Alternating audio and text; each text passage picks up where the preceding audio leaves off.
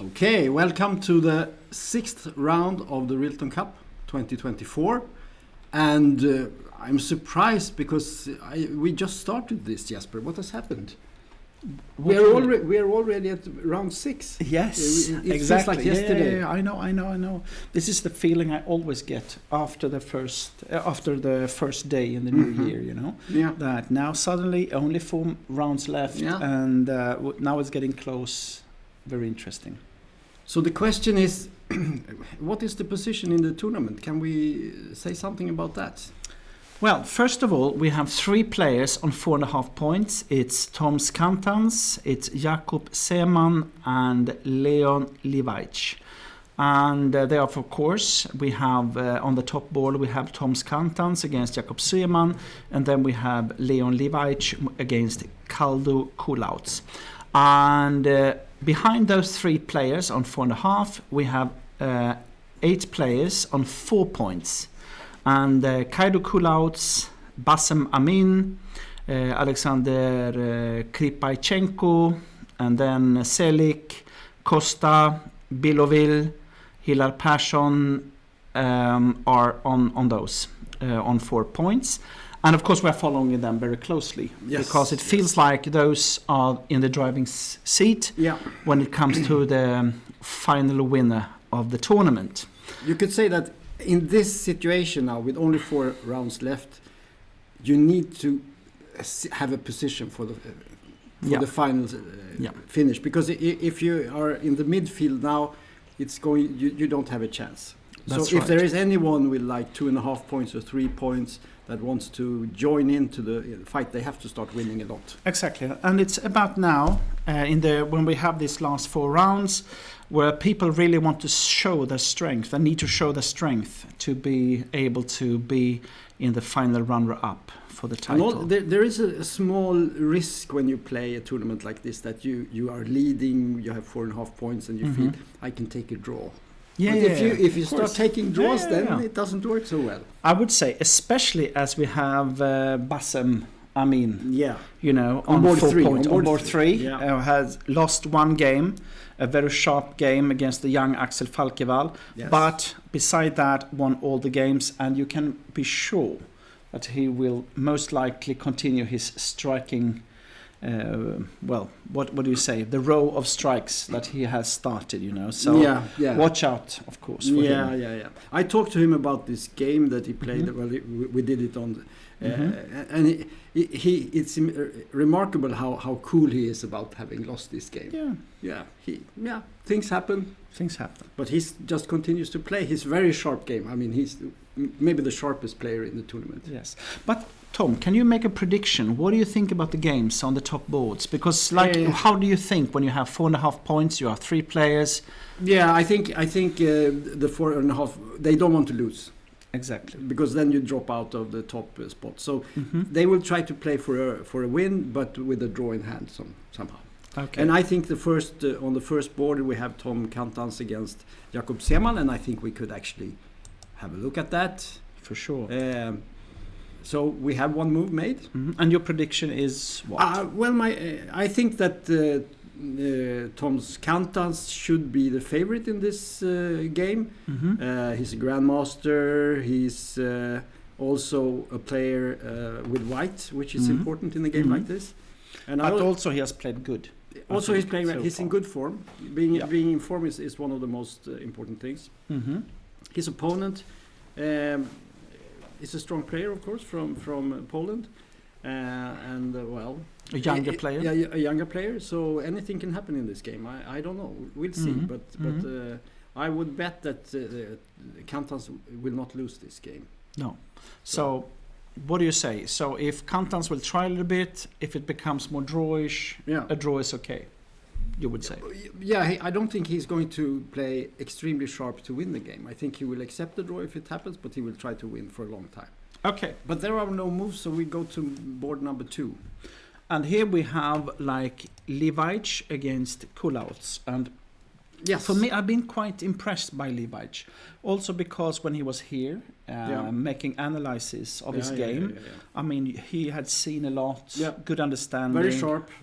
Very sharp, good control of the opening and middle game and so on. And of course, Kaido we know very well because he has played in both in Rilton and in Sweden and many times, and it's a very solid player. So for me, this will be an interesting game to see. Very interesting. So let's see some moves. So d4, solid start by our Croatian grandmaster. And it's a grandmaster meeting. We haven't had so many grandmaster meetings. So interesting. Okay, d4, knight f6, c4, e6, knight f3.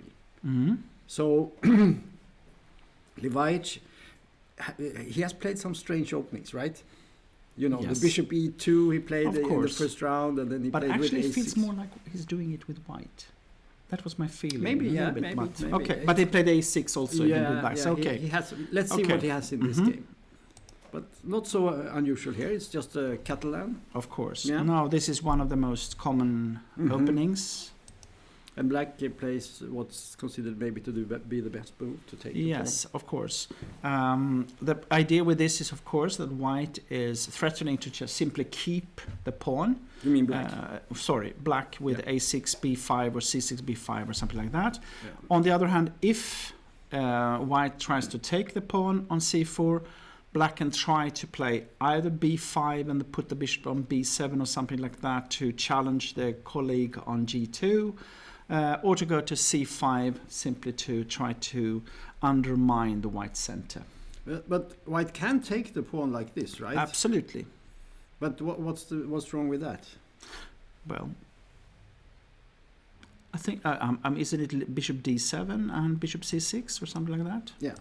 You could say that in general, yes, you can take back the pawn, but you lose time, right? Yes, that's right. And when you lose time, black gets his pieces out. And white is not easily going to play e4 here. If white could easily play e4, then he would be better. But he has to choose. So that's, you could say that's the problem in this position. You can take the pawn back immediately, but give up most of your chances. True. Or you can gamble a little bit and maybe allow black to keep the pawn. So let's see what happened here. So there was bishop g2, standard move. The Catalan bishop, famous bishop, striking down this diagonal. So now if you play b5, of course, I guess you can just go here. And then black would have to play something like this, and maybe this is not so comfortable for black. No, also here because you can play a4. Yeah, a4. You can just attack these pawns. And the idea is normally to undermine and to undermine and try to get back the pawn. And also you can play sometimes with b3 just to keep just pressure. Pressure. Or you can, of course, also go for compensation with a good center pawns with e4 or something like that. Could be done as well.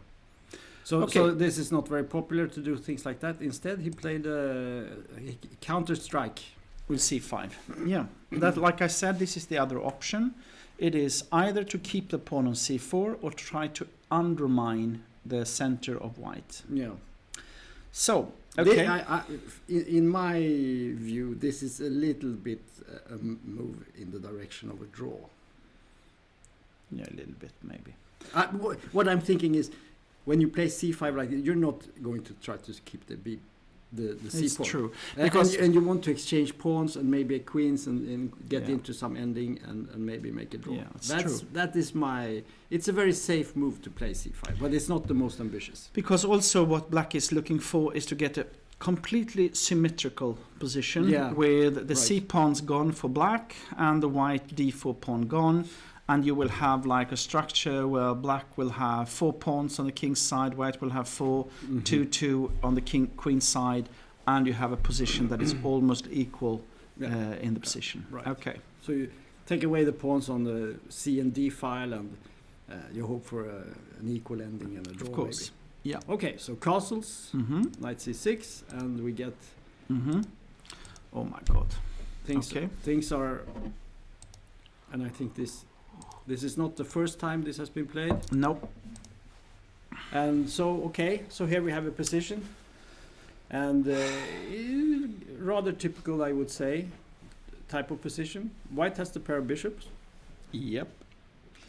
But on the other hand, black has an extra pawn. Yes. So what is happening now is that white will, try to go for the c4 pawn, and if white can take it, by bishop b2, rook ac1, take on c4, maybe white can get an advantage due to the good diagonal of the g2 bishop and so on.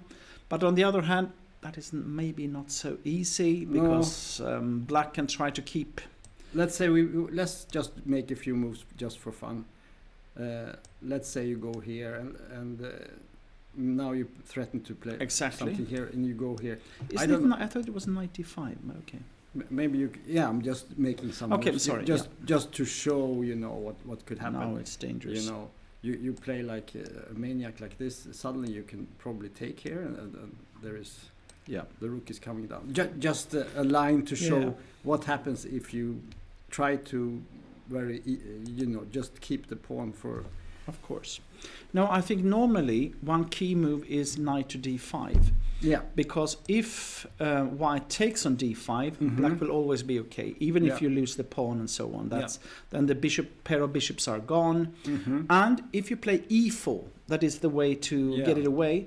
If the black can simply move back, maybe there are other possibilities, but I just say that this is the typical move to move the back, or go to b6, would also be a possibility, or knight c3, or whatsoever. But the point is that the bishop on g2 is now close, this long diagonal. And if you go like e4, e5, then you can go back with the knight. Yeah. So this is the typical way, to play.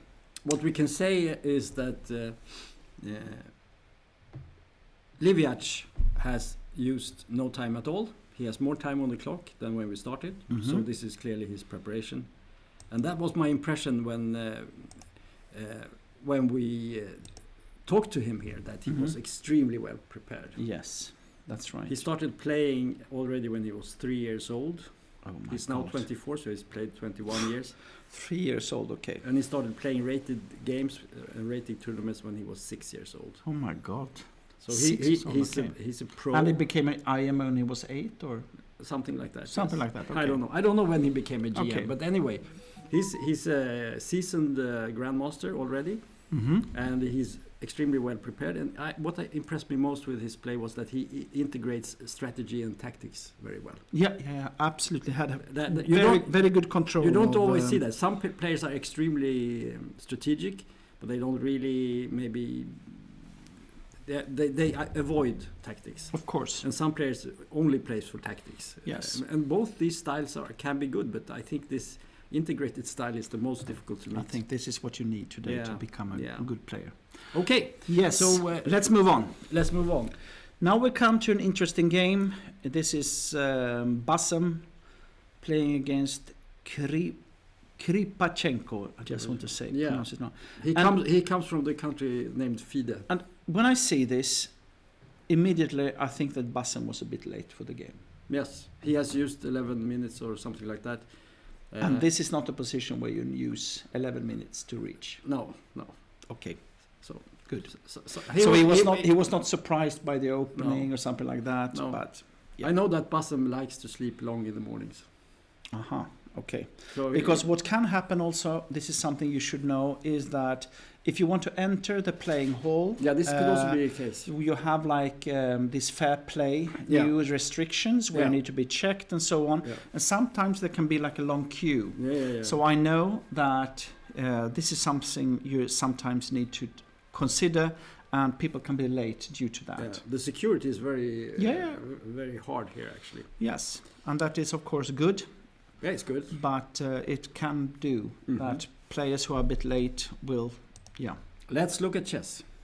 Please. Yes. So e4, Bassam plays e4 or knight f3. Those are the moves he plays. And now he played e4, c5, knight f3, e6. But what he never does almost is he never plays d4. Okay. It's because... this is the open Sicilian, by the way. Yeah, this is called the open Sicilian, and this is... the most played move, I would say. But he likes to do something else. So he could play, for instance, g3 here. He has played that many times. He could perhaps play d3 also. This time he chose c3. And then it is called most often closed Sicilian. So the open Sicilian is when d4 is played, and the closed versions are when you play without playing d4. I always different thought that possibilities. the closed was with knight on c3. Okay, I normally say that d4 is the one with open ones. Yeah, that's true. And then we have and everything else is closed. Yeah, in a way. Yeah, you could say but that. I don't know. This is also called the Alapin, right? Yes, with c3. That's right. That's right. The Alapin variation. And actually, sometimes, because I remember I played with Stellan Brynell, that is the Swedish grandmaster, that played this kind of c3 version for a very long time. Yeah. He also explained to me that because you can of course play e4, c5, c3. Right. But there are actually some good stuff with waiting until e6 comes when you play c3, because then you avoid all the lines with bishop g4. So let's just show this. Yeah. We shouldn't do too much head calculations.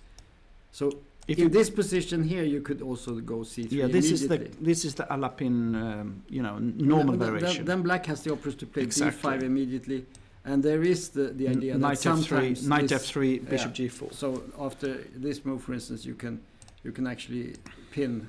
Yeah. Immediately or at some later point. Yeah, and this is supposed to be quite equal, you could say. Yeah. But if you wait for e6, at least you avoid this version. Yeah. So now we have the same opening, but the only negative would be for white that he has played knight f3, but you usually do that in this line. Exactly. So, yeah. Okay. So d5 was played and e5. Yeah, of course you can always take on d5, and then normally black will play e take d5, queen takes is also possible, and then white will play d4. Yeah, so you mean this? Yeah, exactly. And then you have different possibilities. Yeah, then you go into one Alapin standard line, but then it's really a big difference that you cannot do exactly. This. And but then you could do this, of course. And then d4, and you have this kind of French version variation, and it's not much, but it's a little bit easier to play white, you could say. I would say. I agree. So e5 was played, which is an invitation to the French defense, because if let's say black plays something like this, and you go d4, we have entered the advanced variation. Yeah. Not the advanced, but the advanced variation of the French. Yes. And then, of course, you have to put your knight on f3, but that's quite a common version of it. It's not the only way to play. Yeah. But he didn't play that. No. Black went for d4. And this is, I would say, I don't say it's bad, but it is at least a little bit more challenging, you could say. So it's pros and cons, a little bit more dangerous. Probably the game will be a little bit more sharper, because the question will be, is this pawn strong or weak? You have to get some space, but on the other hand also, because white will most likely play g3 and put the bishop on g2, and you have a long diagonal towards b7. So the question is, is it worth it to get more space if you compare it to get a little bit weak pawn and also the long diagonal, and this will sharpen the game. But many players, if they play the Sicilian, they don't want to play the French. No, if I was black, I would definitely play d4, because I wouldn't like to play the French, and I would take anything. Okay, I play both, so I would be happy. But I like to play it with white. Yep. The French. But I don't. If I had prepared it, yes. But I'm prepared to go into the French. It's one of the openings I've never played. So let's see. Okay, so let's see what happened. So d3 was played. Yeah, logical move, of course. Knight c6, logical. Yep. And now the g3, of course, the bishop has to be developed. That's right. Bishop g2. Yeah. Take. And this. Okay. And now Bassam is thinking, but we saw that yesterday. He likes to think in the opening. He's not playing opening theory. He's just playing always. No, white has got very simple moves from my point of view, and that is to play castle, queen e2, rook e1, knight bd2, knight c4, and so on. That's simple moves. Is there some problem sometimes with a move like this? Exactly. Black needs to let's try. Decide. Let's look. So if there is no problem, you would play this move, right? So the question is there a problem with this, or is there some queen a4 or something? You can also play c4. Yeah, but that's absolutely fine. Yeah, you can do that.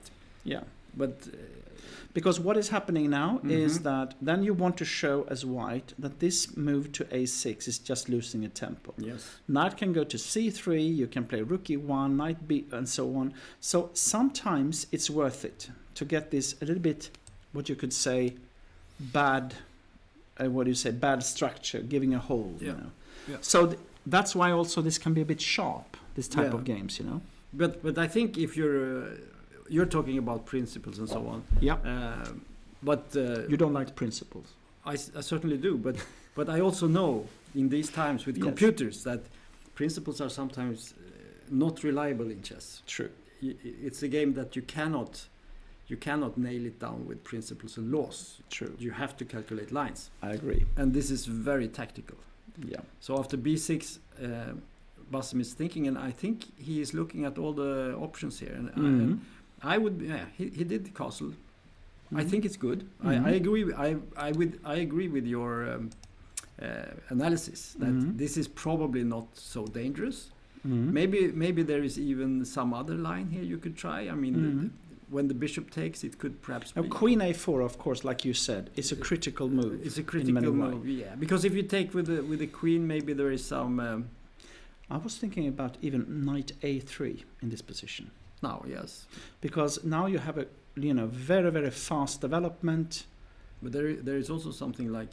There are different moves. I agree. With extremely complicated position. So probably, yes, he played c4. And I think it's the only move. I don't think you can sacrifice the pawn. So now's the question. No, personally, I prefer white in this position. Yeah. Because I think this is very, very dangerous for black. You know, because white will be very fast in the development, and the king on e8 has still not castled. And it's not easy to say if you should play like g6 and put out the bishop, knight g6, bishop e7. Both have drawbacks. Also, sometimes you can put your bishop on b2. I'm thinking playing queen c7. Let's be a little bit concrete here. Yeah. Okay. What about maybe you even play knight c3? Yeah. And now, queenside castling. Yeah, and queen a4. Yes. Black will it's dangerous. It's dangerous. White will be very, very fast here in this development. No, I don't like that move. I think this is a good move. You threaten to play knight b5. Even that? At some point. I don't know exactly what's happening here, but this looks like a game that Bassam will excel in because he's very strong in this type of thing. So my prediction is that white will win this game quite easily. So maybe queen c7 is maybe not the best. Maybe you should play queen d7 instead. I have changed my mind a little bit. Okay. I want to try that. Okay, knight c3. Yes. And now I don't want to castle. I think that's dangerous. I want to just play rook here. Queen a4. Yes, and then we go back. Bishop b5. b5. You mean g5? No, knight b5. Sorry. Knight b5. Okay. I'm sorry. Yes, and then we have to move the knight somewhere. And then bishop g5. You are very, very fast here, Bishop g5. Yeah. I see. It's dangerous. This is dangerous. Well, I don't know how dangerous it is. Maybe we can move the rook back. Can you take on a7 at some point? No, rook a, d1 and d4 is the moves I want to do. Yeah, and then we threaten this maybe. And now it's time even for d4 or something like that, Sometimes you cannot sacrifice. Yeah, that's possible. Maybe we should do this here. Yeah, my idea now was to somehow to sacrifice in this position. Yeah. I would be very worried if I were black. Yes, that's true. But it's also if white suddenly has to go back. Maybe it's okay, let's play knight d6, bishop take, pawn take, and then d4 in the next move.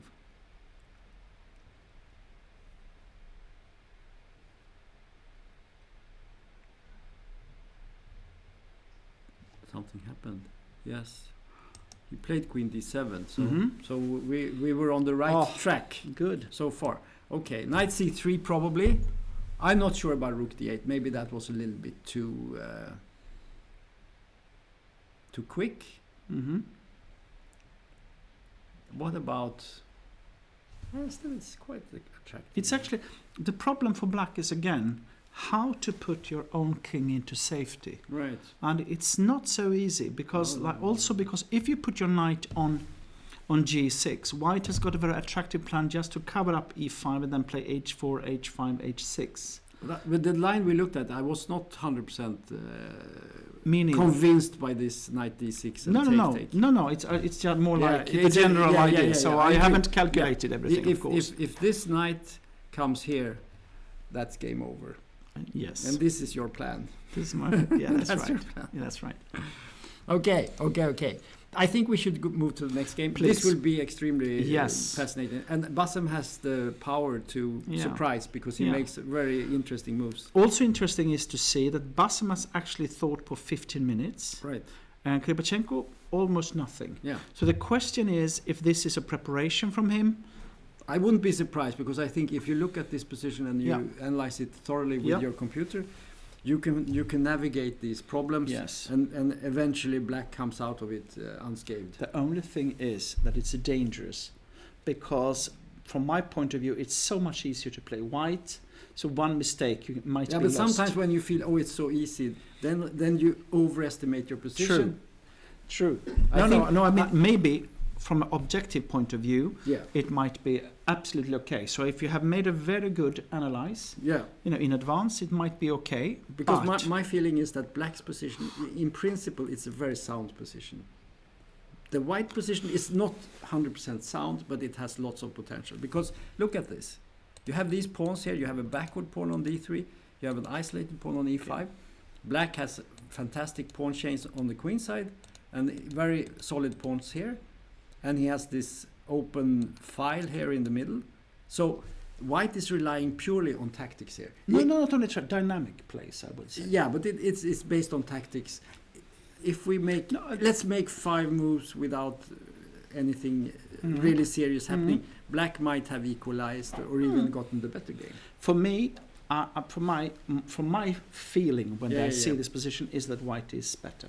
Yeah. Okay. Because I think that we also speak about advantages, long term and short term. Yeah. For me, the short term advantages are stronger. But I agree. I agree with this. I agree that there are lots of dangers for black here. I'm just saying that there are elements in the position that are very much in black's favor. I agree. So let's go to the next game. We have a German or a Turkish-German meetup here. We have Hassan Hussein Çelik. That looks much more solid, and strategic, and boring. We can leave that. Here it's more difficult for me and Tom to argue, I think. And then we have on the black side we have a German with a very German name, Leonardo Costa. Well, I wouldn't say that, but no. But what you can see here, of course, when you see this type of very symmetrical games, you are always look at the pieces, and here you can see that, of course, the only advantage that white has got is that his bishop is on the right color, if you put it this way, that. But on the other hand, black is very solid, so I cannot see that Costa would lose this, really, But okay. We can note an interesting detail here is that the Turkish guy here, Çelik, he has used up already 16 minutes. And Costa nothing. And Costa has more time than he had. So this is preparation. Of course. Or at least he feels that, this is boring.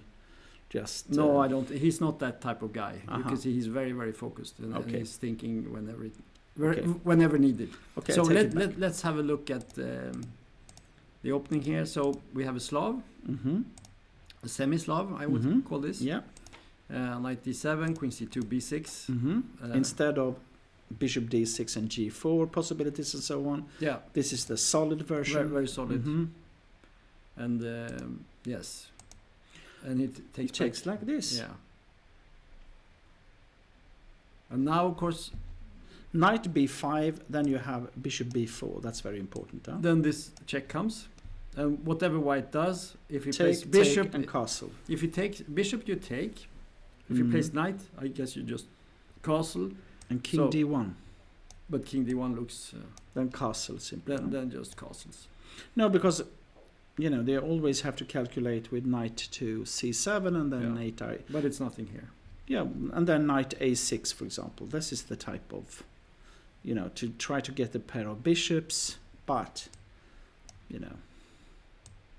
a knight a6. Yeah, but with the king on d1, this is a very big price. No, I know. I just say that this is the way to try to create something, but it's not worth it, I agree.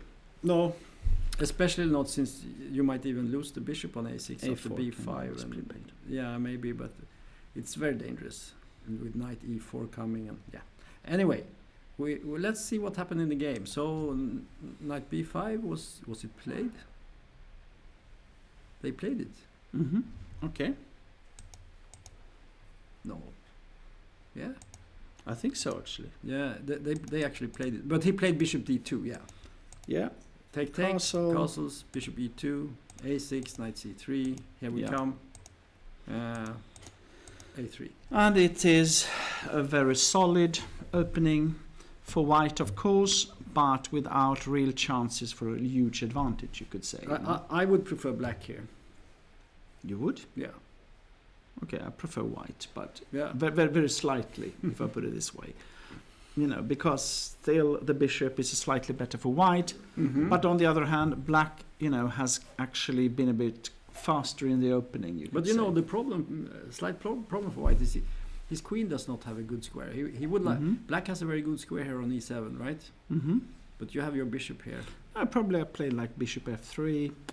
So I can see ideas with playing at some point b5. Maybe the knight can jump to b6, maybe come here and so on. Pawn on b3, queen there on b3, there are bishop also on f3. Some ideas with playing e5 at some point. Let's put it this way. I think it's fairly equal. Yeah, I agree. I'm just making a discussion, making it more interesting. Okay, so we have one color each. I'm taking the opposite. Whatever you say, I take the other. I see. You always want to throw the glove on the floor. Right. Okay, so let's go. Here we have an interesting meeting, I think, very interesting. Absolutely. We have maybe the most senior Swedish player, grandmaster in the tournament, Tiger. Yeah, we have Ralph as well. But of course. But he's not playing in the national team. But Tiger is still at the age of 54. For the 54, still playing in the national team, which is quite impressive, I would say. I agree. And he's still very focused on playing and analyzing and so on. And also he has got a very highest level, if you put it this way. Yes. Sometimes a little bit uneven, but when he gets the right positions, dynamic positions, he can play very, very strong. Right. So it's interesting. Yeah. And so far also, both in this tournament, but also before that, the last years, he has been playing a lot of Sicilian. We have already seen that he has played like the Najdorf version. Yeah. But frankly speaking, he has been trying out different styles of Sicilian openings. Yeah. Most important for Tiger, as he was quite early on, famous for playing the modern. He likes this kind of dynamic positions, and of course then the Sicilian suits him very well. Yeah. Let's see what happened in this game. So his opponent Bogdan Bilovil from Ukraine, FIDE master with a high rating. Young guy, I think. Yes. Yeah. And it felt that it felt when I've seen him playing that he had been playing for more. Yeah. Like yesterday, he must be close to winning, even though in the ending we had a night ending, it was a draw. Yes. But before that, it was the feeling that he was close to winning against Costa. He's a very talented absolutely player. So this is really a clash of generations. Yes. It's almost grandfather playing against his grandson. Okay, it could be. Yeah. If you're early on. Yeah. So let's see what happened. Sicilian, knight f3, knight c6, and we have the Rossolimo. The Rossolimo. What do you think about that?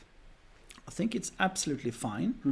I still believe that there is no clear route for black for equality. No. When I'm playing it with black and with white, because I both plays it, it feels like slightly better for white in all versions, even though you do not put the most pressure on black. That's my feeling.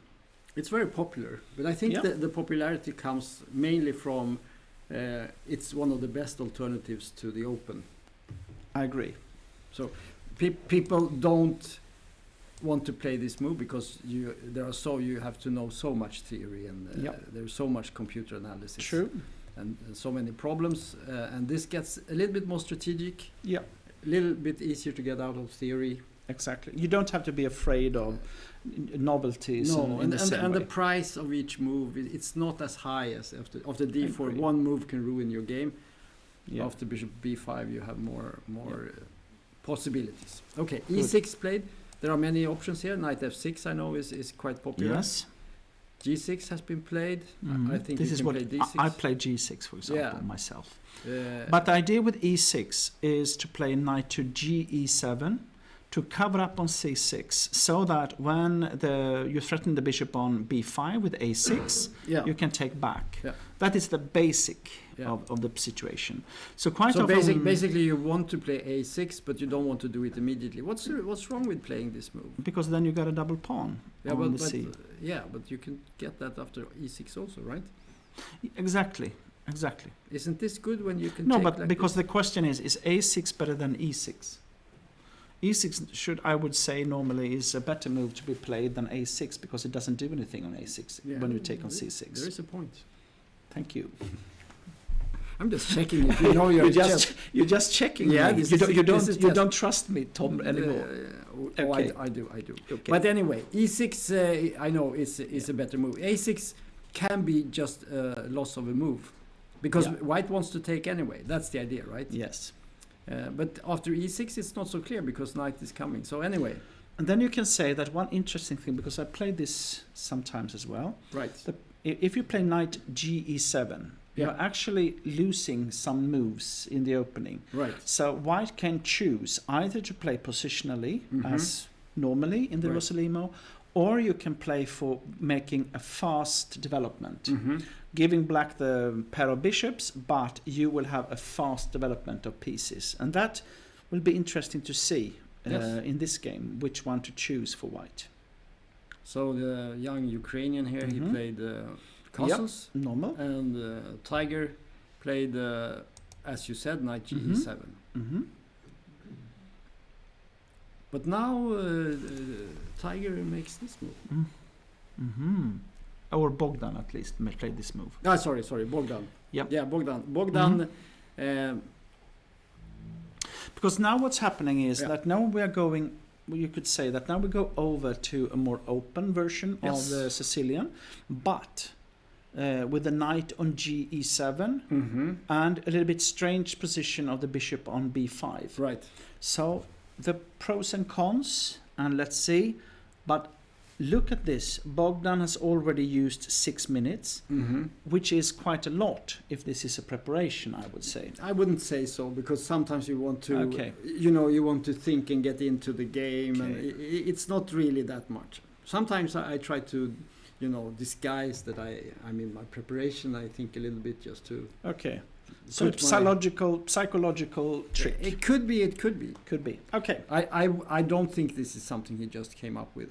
I'm sure this is a preparation from white. What can also happen is, of course, that Tiger can play several different systems with black. So maybe he's facing now one of those that he didn't expect.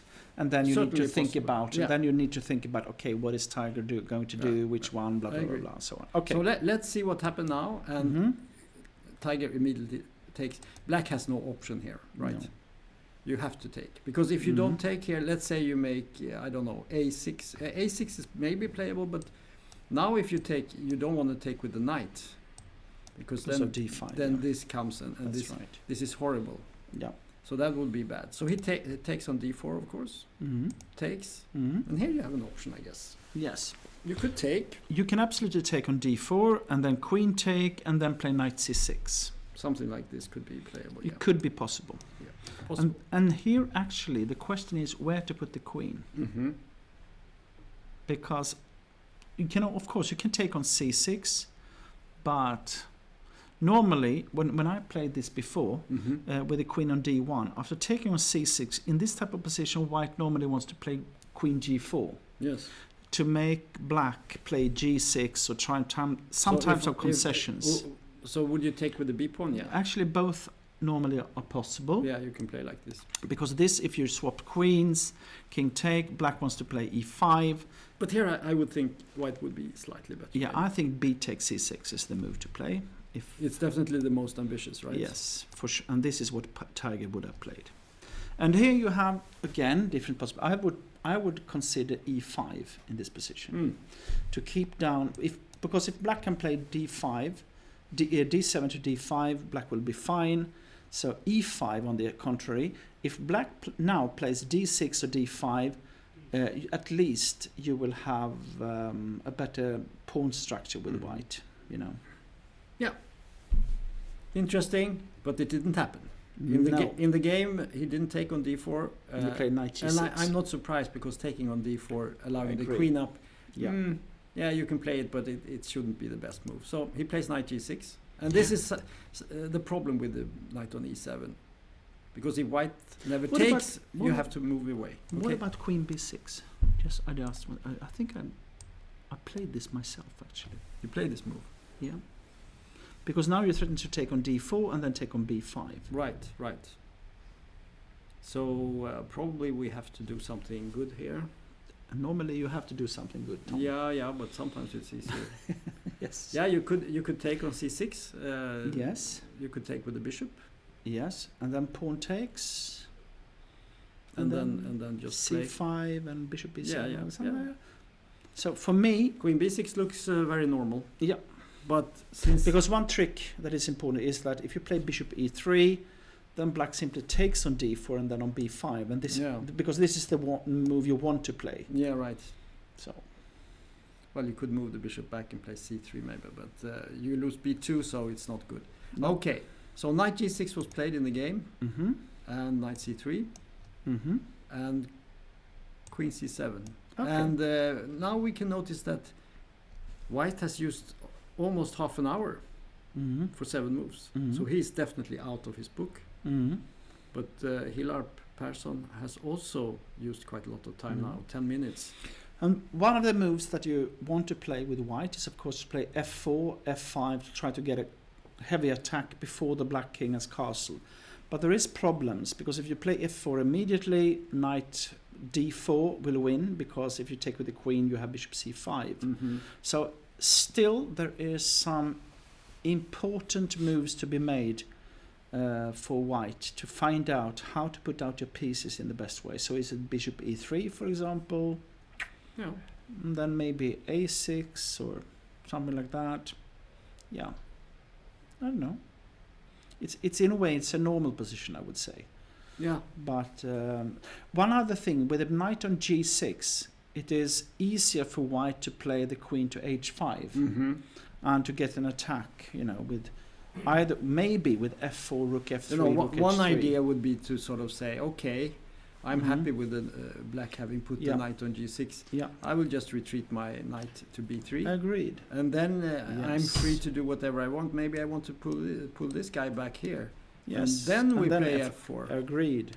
And we just play the position, and the queen might go to h5 and whatever. Rook comes, rook over here, rook up. Actually, I like this move, knight b3, also because if you have like a little bit more space and so on, you normally want to keep pieces on board. So because if you still always play with this knight on d4, bishop e3 and so on, it doesn't really create so much. It's just developing. Agree. I'm not saying that it's bad. It's good to develop, but maybe you can be more concrete here and play knight b3. Okay, I think we should jump to the next game, and we have a Polish meetup. Yes, here you had some interesting analysis before the game. because we have a little bit of a fight between generations. Again. This is a little bit of a theme in Rilton Cup. The idea is actually that young players should have the chance to try out against more routine grandmasters and so on. Mm-hmm. And what do you say about this game? Because I would say that Cislak, has been a little bit uneven in his play. Sometimes playing very well, then missing some stuff and so on, which is very normal if you're a young player. Like, he's only 14, so this is normal. So what do you think about this game? Yeah, I think we should start and look from the beginning. Yep.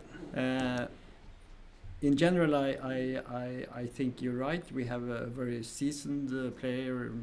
We have seen him many times play in the Swedish Elitserien. Hebela. Mm-hmm. Yeah. He's playing for Eksjö. Yeah, he's playing for Eksjö, and he's a strong player. I know. I've seen him. I haven't directly played him. I haven't analyzed with him, but I've seen him doing some analysis and so on. And seems to be a very strong player. This Patrick Cislak, I don't know anything about him at all, apart from what I've seen here now. So let's see. So E4, C6, the Caro-Kann. And here we have D4. You know, the Caro-Kann, one of the guys was an Austrian and the other one was an Englishman, I think. Caro and Kann. Yes. Okay, I see. Yeah. And one of them wrote an article and the other one did something, and it was named after them. And they shared. But I'm not sure they knew each other. Okay. So, but they lived at the same time. Okay, D5. D5. You could say that the Caro-Kann is one of those solid openings again. If you do not want to have this very sharp battle like in the Sicilian or something like this is normally a safe choice, you could say. Yeah. Black will be slightly worse due to that white will have a little bit more space, but it's very solid, this structure. So that's the basic. Yeah. It's like an improved French, right? Because like an improved French. Yeah, but I'm not sure that Stella would like that to hear that. But okay. I think he agrees. Okay. D5. The problem with this setup is that this bishop is cannot come hemmed in. It cannot move out. Yeah. So why not do it in another way? Because what you want to do is you want to challenge White's pawn here. Yeah. And by playing C6, D4, and D5, you get this challenge on the pawn. Yeah. But you don't block the bishop. That's right. I think that's the basic idea with this opening. I agree. Okay, so here White has many options. I play usually this move or this move, basically the same move, because if Black takes, you take back with the knight. And you get a very open position. But then there is this interesting, you can also take here, for instance. Of course. I think even Fischer did that in a few games. And or you can play my move, E5. Yes, the Jesper line. The Jesper line. Yeah, Jesper line. No, of course not. This is not the Jesper line. Yeah, it's called the advanced. Yes. With the advanced Caro-Kann, and it's a very popular move now. I think it's been played a lot now recently. And Black has two choices. You can play the Botvinnik move. Of course, C5. He played it against Tal in the White should take on C5 because now it is a little bit not, because in this variation White tried to keep like this more space. That's the basic idea. Yeah. And Black trying to challenge it, get out with the bishop on C8 and then play E6 and have a very solid position. C5 is a little bit provoking, in a way, because you can simply take it. Yeah. And here sometimes you have a very, very sharp game where White is doing everything to keep the pawn on C5. Right. And sometimes you can do that. You can actually keep the pawn. Absolutely. I think Black can win it back if he wants to, but then he has to play this move. Exactly. E6, and then the whole point with the Caro-Kann is gone. Then you have this bad French. Yeah, you have the French again. Yeah, you have the French again. With the tempo down. Yeah, that's right. But on the other hand, White has taken on C5, so it's not so clear. Anyway, in this game we saw the most popular move for Black here, Bishop F5. Yeah. And now we see the Tal variation.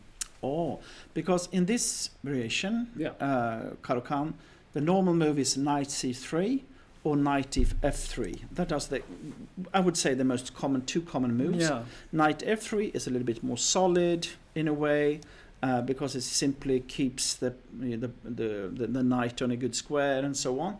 The drawback can be that black sometimes can play bishop g4.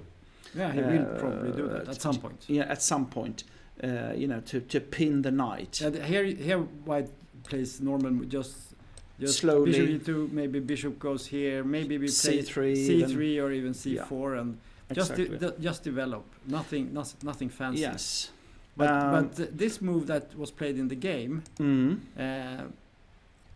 was, I think, first played by Tal. I think he was one of the first. There is an even more aggressive approach, and that's to play g4 here. Yes. And I've seen that people have started playing it again. Mm-hmm. And then bishop d7 is... and the point is that... if you play bishop g6, you play e6 or immediately, I guess? Yes. No, I think... Do you play h4 first? But then h5? Yeah. At some point you play e6. Maybe exactly. you do that. Maybe you do it in... my point is that here maybe you can play it. Mm-hmm. Or you can play it h4 in this position. Yeah. Instead of bishop d3. Yeah, this is also possible. Mm-hmm. So this is one possibility. So the idea here is now black plays this and is very happy, but only for a short while, because after these moves here, the bishop is trapped. Yes. So this is the problem. But... So h4. This is actually... There are drawbacks, of course, with these moves. And from what I have learned... It is, h5 is, of course, one move to play. And then bishop d3 and so on. It's supposed to be okay for black, from what I have learned. But yeah, I think theoretically, yes. But in practice, it's a battle. Yeah, as always. Yeah. You can also play h6, but then again, you play this g4, and after this, you play e6. And the idea with this move is to block the e pawn. So you block this pawn, and thereby you block this bishop, and also a little bit the knight. So, and if take e6, bishop d3 is very dangerous, I think. Yeah, this is very nice, and this knight can come hopping up here to d5, e5, and queen d, and take on h7, queen d3, queen g6. Yeah, all these squares around the king are weak here. Yeah. Okay, so in the game he played h5, which is the recommended, and now white played not the most usual move. But this is actually, from what I have understood, this is the critical line these days, because after, because bishop d3 was for a long time the move played in this position, and it was supposed to be equal, more or less, from what I have learned. So c4 is a more modern approach. I usually play this when I haven't played it that many times in long games, but I've played many blitz games and so on. I usually play this line, and it goes very well for white. Okay. Yeah, it's very dangerous for black. I thought it was, if I remember correct, queen a5 and queen a6. Is that correct? Yeah, but you can play with knight d2 and c4 and so on. You don't allow the queen exchange. No. Anyway, let's see what happened it's in the game. He played c4, which I think is the very modern line. Yes. Played a lot. Yes. Interesting, and because one of the ideas is of course, Tom said that in the French variation, the drawback is that the pawn, the bishop will be behind the structure of e6 d5. But one thing is that if you challenge this setup, then the bishop sometimes is needed behind. So a little bit, this is, if black plays e6, then knight c3, sometimes at least the bishop can be needed, inside, queen b3 or something like that. There is an obvious, in all openings where you put the bishop on f5 or f4, like for instance in the London system. Yep. In the London you have the bishop on f4 and the queen goes to b6, and black wins a lot of games with that. So the same can happen here, of course. Of course. Yes. Knight c3 takes, knight d7. And what's interesting with this type position, because it occurs in different openings, is that suddenly you can see that black has got a fantastic square on d5. But the drawback is that how to proceed with black. Yes. And white will have, more space. Mm-hmm. So you can say that you give away one advantage to black, Yes. but you gain another one. Yeah. And the question will be which one is the most important one.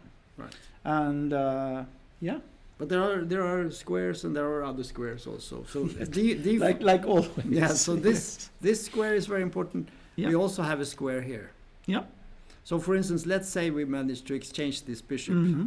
and then suddenly we enter d6 with a Yeah. knight. Then the Yeah. game is over. Yeah. Like for example, The game is not over when black puts something on d5. So for example, I have played this position sometimes: bishop g5, Right. knight g2, Mhm. knight g3, and Yeah. then knight e4 or something like that to try to reach your position. you know. Yeah. And of course that's the dream. That's the dream. So we have a fight here. Black wants to utilize his d5 square. Maybe break with c5 at some point. Maybe. Then you have to watch out for d5, of course. Yeah, then you have to work. You can only do it if you have a good Mhm. blockade. White, of course, would like to exchange black squared bishops. That would be very good because Mhm. then you can try to get the knight to d6 and almost wherever the king is, on the king side, queen side, in the middle, this knight will be very strong. Mm-hmm. So in the game, we saw knight e2. Mm-hmm. Maybe the knight is hopping this way. Maybe Again, that's- take a look at this. If you play knight f3 instead, Yeah. might be a huge mistake, because then for sure bishop g4 will come. yeah, and then after that you will never get to any good square because then black has Exactly. probably. Mm. Anyway, he played knight e2. Mhm. Excellent move, I believe. Bishop e7, Mhm. knight g3, Mhm. bishop g6, Mhm. bishop e2. Yeah, the question is black threatening to take on h4?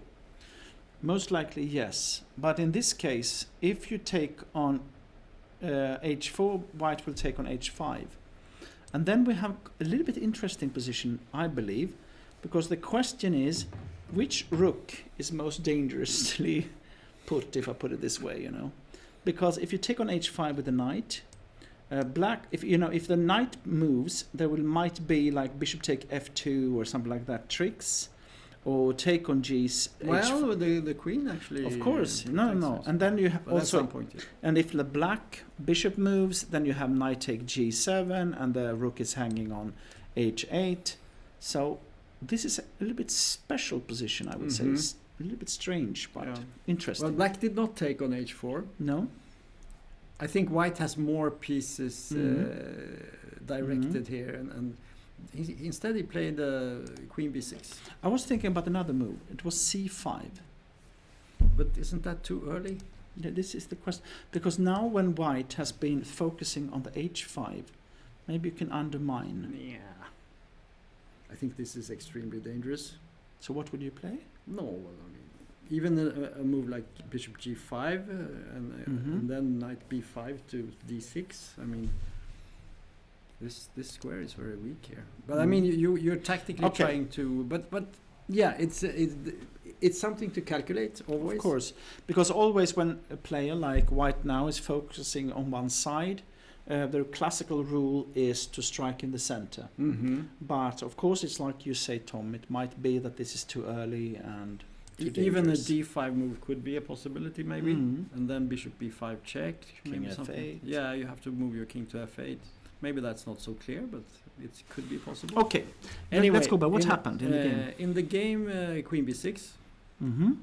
And I think the idea is to make queenside castling. Mm-hmm. And then this c5 and e5 and everything is going to hang. And again, if you look at the position, knight take h5, black can always play bishop take, g6, and then take rook take h4, and you get back the pawn. So you do not lose a pawn in this position, I guess. Yeah, whoever takes the other's pawn here, Mm-hmm. he is immediately in a defensive position because then you have to handle all the tactics. I think if white takes here, you could even just castle, right? How do you want to take it, with the bishop or? No, I agree. No, Because this, I would just do this. yeah, most likely. And you threaten to play knight take e5. And you have this threat, and suddenly all black's pieces are good. And what is white doing here? I mean, it's a nasty position. Mm. So queen b6, interesting. And now white has to decide. Is this the position? Yes. What happened? Nothing played? Nothing is played here. Then I say we go on. Bishop e3 is a possibility, maybe. Sacrifice, but I don't know. Then queen takes b2. Mm. The classic... Sometimes what you do is to play knight to a4 in this yeah, position. you could do that. Just to threaten the queen and try to make him clarify what you want to do. If you check now, then you want to play... King f1. King f1, Or bishop, or queen a5, you play bishop d2. So, if we just play back, what happens? Mm. The knight is sort of... no, like bishop e3. Now you can play bishop e3, for example. It's more about protecting b2 and so on. Maybe queen b4 is something, I don't know. Mm-hmm. Because d4 is hanging. Could be. And maybe king f1. Yeah, you have to play this move. And then a3, b4 if you get the chance. Yes. Very... But I don't know. Enterprising play here. Mm-hmm. But also a bit dangerous. Absolutely. Is bishop d2 a threat now? No, the d4 is always hanging, so... Yeah. Very complicated. So, what is interesting here is that most likely, also if you look at the time, is that they are moving away from opening theory. They are on their own, as you can see with me and Tom discussing, it is not easy to find the clear route. You know, you have a lot of possibilities. Yeah. You see all the possibilities, but what happens then? What's the reaction? And one good move can change the whole thing. But still, Heberla has got at least 20 minutes more on his clock. Mm-hmm. And that, I think, is at least good for him. Yes. So, but one problem for white here, I would say, is that whenever you castle, the h-pawn might fall. Mm. So you can only do that if you have something really strong going on the queen side. Mm. So as soon as black makes the long castle or queenside castling, Mm.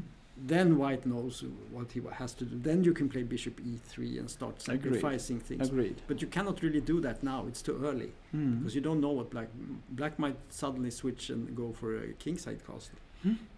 Agreed. Okay, let's go to another game here. I have a very good game. This for is us. a game I'm looking forward to. Yeah.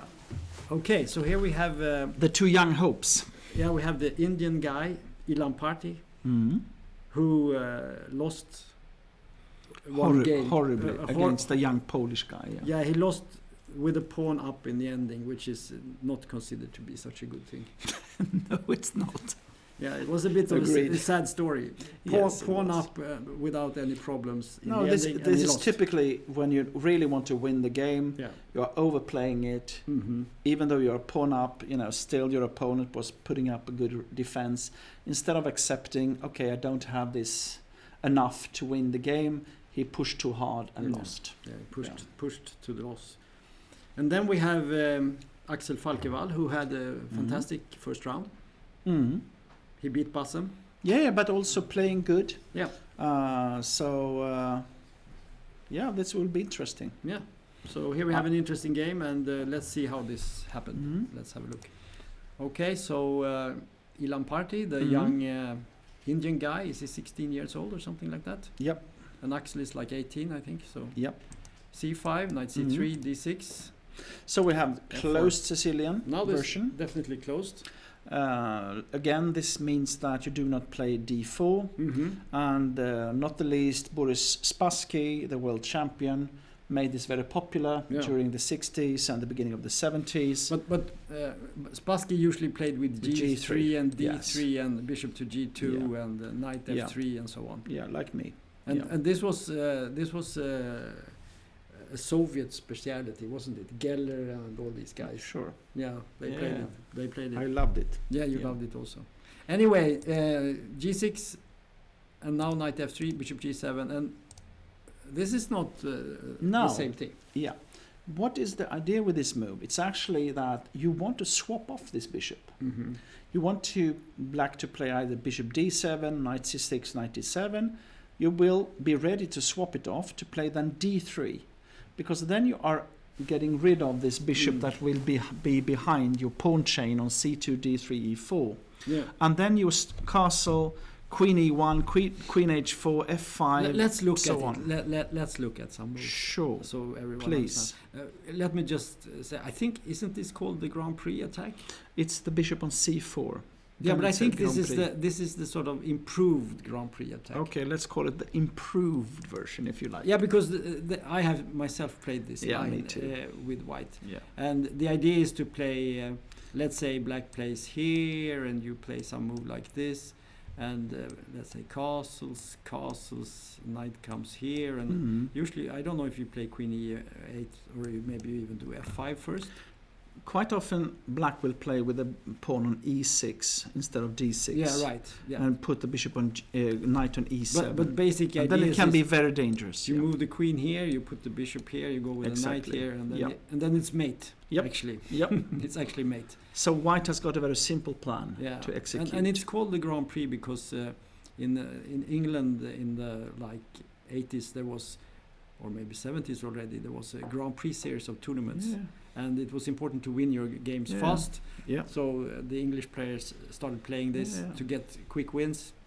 But then it turned out that this bishop c4 was not so good. So then they started playing the more strategic bishop b5. Yeah. Okay, let's see what happened. Bishop d7. I actually played during the 90s. I was playing this Grand Prix in England. And I played this Grand Prix attack, for example, against Julian Hodgson. Yes, yes. And he called me after that. He said, "Welcome to England. You're obviously the Swedish hacker," he called me, Okay. because I played their openings against them, Yeah. Anyway, okay. A4, knight c6, castles, e6. Yep. And now e5. This is also a little bit of a quirk, not to go for this f5. There's no big point with f5 when the bishop is on b5. So, like you say, we have like an, updated version of the Grand Prix attack.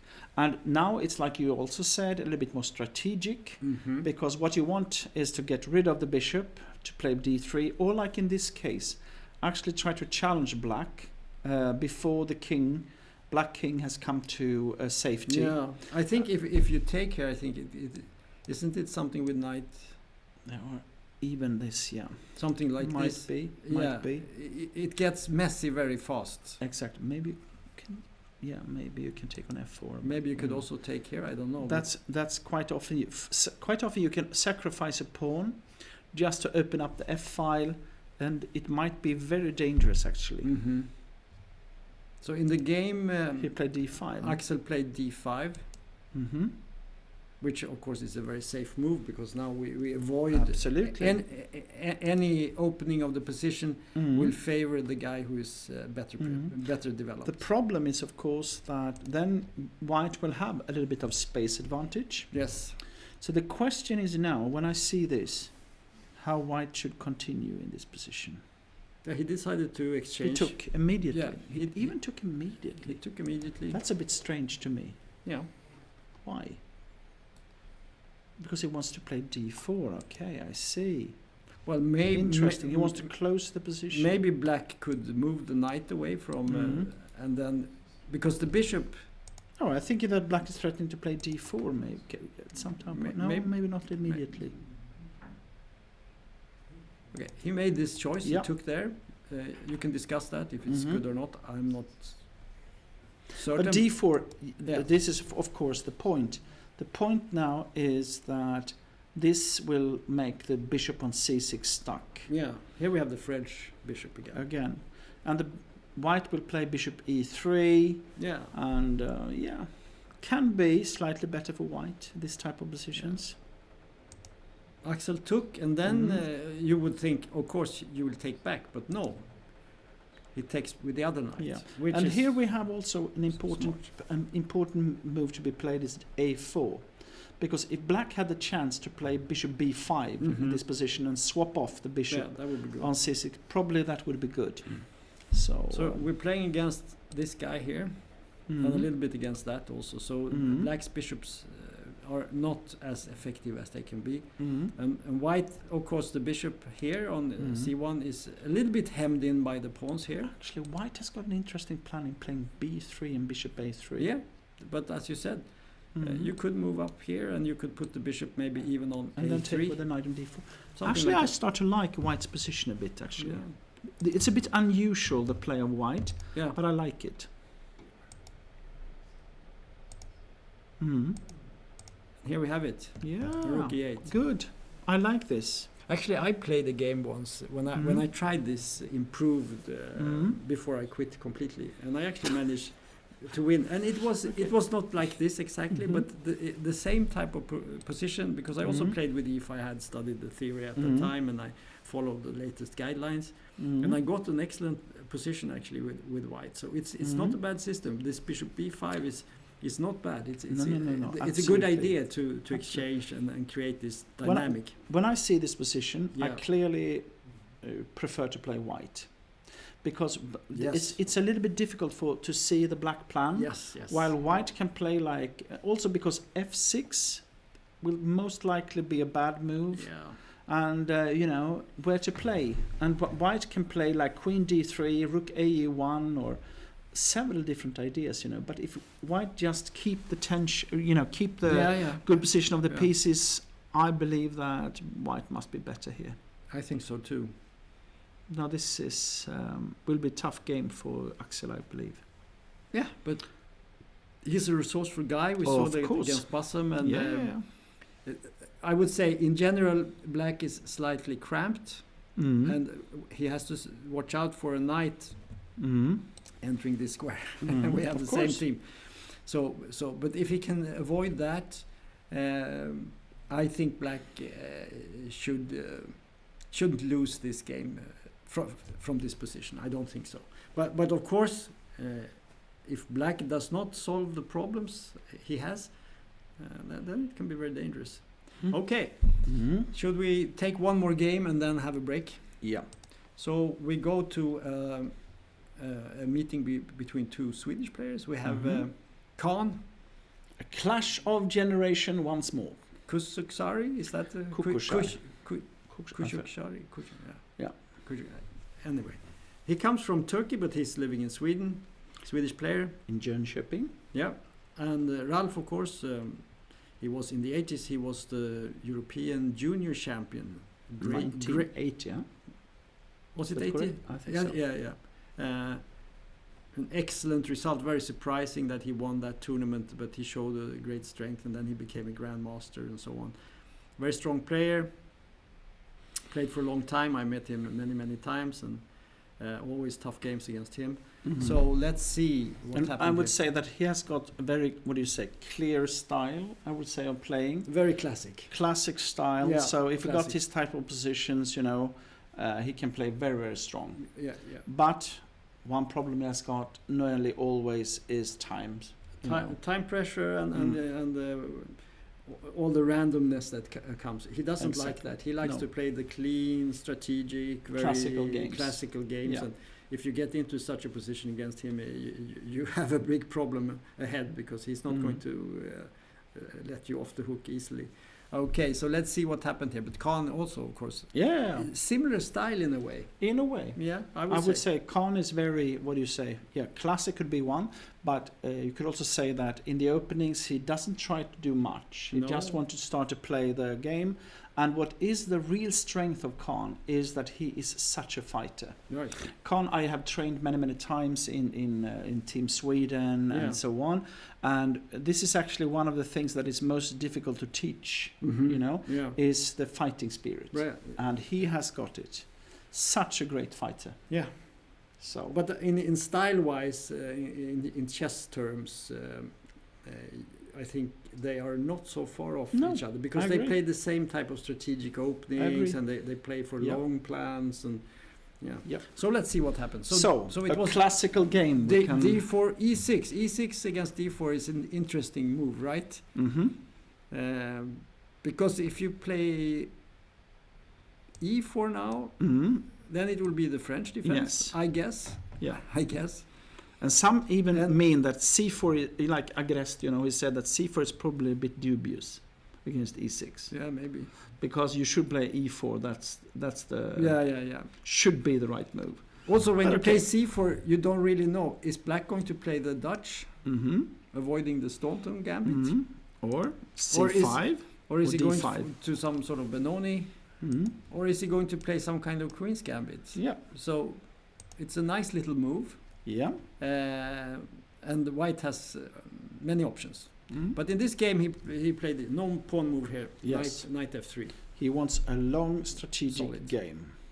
And Ralph played c5. I think c5 in a situation where White has not played c4. After c4, I think this is a little bit. Then you get into the Benoni, and I play the Scorpion here. Yeah, okay. you can play these lines, but I think theory considers that to be a little bit dubious. And not only that, also the computers and AI and so on are clear that White is better. Yeah, but in this situation, where you haven't played c4, this move is nothing because you just take Simply it. take, yeah. And when the queen takes, Knight f6, you come with the knight, and the queen has to move back, and then this comes, and black is already better. Correct. So you cannot utilize. So c5 is a very good move in this position. And Khan plays e3. Yep. And he goes for what we call dambondespel, queen pawn game or whatever. That's right. That's right. So there will not be like an opening battle, but it will be a long strategic game. You can already Khan says, let's have a long game. Exactly. Yeah. Okay. So b6, castles, bishop b7. And the advantage here, because both White and Black will have the same strategy, is that White has got one tempo extra. And the question is, of course, how to make use of that. And to be able, normally, White can choose which structure that will arise. Right. So, yeah.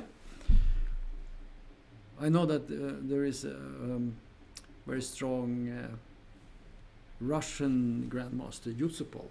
Yes. Who has German these days. Nowadays, he's a trainer in Germany. Doesn't play so much. But he is a master of this queen pawn he's game. played this so many times. Yeah.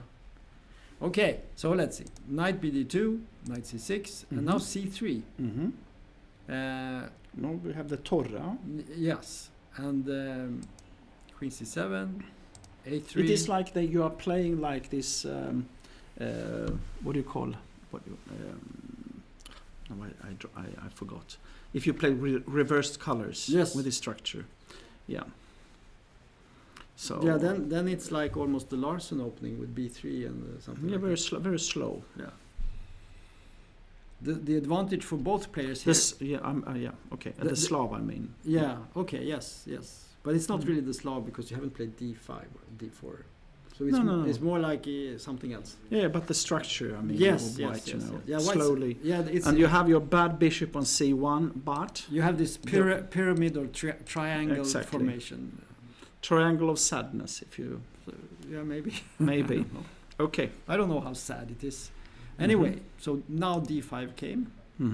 Now we're really into that. Yeah, b3. B3, because I was thinking about, could you play b4? Of course. Why not? Why didn't you play that? Sometimes there can be some trick like sacking and queen c3 attacking rook and bishop, but there is always knight b3 here, so I don't think. Or a check on a4. This could also be a problem. Winning immediately, I think. Yeah. I'm thinking more in general. Of course. You have a weakness here, so can you use it? Sometimes you can take and do some sacrifice. Because White wouldn't mind to play sometimes b5 here just to get more. We'll go more. What do you say? Space, maybe. Space. Well, and then this would definitely happen. Okay, it was a possibility, but he played b3.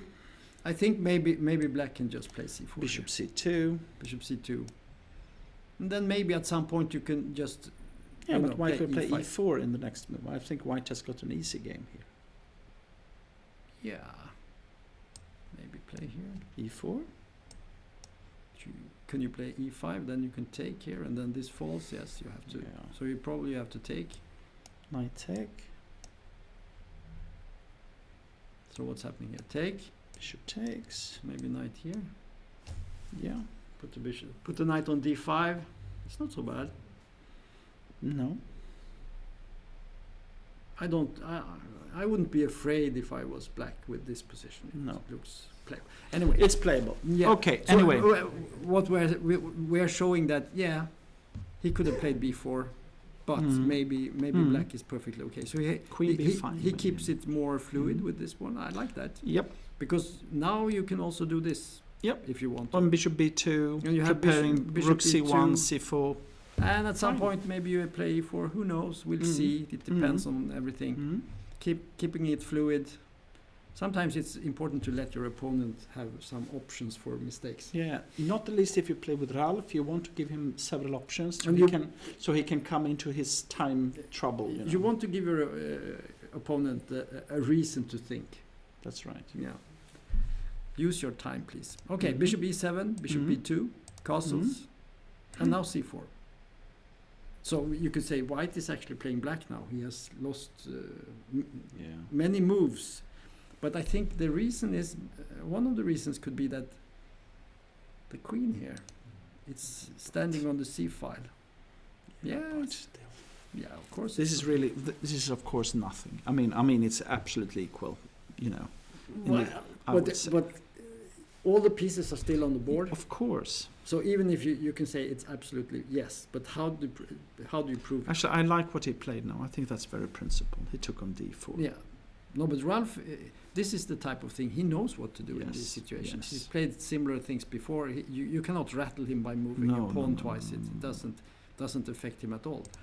So take rook fd8, very solid, and rook e1, rook ac8. I'm thinking about sometimes you can put in queen f4 in this type of position. Yes, this is a typical move. But okay. So sometimes when you feel with black you don't have a move, and then suddenly you see, well, I can put my queen here. Also, just because you put a little bit of pressure. Yeah, it's kingside pressure. Suddenly you open up the game with exchange here, and the knight goes, and suddenly you have a raving attack. Because this is the thing with this type of symmetrical positions that we had before, is that you always try to look for what kind of structure in the center you would like to have. And in this case, we actually have two possibilities, and that is either that white takes on d5, then white will be having a bad Isolani pawn on let's d4. Look at it, just so we know what we're talking about there. So you wouldn't take like this. No. Because then it's not bad. It's okay, but this is the move you want. This is the move you want to play, because you want to keep this diagonal open, and you want to have this pressure against this pawn here with the rook. Yeah, and suddenly white. I mean, these positions can be good for white also, but white's position is a little bit strange here with the bishop here and the knight here and so on. In this, you have black will have a long-term advantage with two pawn islands and the weak pawn on d4. But white will have space. Yeah, and then you have to judge which one to go for. Black has moves like putting the bishop here, maybe even playing g6 and moving the bishop back and just putting pieces on better and better and better squares, and suddenly. White loses because he has this enormous weakness that he cannot really do anything about. So in the game there was rook c1. Yep. Hinting at this. And I just want to say the other possibility was, like you mentioned, is that if black takes on c4, white will take back most likely with the pawn. Yeah. Then we have the classical mobile center. Right. With d4 and c4. Hanging pawns. Hanging pawns. That is very dynamic and quite often difficult to play. Yeah. And hard to judge. Yeah, because the question, weak or strong. The thing is, black will only do that when it's good for him. Yes. That's white's problem. For sure. Yeah. For sure. Okay, so let's see. Now we see this move that you... Yep. Which is...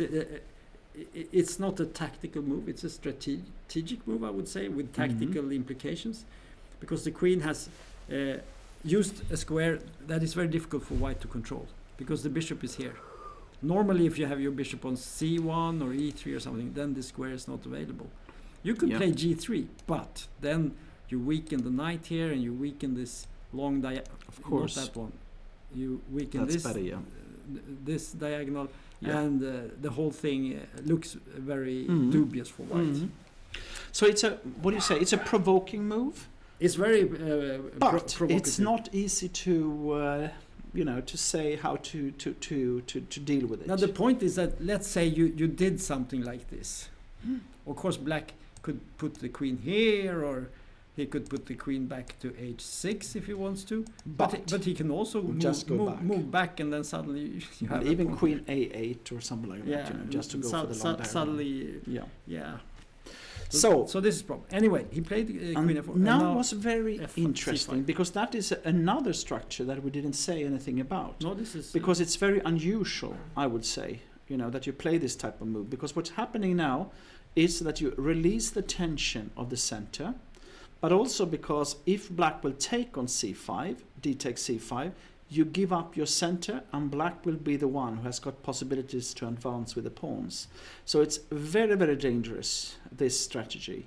Of course, white's idea is to play b4, b5, c6, and try, as fast as possible try to put pressure. If we start making no moves here for black, let's say he plays h6, you play b4, you play king h8, then suddenly white hits you with this, and you go here, and suddenly you have this and position, your bishop is dead, and you play with the position that is already completely lost. I mean, there is absolutely no chance for black in this position. Whatever you do, it's just completely lost.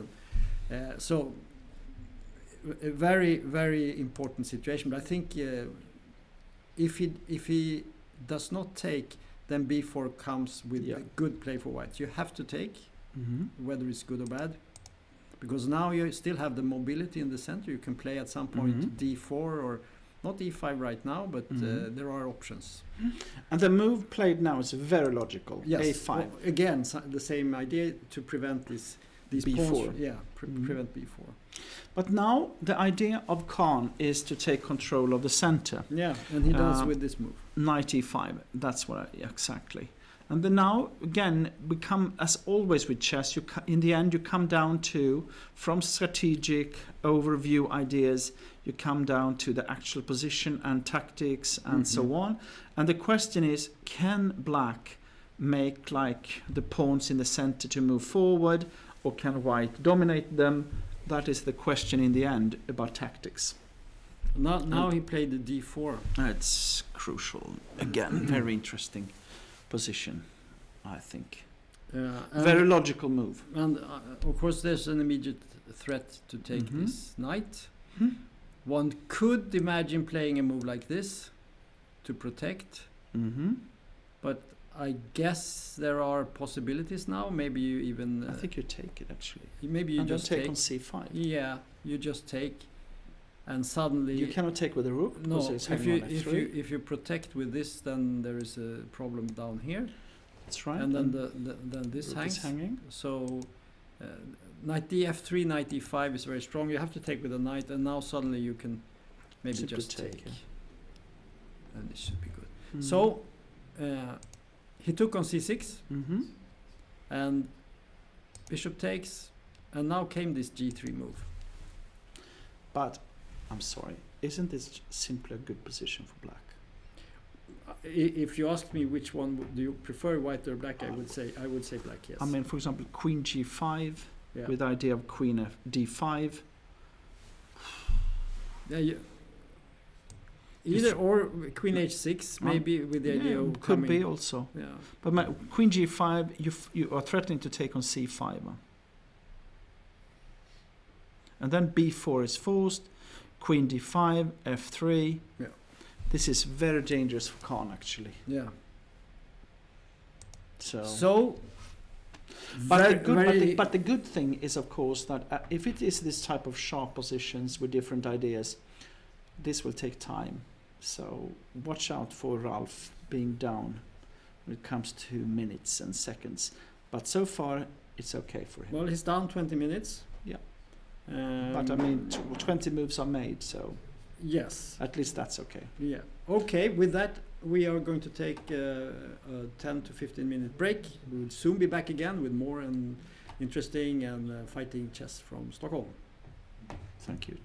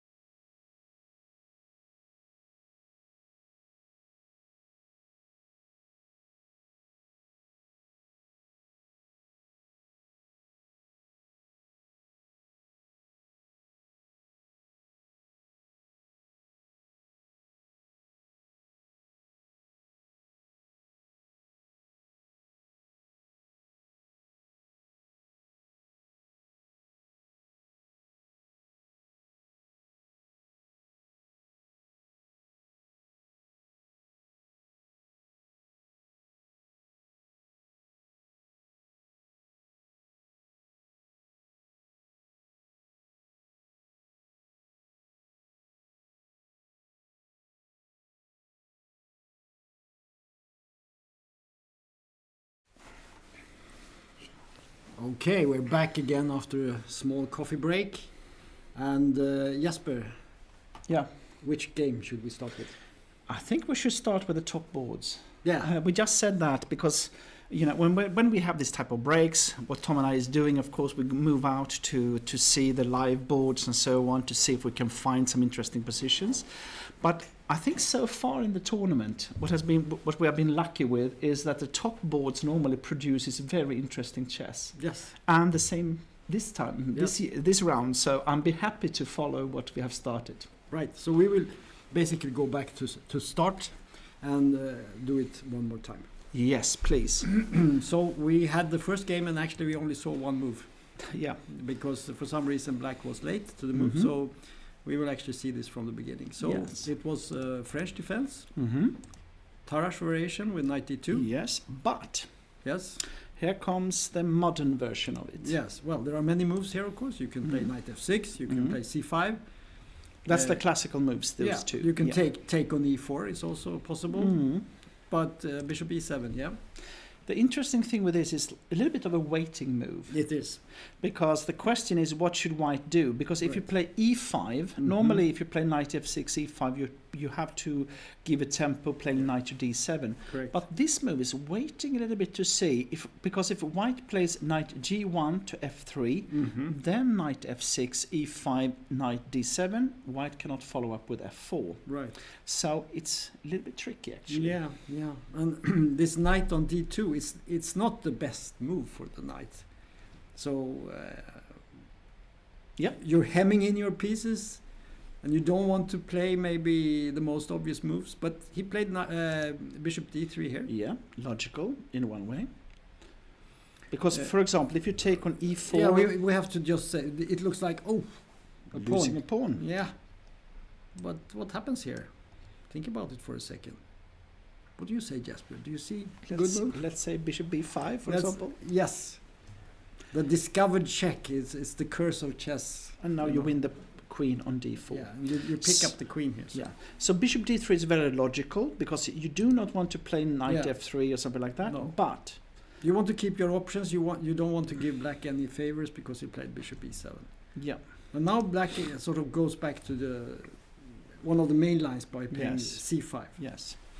Because the idea of knight d2 is actually to be able to play the way white will play in this game. It's to take on d5 and play a little bit more strategic Right. game, It's much more strategic. Yeah, because what you want is to give black a pawn on d5. If you e-take d5, e-take d5, then white will most likely take on c5, and you have a slightly better position with 3 pawn islands and a pawn on d5 that are weak, maybe.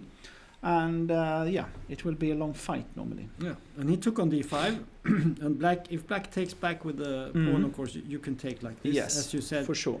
and follow it up with maybe something like this. Or knight b3 is possible. Knight b3, I mean, there Yeah. are many Yeah, moves you can exactly. do here. Yeah. But in principle, you do this, Yeah. and then you castle here, and it's... It's slightly better for white Yeah, always slightly. due to the better pawn structure. yeah. So black avoids it by taking with the queen. Yes, and now it will be a little bit more of a battle because in the other version or the other variant that Tom showed, then simply white will be slightly better, but it's not a catastrophe. Yeah. But in this opening, it's more like a fight. Yeah, the problem for white compared to what we looked at is in the other line, this bishop here was on f1. So g2 was protected, but it's not in this position. So he takes here. Oh, that's interesting. Yeah. Because one move that is normal here is knight g1 to f3. Right. And then the question is, what about to take on d4? Right. And normally it is possible for white to get the pawn back. But I don't know. Knight b3, e5, I guess, or something like that. And you have queen e2, you have like this. It's not complete. It's not so easy to get it back, Probably you get it back, but the question is how good is the position once you get it. That's right. That's right. the problem. Yes, yes. But I don't know if this was a preparation. No. But it looks like it should be a preparation because it's so committal. But already been thinking 10 minutes. Yes. Little bit. Yeah. Yeah. I don't know. So what happened in the game was that black grabbed the pawn. Oh, that's interesting. Bishop e4. Yeah, now we will have a completely other type of game than this strategic battles that is very normal. Normally you can look at the position and say, well, this is a French defense. Maybe on move 25 you can say that. Yes. Here you will not be able to see which opening it was. Exactly. You don't even know if it is an opening. That is known, No. I don't know if this is theory or not. Maybe it is. I've never seen this before. No. B4. Oh, look at this. He was thinking a lot in this position. Here, 121 down to 17. Right. So I'm pretty sure that this is not anymore any preparation, at least, But B4 is logical because it's not only protecting the c5. But then this was not preparation either, because in this position you only have one move. Yeah. It's only queen g5. Yeah. So probably maybe that's what I said. D takes c5 is maybe just over the board. Well, maybe he was surprised already when bishop e7 came. Maybe this was a... Let's see, next move. How much? 120. Okay. Thinking for 2 minutes. No. And now take on d5. Okay. Thinking a little bit. Take on that was the first time he was thinking a lot. Yeah. So most likely he's out of his preparation, because knight g1 to f3 is, for me, the logical move in a way. But this goes against what we said, at least what I said when you asked me about this game, because I said Cantans he will play with the draw in hand, and he will press slowly. And if you want to do that, you would play this move. Yeah. And after this, you would do something like this. And he will try to and go... And after e5, you would maybe go here or something like that. I don't know. And then you have maybe bishop e4 and so on. Yeah. But I don't know the theory of this. So maybe this is just completely bad. I don't know. But he takes on c5. Maybe this is a well-known line and it's considered to be good for white. And he hasn't studied it. He just knows. Sometimes you just know. And then you think, okay, it's... Maybe the computer says it's very good for white. What is the thing with this opening is that, white is grabbing a pawn on c5. And if black takes on g2, it's really a mess, because white's pawn structure is damaged, but will be far ahead when it comes to development and put pressure. But maybe he was expecting, this move, for instance. And then you played knight g f3. And then you're actually a tempo up. Now we are more into what you said, that safe play for white. And right. Mm-hmm. So I think if black has done this, I think he has to take this pawn. If he wants to have some... Because else he has played bishop e7 and then taken on c5. Yeah. And that's dangerous in an open position to lose a very move with dangerous. black. No, I would be worried if I were black in this position. Yeah, maybe black thought, well, he's going to play queen f3 and we're going to go into an ending. No, but then you're losing the pawn on c5. Yes, I know. But then... that would be very bad, yes. Yeah. So this is the only move. Yeah, you have to play this move. Yeah, correct. And only one move, and now he thought for a long time. I also think that b4 is very logical. It's logical, but it's also, it's committal in a way. Of course. I mean, now you're really threatened to play knight gf3 now. Is there some other alternative? Could you play something like knight b3? Probably not queen e5, and I mean... No, of course. Then this move, I guess. Okay, queen e2. Queen e2, maybe. Can you take here? No, then it's a check, but then knight e7. Knight gf3, I think is simple. Yeah. So I think knight f6 in this position. Yeah. And it doesn't look very well for white. So I think b4 is... No, I mean you avoid losing the pawn, but white's it's not harmonious. But again, who wants to swap off queens? Yeah. There's no doubt it's black who wants to do that. So yeah. But you know how it is. You get a position like this position, you just cannot make a move immediately. You have to think, because there are so many things to think. Maybe this loses a piece or something, queen e5 or whatever, You have to look at all these lines. I mean, what happened after queen e5? Rook b1? Probably rook b1, and you have always bishop b2, so if you play f5 or something, you have bishop knight b2. g3. Yeah, so there's no problem, okay. So b4 was played, knight f6. Knight f3, queen h5, Rook G1. So far, very logical. So very logical. The only thing is, of course, that the bishop on E4 is very strong. Yeah, but you don't want to lose time. No, that's right. So you have to evaluate time against good pieces. This is always a problem in the opening, especially when it comes to exchanging bishops, because we are so biased towards keeping the bishops. But also because in this type of position, the bishop on E4 is so strong, and to swap off pieces is something that black really wants to do. It's true. So this is because you could play bishop D3. Of course. I'm pretty sure. Yeah. That's a decent move. It's a decent move. And then maybe knight D5 even is a little bit annoying. Maybe knight D5. Threatening to take on B4, but also knight C3, knight F4. E5 could also be a move. Yeah. Perhaps something like that. So okay, bishop B. Was it rook G1 or bishop B2? What did rook you play? G1. Okay. Played. Yeah. Good. He took. Also logical, and he castled. Okay.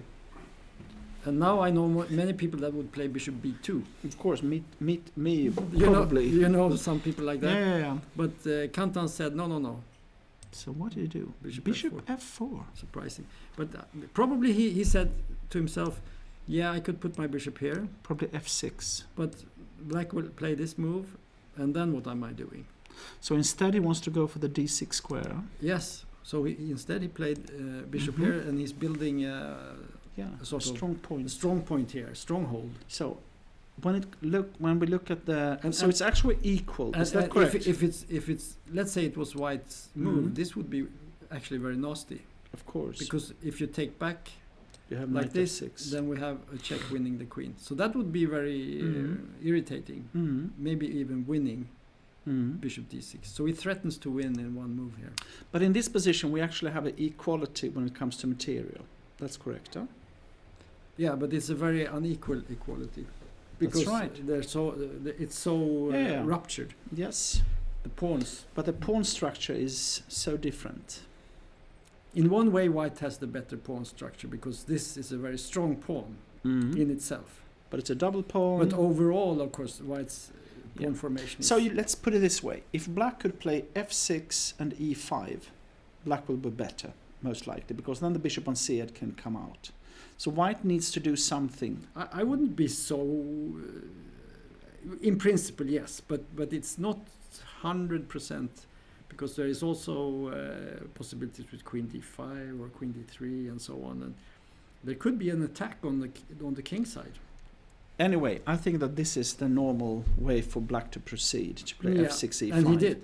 He played F6. Yeah. I think he has to play that. Yeah. Also to take away squares on E5 and so on. And then we had this move. Yep. Anyway. Yep. And I think after rook d8, I think you can take on E7. Maybe. I'm not sure. Maybe not. But it looks very dangerous. What about take on F3? Yeah, I'm not sure. Because there is... Let's see. Take on D1. No. Yeah, sorry. Take on D1. Take here. Rook take. Take on F here, yeah. Because you have attacks everywhere. I mean, all white's pieces. Maybe it doesn't work. So, but rook D8. You can actually win the black queen here. Yeah, I saw. Yeah. And you check here. And you check here, but I'm not sure this is so good. And H6, yeah. But this is not... Yeah, it's no, this is interesting. Yeah. Sure. Yeah. Sure. Well, knight, I think that... Yeah, I don't know. I want to be right But here. there is another possibility. Yeah, sure. I think there might be even stronger. I think there was another idea. After take on E7, take on D1, rook take, queen take. Here you also have other possibilities. Yeah, knight f6 or yeah, bishop f6. No, then e4 hangs. I was even thinking about rook d8, king f7, knight d6, take on e7, rook e8, and then next rook comes to g7 and take on c8. Let's have a look. Total catastrophe for everyone. Maybe for everyone, yeah. Check here, and you want to check here? Yeah, that was the idea. Here, and then you want take to on go c8. And then the king is out and about? Yes, but what is this position like? It's very difficult to say, but I don't think white can lose this. No. But it's But there are other possibilities as well, of course. But you only have a rook for the queen. I think black shouldn't lose either. I mean, black should be able to hold this. But the other line that we looked at, even rook g3 is dangerous here. God. Well, we have a check down here. I don't know. Anyway, let's see the game. Yes, because he didn't play rook d8. No, of course. We have now seen that there are many very dangerous lines. So this was the position he took. Knight takes. Yeah, I thought about this. Should you take? Because you could take with a pawn, huh? Yeah, but it's blocked. Yeah, I know. So how do you judge this one? Yeah, I don't know. I don't know. Yeah, no, I don't. Well, you said e5, but I'm not so sure about e5. No, then queen d5 is very strong. Yeah, that's what I'm thinking. Because Maybe. queen f7 you can take on f6, right? That's right. There is a trick here. Exactly. This. And rook, then knight f6 wins the queen, so this you have this check. Yeah, that's right. This exactly. This should be nasty at least. It so is, e5 does not work. So this is interesting. Usually in chess there is not one good move and all the others are bad. There are many. Because knight c6 you cannot play. Is it bishop d7 maybe? Perhaps. But then knight c5 and it's a little bit pressure at least, I would be a bit scared actually. Yeah, but on the other hand, if you think forward like 4 or 5 moves, black could be winning because white's king. But I cannot say that, No, but I'm thinking, if you exchange a few pieces, you get your rooks out, and suddenly all these weak pawns and the king here. White's position is not good. It's not a good position. It's a very active position right now. True. But it's not really a good position. True, but then again we have this difficulty in judging. What about the pawn on d6?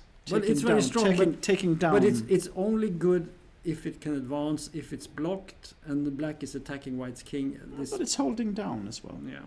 Anyway, interesting position. Let's not so let's put it this way. It was a possibility. It was. I'm not saying it's bad. No. But I understand because a knight like this. It's also good. Yeah, and it gives white's position stability. And again, e5 is not so attractive. Queen d5 looks dangerous at least, Yeah, but now we have. Now we can. Knight c6, huh? Yeah.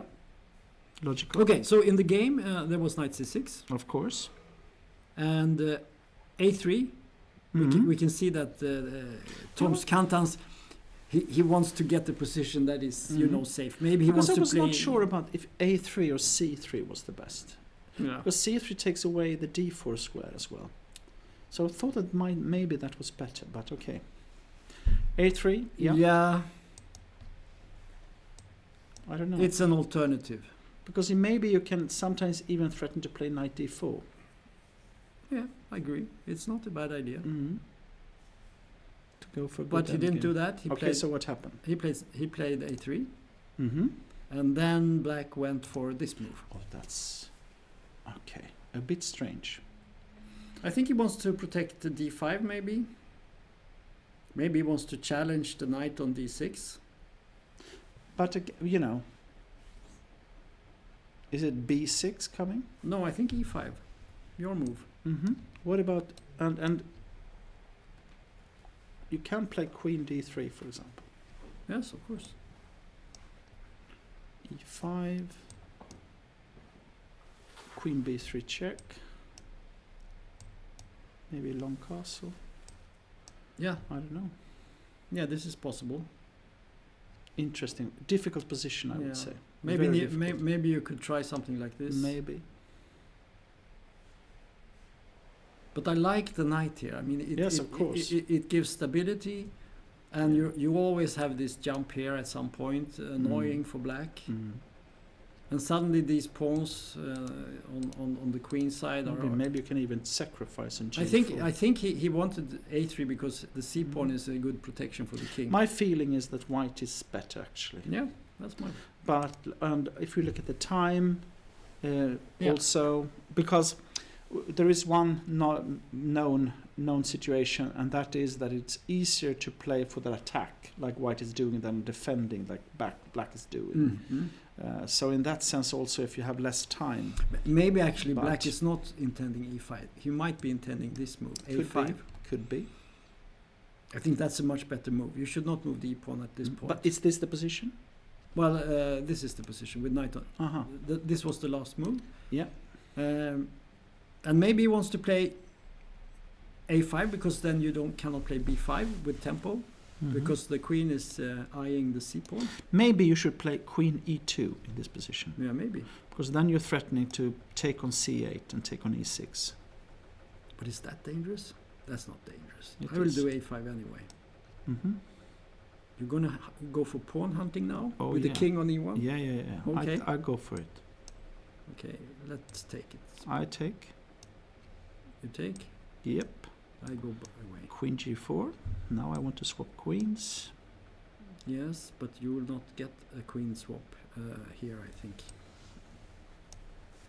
Maybe this. You're going to castle the queen side now? No, now I put the put the king on f1. I will play rook d1 and rook d7. White is better now. Here. Yeah. You think? Yeah. You think white is better? Yes, I do. I would say it's a very unclear position for me. Yes, you have a pawn, Yes. but Yeah, white. You know, rook knight d4, knight d6. yeah. But you can only make But one. I'm a pawn up. That's Yeah, most but I agree important. that probably it's a good idea to put the king on f1. That's probably very good. Okay, let's go back because I Right. still think that this e5 idea is the most logical one compared to e5. Huh? Yeah, of course you need to think a A little. queen e2 I think is stronger actually. Yeah, maybe. If it's as a threat at least, you know, then it's stronger. I don't believe so much in this, but maybe you're right. Mhm. Maybe a5 is.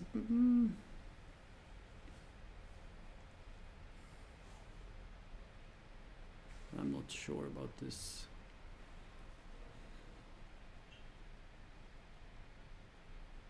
But I mean, in general, of course, the knight on d6 is very strong. Let's put it this way: who wants to swap queens?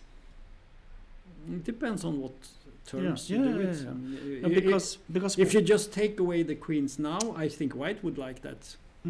because knight d4 might also be a move to consider. Right. But then everything is hanging again. You can move the queen, you can take on h2. There are many moves, so I mean, I know. it's not so clear. No. Of course not. It's more- Anyway, this is very complex, Yeah. and I think we have to Yeah. move on Yeah. and look at. Even though there are many. I think that white will have the better chances. So let's look. I don't disagree with that. I think, but I'm uncertain about this exchanging the bishop because I think this is such a good piece. Okay, so Here, this is interesting. so let's go back. I think we had this position actually, and we said that okay, black has taken the pawn, but white has a pair of bishops, and he has and if white will win the c4 pawn, he can have an advantage. yeah, of course. So bishop d7, bishop b2, rook c8, bishop c3, Is it b6 now? b6, Yep. and rook c1. So white is lining up his pieces to take that pawn, and black has evacuated this diagonal. There is nothing to attack, which means that this bishop is not so good anymore. That's the problem with the Catalan. As soon as black takes everything away from the diagonal, this is not. It's not such a fantastic piece anymore. Okay, castles. Bishop b4. Yeah, exactly. Because if you take on a5 and take back on c4, there is nothing to play with anymore. You know, No, it looks very Black equal. will play bishop take a5, b take a5, knight take c4, and a4, and it will be a draw for sure. Yeah. So he played bishop b4, rook d8, but now he took here. He did that. That's a bit strange. Why did he help the rook to d8? Was that really good here? Oh, that's strange. Would you do that? If you intend to take on a5, wouldn't you do it now instead? Yes, I would. But who am I to Criticize. criticize? You know, Who am I to comment on these games? Okay. sometimes that's what you feel. You know. Yeah. Okay. So anyway, this happened, and bishop b5. Interesting, because I believe if you play a4 instead of bishop b5 in this position, Why do you want to put it on? No, it's simply to keep it. To keep it. Yeah, but maybe then we can jump here and then create some havoc. Maybe 96 or something. Okay. And take C1. On the rook B8.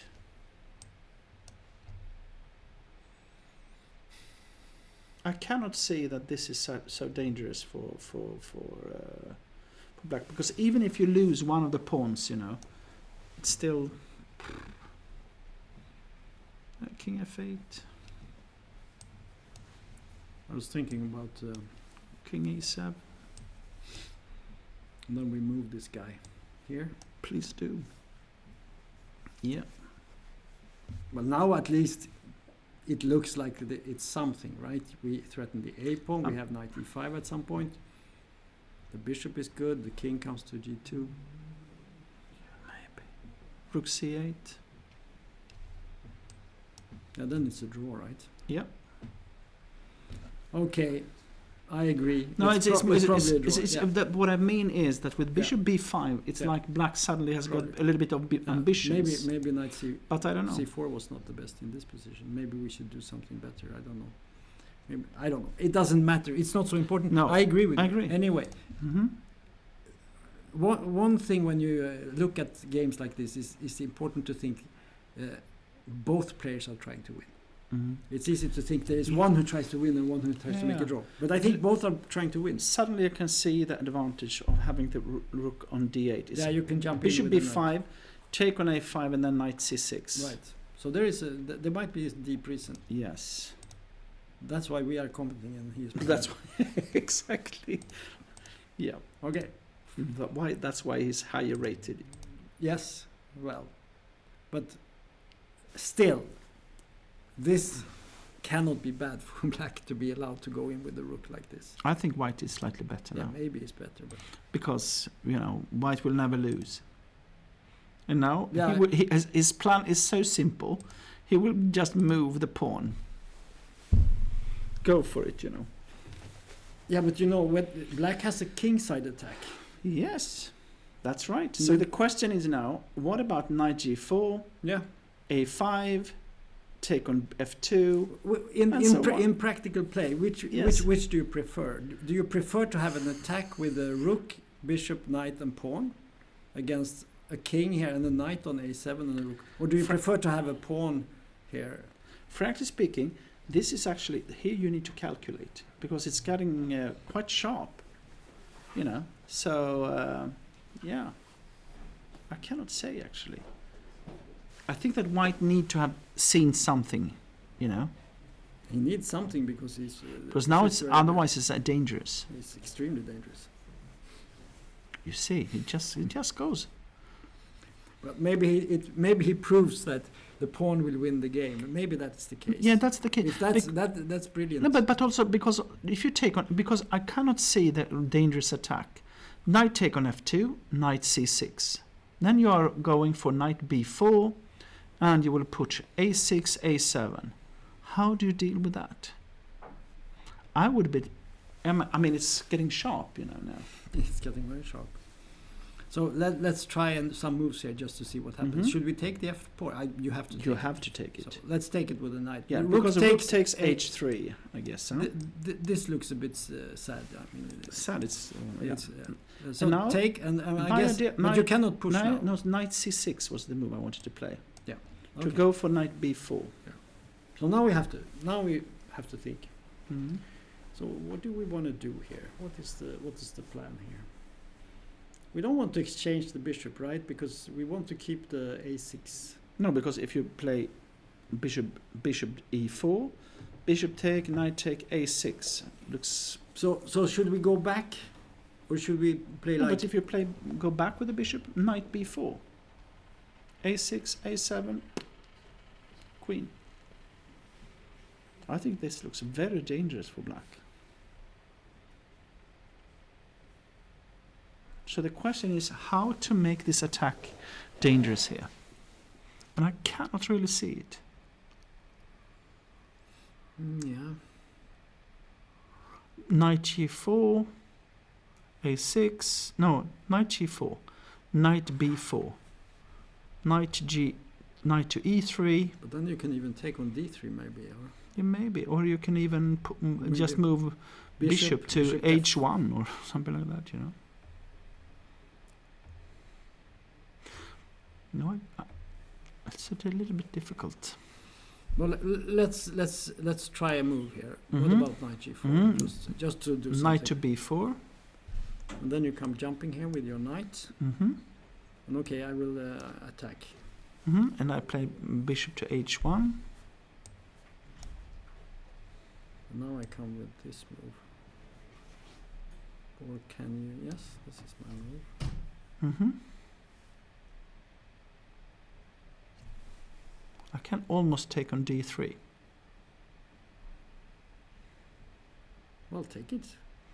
I can almost do it. But okay, let's move. Well, let's take it then. And rook d1 maybe. Well, we need to stay on top of this. Because now I'm threatening to play check and then bishop e4. Yeah, that's the problem. That is the problem. So I don't know. But okay, maybe rook c3 could be. You can solve it, you know, with that. Well, I would like to take this pawn, but because if I go here, you can play a4. Yeah, that's the idea. And then you have bishop c6, right? So then later on, if I play behind. Bishop a6 in this position. Maybe something like this. But okay, give it check and then. And another check. Maybe play check with the bishop here. Yeah, maybe. But then f5. No, the idea now is to play like rook d6 or something. In this position. It's probably a draw then. Yeah. Huh? Okay, let's go back. Let's go back. I can say one thing. He played this. The point is still that my feeling is that it's more difficult to play black. At least, Yeah. White is the one. But my idea to play to retreat and then maybe come here with the knight to get some counterplay also on this side, because as you said, you don't have an attack. I mean, it's not. You can sort of. You can do some threats, but you cannot really attack. You would need another pawn or something. There is another idea in this position, is to play a4, knight b5. a4. I guess we have to do the same. And knight b5. Let's say we go here. Now bishop b7. You're very stubborn today. I know.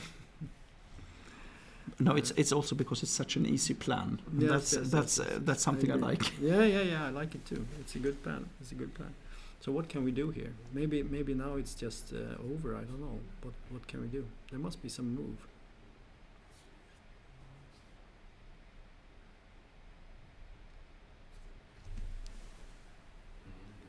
It's difficult to see this mating pack, because somehow black really needs to create something. And now after knight c2, you could probably just play a6 exactly. and move down. Yeah. So it doesn't really do anything.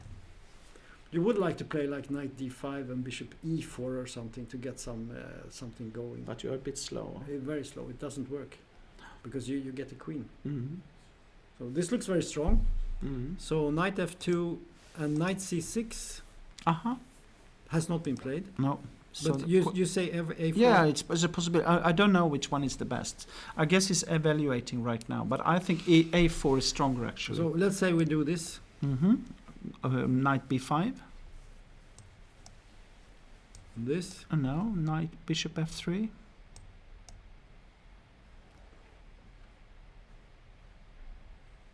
I want to try to get some play on the. Of course you do. Of course you do. Of course you do. Yeah, this is maybe the most. Actually, the most. Then, No, or on rook g2 is also very rook dangerous. g2. Yeah. Now you have something. But I think you should just take this pawn. Probably take it. Yeah, because it's actually dangerous if it comes to h3. Exactly. So this is good. This is the way to do it, and then I don't really know what to do here. It was just a one-move trick, but I fall to it anyway. Yeah, because you had your idea. I had my idea, exactly. When I sense that you had one idea, I know then I can do whatever I want. Okay, thank you. Yeah. No, but I think we will just have to wait and see. Yeah. I believe you are right. I believe white is probably winning here. Or at least it's very difficult to play black. But I also know that in a position like this, there can be resources. And Kaido is a good defender as well. If you find the right path here, maybe you can create some problems. Okay, let's go to see next one. Bassem against Kripachenko. This was so interesting. Yeah, this was so we have to go back. We had this position. Queen D7. Let's see and he played C4. Yeah, knight C3. Yes. Bishop B7. Yeah. Knight B5. And you see knight what G6. I said. Yeah. Yes. Rook E1. Yeah. Bishop B7. Oh, he plays just like I wanted. Well, you didn't say that. Yes, H4 I said. Did you say that? If the knight went to G6, one drawback is that the pawn can hunt it down. I thought he would go to F5 and go for D4, but okay. Okay, so there was castling. And H5. And now he sacrificed. Because go back to H8, most likely H6 will come. Look, take a look at this. H6, and if you play G6, I mean, the knight is terrible. Yeah, you know. No, you cannot play like that. No. So he played this. And now the idea is, of course, if you take 2 times. Yeah, we can show it because. Yeah. it happened in the game. Everything happened. Okay. Yeah. Well, you have to take it. No, I thought I was thinking about is it better to play rook take E5 than knight take E5? I was not sure about that. You will get the same piece distribution. But there is a difference, huh? But he was thinking, I think, for a long time here. Let's see. Bassem, I saw that. For 8 minutes. He thought for quite some long time. So. But I think we will just... okay, move on. Yeah, because I think if he thinks for 8 minutes, he makes the best move in general, usually. Yes. So we got this, and now comes the point of this. He's just a piece down, but the guy who plays black here has this little trick.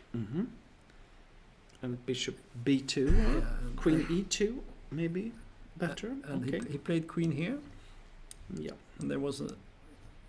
No, he didn't do that. He played queen D7. Yeah. Queen D7. And there was bishop B2, take. Yeah. Queen takes, and F6. And this is the position now. And so it's a pawn and a rook against two pieces. And then the rule is normally that if you have like this type of middle game, this would be favorable for white. But if you have an end game, the rooks can actually quite often compete with two pieces. And I would say in this position, if I may say something, yes, if you exchange the queens here, it would be clear advantage for black. Because the D3 pawn is quite weak, and there are many options. Also, the H5 pawn can be in weakness. But now with the queens on the board, I think white is better. I'm definitely sure that white is better in this position, due to also that you have a great attack that might come towards the black king. And this is a drawback with the rooks. Normally they're quite bad in protecting in front of a king. Right. So if you can get your minor pieces into the attack, like I guess if you play queen E3, you are threatening to play H6. That can be really, really dangerous. So black must play H6 himself, I believe. Perhaps, yes. Then maybe you even play D4 or something like that, you know. He played queen E4 in this position. Yeah, probably okay. And it's not over. The game is still going on, and it's not so easy. But one problem for black is he would like to, shut this out with this move. But then, unfortunately, the knight will most likely establish itself here on D5. Sure. And then the game is really over. Then there is no discussion. No, this is better this is better for white. So with that, we go to the next game, and we have our first finished game, actually. Yeah. And we are not so surprised, because we had this... Well, yes, exactly. I think we had this position, A3. And now it's thought for the first time. Yeah, rook C7. 9 minutes, Queen B3, C8. And we have now a lot of pieces coming off. Yeah. in short order. And it's two, or you could say, okay, you have this advantage with white having the bishop on the right color, but there is no really... There are no targets. Exactly. So this is just dead equal. Yeah, it's dead equal.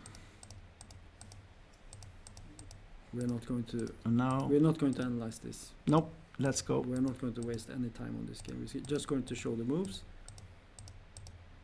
And this is a draw. Yeah. Good. Nothing to say about that. Nothing so let's go to next.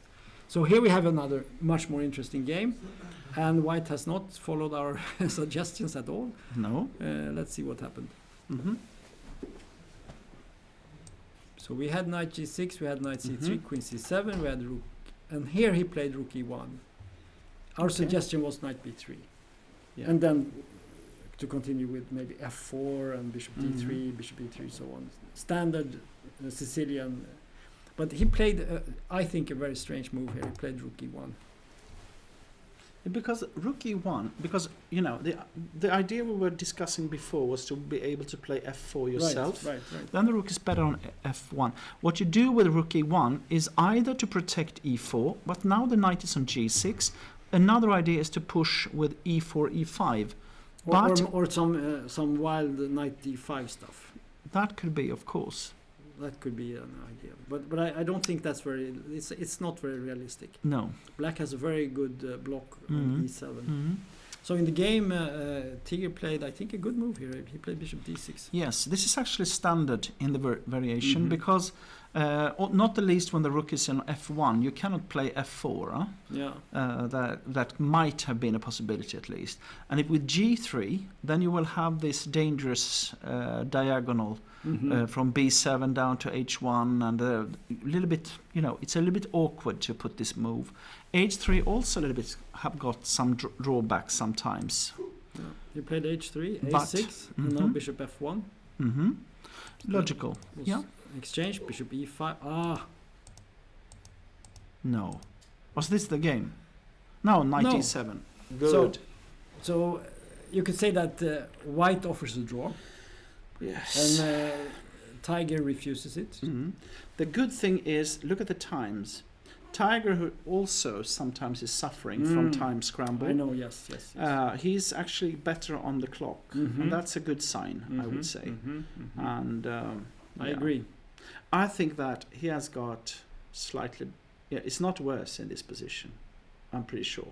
No, it's a game. Yeah. B5, bishop b7. I wouldn't say knight black c6. is better. No, but you know, at least it's a good playable position, and that's Absolutely. exactly what he wants. You know? Yeah. And now I think he has some good moves coming. He could play, for instance, at some point he could castle, of course, but not now because the knight is hanging. But he could play knight c6, for instance, chase the queen. It doesn't really have any good squares. And then at some point he will maybe play b5, bishop b7, or d6, and so on. Many options. Yeah, and also sometimes you even play h5 in this position with really? black, because, and this is a more like a Tiger move. I know his type of moves, you know. Because, but then b5. Because the point is that if you can play h4, you will take control over the black squares. You know. h4. That's you mean here? Yeah, black plays h5 and then h4. I thought you said a5. Okay. No. h5. Okay, this move. Yeah. But this is okay. It's white's move, but okay. Yeah, but this idea, you know, h5, h4, then I'm just to take control of the black squares. Because white maybe wants to play g3, bishop g2, and so on. Then h5 could be a good move. Yes. This would be a mistake, though, in this situation. True. Due to this. True. And after this, the queen comes jumping. But maybe you can play bishop g5 instead. And then there is a catastrophe down here. But knight e7, interesting. We'll see what happens. Yeah, I have a good feeling of this game for Tiger. Yeah, I don't know. I think it's good that he plays. And I like the bishop on e5 here. It's very strong. It exerts pressure down here, and it prevents this very important move. I think white should have gone for something where that was a possibility, because how is he going to do anything when he cannot play f4? It's not easy, right? No, not easy. Okay, so we go to the next game, and we have the Polish meetup with Heberla Bartolomé. This strange. And he has used up all his time. They have played 14 moves, and he has 9 minutes left. Oh my God. What is this? This is what we call a time pressure addiction. Yeah. So Black has still 40 minutes, which is not very much. But when you play someone with less than 10 minutes, that's quite a lot. So White is a pawn up. Huh? So we have to go back and see how this happened, because we saw this line, this position. Black played Queen B6. He took on H5. And then he went for the pawn. Here he had good time. He had half an hour more time, and he takes the pawn. I must have missed something here somewhere, you know. But he used 23 minutes to do it. And Black took and played G6. Yeah. Bishop E2, and with every move now, after Rook D8, he thought for 30 minutes, half an hour before he played Queen B3. Oh my God. Which is completely crazy. This is yeah. extremely bad time management. Yeah. And his position looks like dangerous. Ruins. I mean, look at it. He has no development. He has weak pawns here. He has weak pawn here. This is weak. But it's a pawn up, Tom. Yeah, but that's the problem. He won't be for long. Okay. Maybe. So what would you do? I don't know. Because if White can swap off queens, at least you will want. Yeah, that's true. So what are the options for Black? Well, you could, if you take the queen on B3, I wouldn't do that. But you could take on H4, for instance. I mean, Rook takes. You can play that if you want to take the pawn back. But then I think White's position is okay. I don't think there's any. Still, I think Black is okay also. Yeah, also, of course. So, okay. But then there are more enterprising ideas. Queen take D4, I mean, course. this is the most enterprising move in the position. And probably that's where Heberla used all his time. But you cannot calculate Bishop E3 and Queen take B7, and you have like very... Yeah, what's happening here? Or maybe Queen B4 was better, actually. But okay. Yeah. Maybe Queen B... I think Queen B4 was better in the last move. Yeah, this is possible also. Maybe you should take on B7 immediately here. Maybe. This, I don't know. And now? Maybe now you can do Queen B6 if you want to. Same idea. You have to take and you tweak with the pawn, and suddenly you have a very good position. Everything is protected. No, but good and good. You can play... I mean, you can play F4 with White, for example. And that's okay, I think. Yeah, White is okay. So Also a move like Bishop F3 is possible, but then E5. Bishop F4 maybe. Maybe Bishop F4. Yeah. I think White is okay. It's more like he has been thinking so much. So I think his position is okay. I agree with you because Black has a problem here. This knight is not doing anything. If you could sort of quickly jump up to F5 here, the position would be fantastic. But it will take some time. It takes some time. You cannot do that. And you can even swap it off, and then something G3 is. No, I don't think Black has a great winning game or anything. No. But he has lots of time.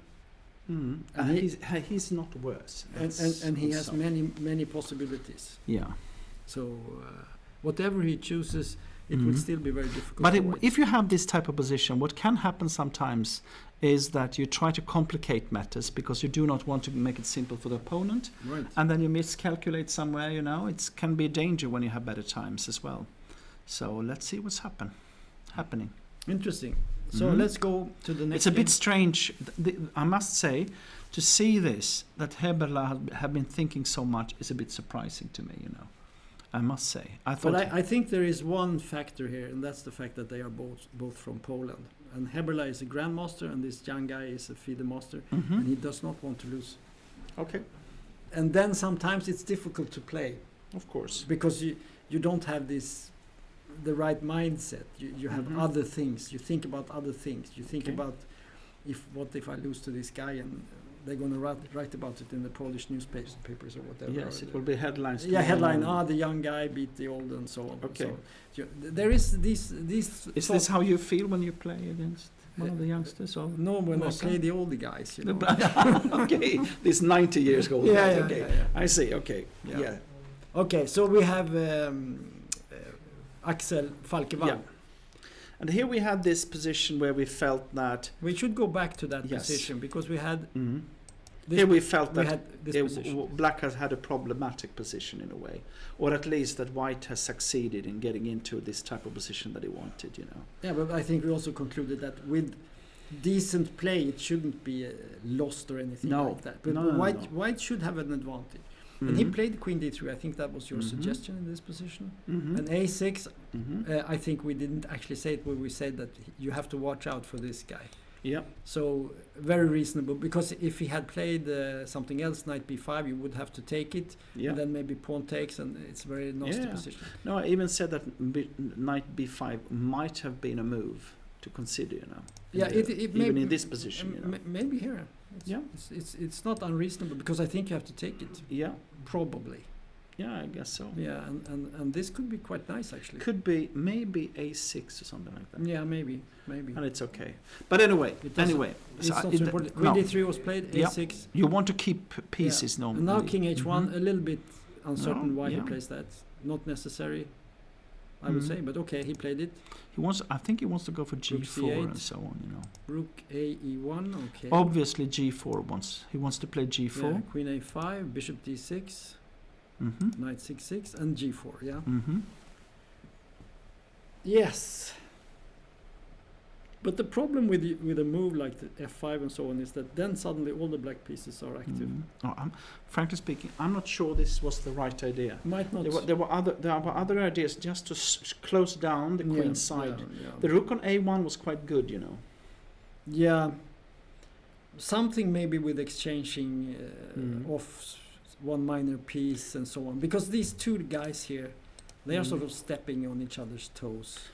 Now come a surprising. What happened now? B5. What about take this one? I have an idea. Take it. I guess you take here. You take there. Okay. And you take probably. I see. Then I didn't say that.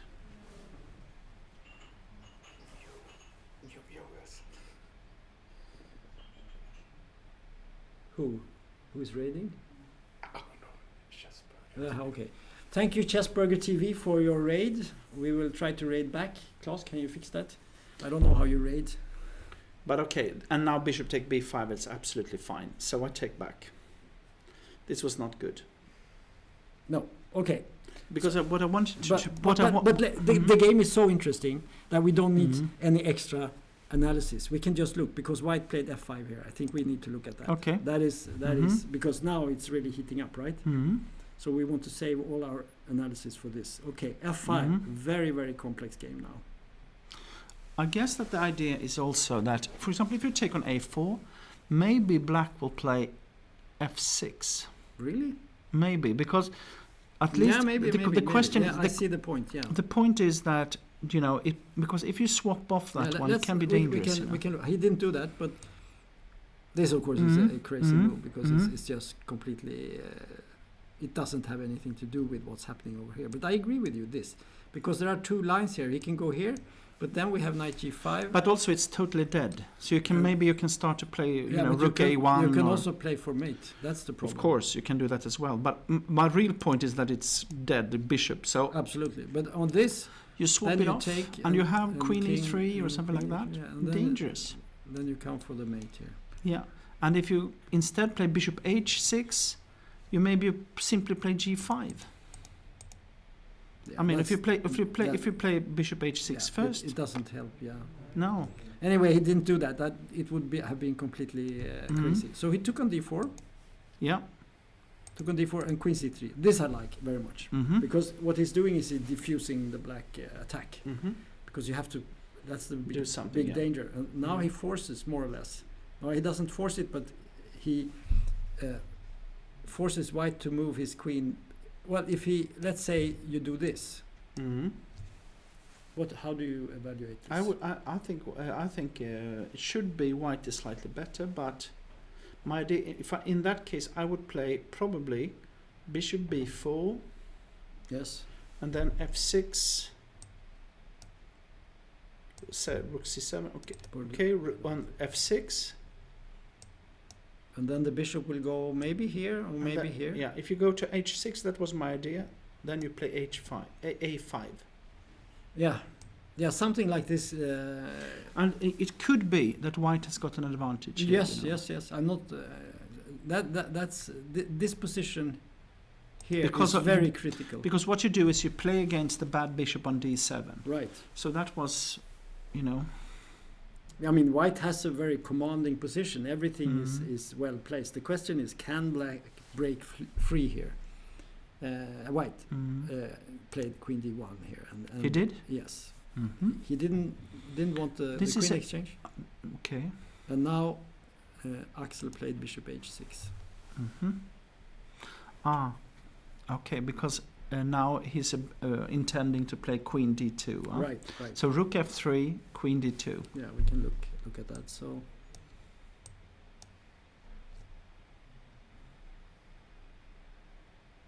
At least black has his bishop out. So let's say we exchange just for. Oof, I would never do that, but okay.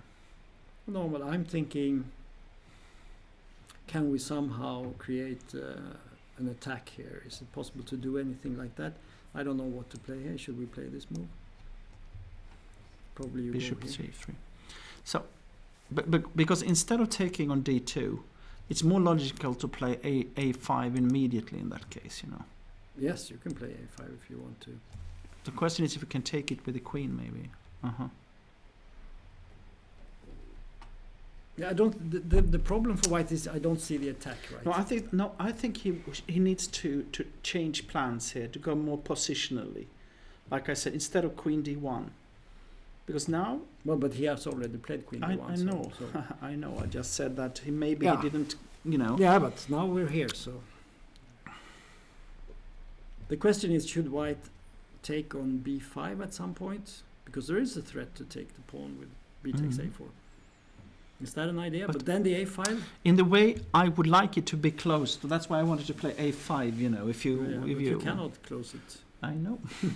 Unfortunately. It's not easy.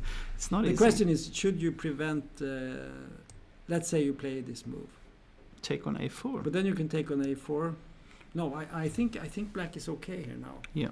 Because he has managed to actually activate his worst piece to h6, and it's not easy to do anything. You can, for instance, you can never do something like this because then this comes in. Not good.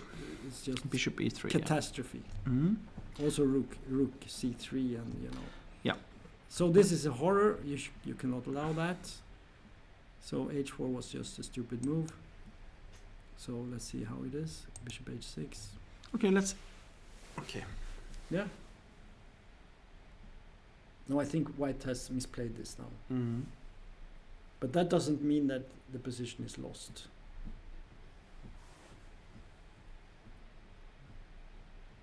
Knight f3. But then you can maybe probably you can even take on f5. Exactly. Something like this. And g5? No, g5 was my idea. Yeah, but now it's now it's fine. Yeah, it looks good. It looks dangerous. Yeah. Because you cannot. No, and it was bad. Okay. So, yeah. Threatening to take on c2 as well. So yeah, everything is hanging. Everything is hanging. Everything's hanging. That's right now it looks quite good. I think we should make a jump here because we have so many games. Yes, please. We're going to miss out on some. Now action. we have this interesting position. Yeah. So let's see what happened here because there was a g3 move. And I think your queen g5 was a good choice, but he played the queen h6, not a bad move. But now b4 came. Rook b8. Exactly. Yeah, I thought about this. Yeah. Knight b3. Yeah. Bishop a4 is possible, but I mean it's also. Can you play rook? You don't want to move. Can you play rook d5 with some? No, it's not a threat actually. Yeah. I had some ideas. Yeah. Mate, a very famous mate. Okay. Take on b4. Well, we can just show that. The rook goes here, and let's say white takes here, and now you go for mate. But. And check here. Queen take. Unfortunately, you sack the queen back here, and then you take here, and the game is over. So these things happen sometimes, especially in time pressure. So A takes b4, and now if he takes back, of course, that is not good. Rook takes. Then this comes, and it's again a catastrophe. But he didn't. He took on d4 here. Of course. In this position, he took knight takes d4, pressuring the bishop. And Ralph took here. He took there. And that was that was strange, but I need to calculate here. Yeah, but this is forced of you. There is a very big threat now to take the rook. I don't see any other move than rook b1. Take on e7. Check. Yeah, you can do that, but what's this? No. I again, rook b1. And you have to play. Yeah, but wasn't it better to have this fork? I agree. Yeah. No. You just said, is there any options? Yeah. It is, of course. I agree. But okay. Rook b1 was played, and now we have this position. Yes. And now bishop takes c5, I guess. It's very logical, right? So let's see. Bishop takes. But now we can take a rook here, or just wait. But maybe black can maybe play take on f2. I know. So maybe you should start with. But it's not a threat. Yeah, I don't know. No, it's not that strong, is it? But it could be. But maybe queen f3, maybe, or queen e2.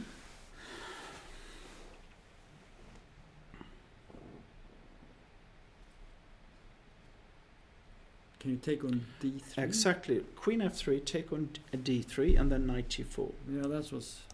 So this...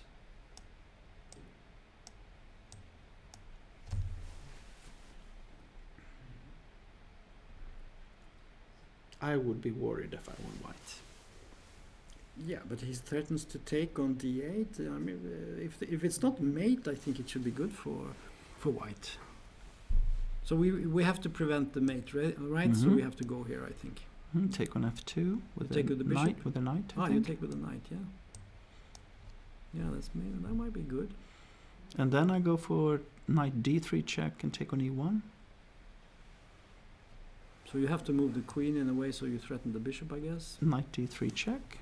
Knight d3 check, and we move the king somewhere. Yeah. Maybe here, so there are no take checks. on e1. Now I take yours. And queen e3. Queen e3, threatening mate. And black is winning. You see? I think so. Yeah, you have a check here. Taking the rook, yeah. But he didn't do that. No! He played queen h3. Okay. With the idea knight g4. And now bishop f1, you can take on d1, huh? Yeah, take on d1 and take on e1. We can look at that just for... So we take the queen, take the queen, take the rook, and b1. And we take a queen, and the queen is too strong. Your piece will be a rook up, so... Yeah, you can take the bishop with king the check, f8. but then king f8, and yeah, it just... So queen h3, very interesting, and the could idea could be very strong. Could be. But I'm not 100% convinced. Me neither.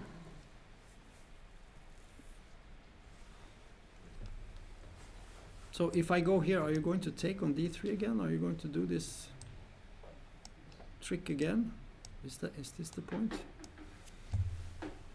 You could have taken on e7 in between. Well, you can do it now if you want to. Yeah, you can do. Yeah, sure. Okay. And now queen f3. Maybe now you have this move, and then queen d6. But I'm not sure. We get your mate down here. It's a bit annoying. Okay, f take g6 maybe. No, but actually this... F take g6 is good, strong. It's winning for black, huh? No, Why not?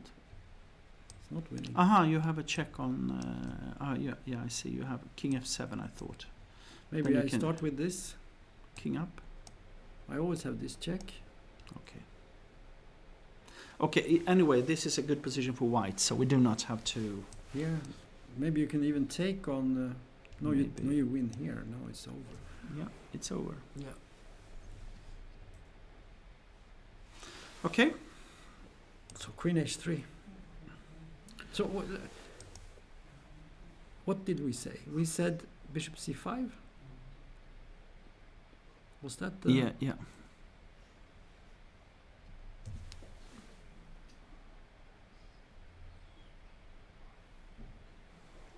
Somehow I like it more because then you have bishop, knight, and queen.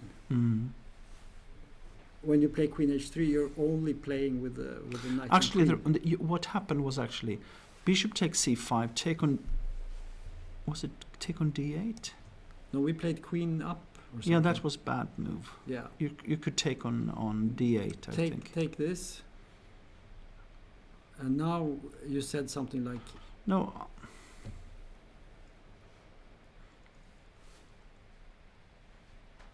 It doesn't look so good, right? no. Yeah.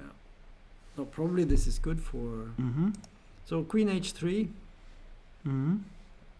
We could do this at first if we want to. Mm-hmm. But I guess if queen f3, you'd simply take on Yeah. No, I don't think you should. You shouldn't take on e7. It's a bad decision mm-hmm. because you want to keep this Mhm. this Yeah. fork, Yeah. right? Yes. So, what was the other possibility? Some queen move, right? Now you can take on d3 and knight g4, or? Yeah, but this was what we were looking at, right? No, you could take on e7 in between. Sorry, go back. No, but that's this why. this is okay.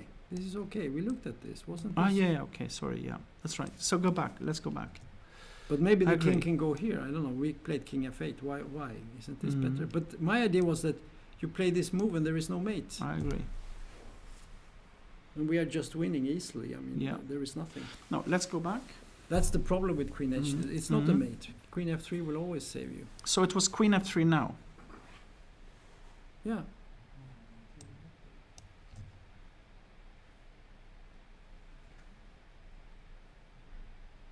Take on c5.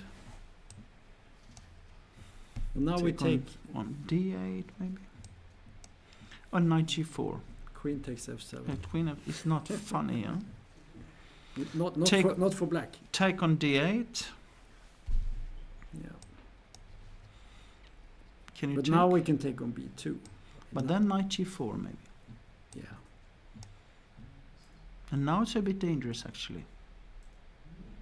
Because if you play, or if you Not bishop f1. It's not no. But this at least this is, you have two pawns. This might be good for black actually, I agree with you. Suddenly you have a material equality. and also pressure on f2. Yeah.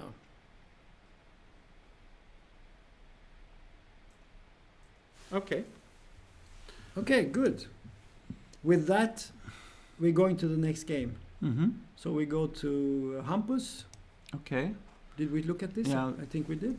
Yeah, but I think we should soon go back to the main games. No, no, we never saw this actually. Mm-hmm. Oh, it's Yeah. this classical variation. Yeah, should we? I think we should skip this. Skip this and go Yeah, back. we will I take that- want to see yeah. the top boards because Yeah. this is. Oh, look at this! Yeah. What a lovely position. Crazy. A3. Let's see. Mhm. Knight e7, Mm-hmm. queen d3, and we get a5 immediately. Yeah. Probably this is. Interesting. Yeah.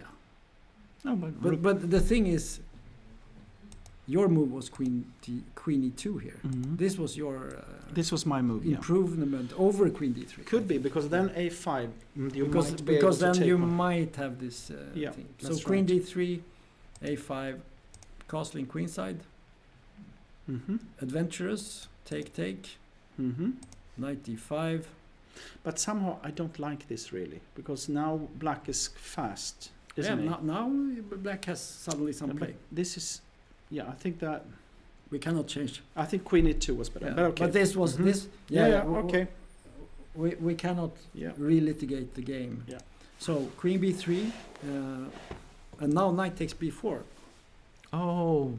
Trick, a very simple trick, but good, right? Yes. The point is that, of course, if this hangs, And now and suddenly everything that was good with white's, well, he still have the knight, but black is almost winning, yeah. almost, yes. So knight takes b4, he took on c8. Mm-hmm. Rook f, now it looks,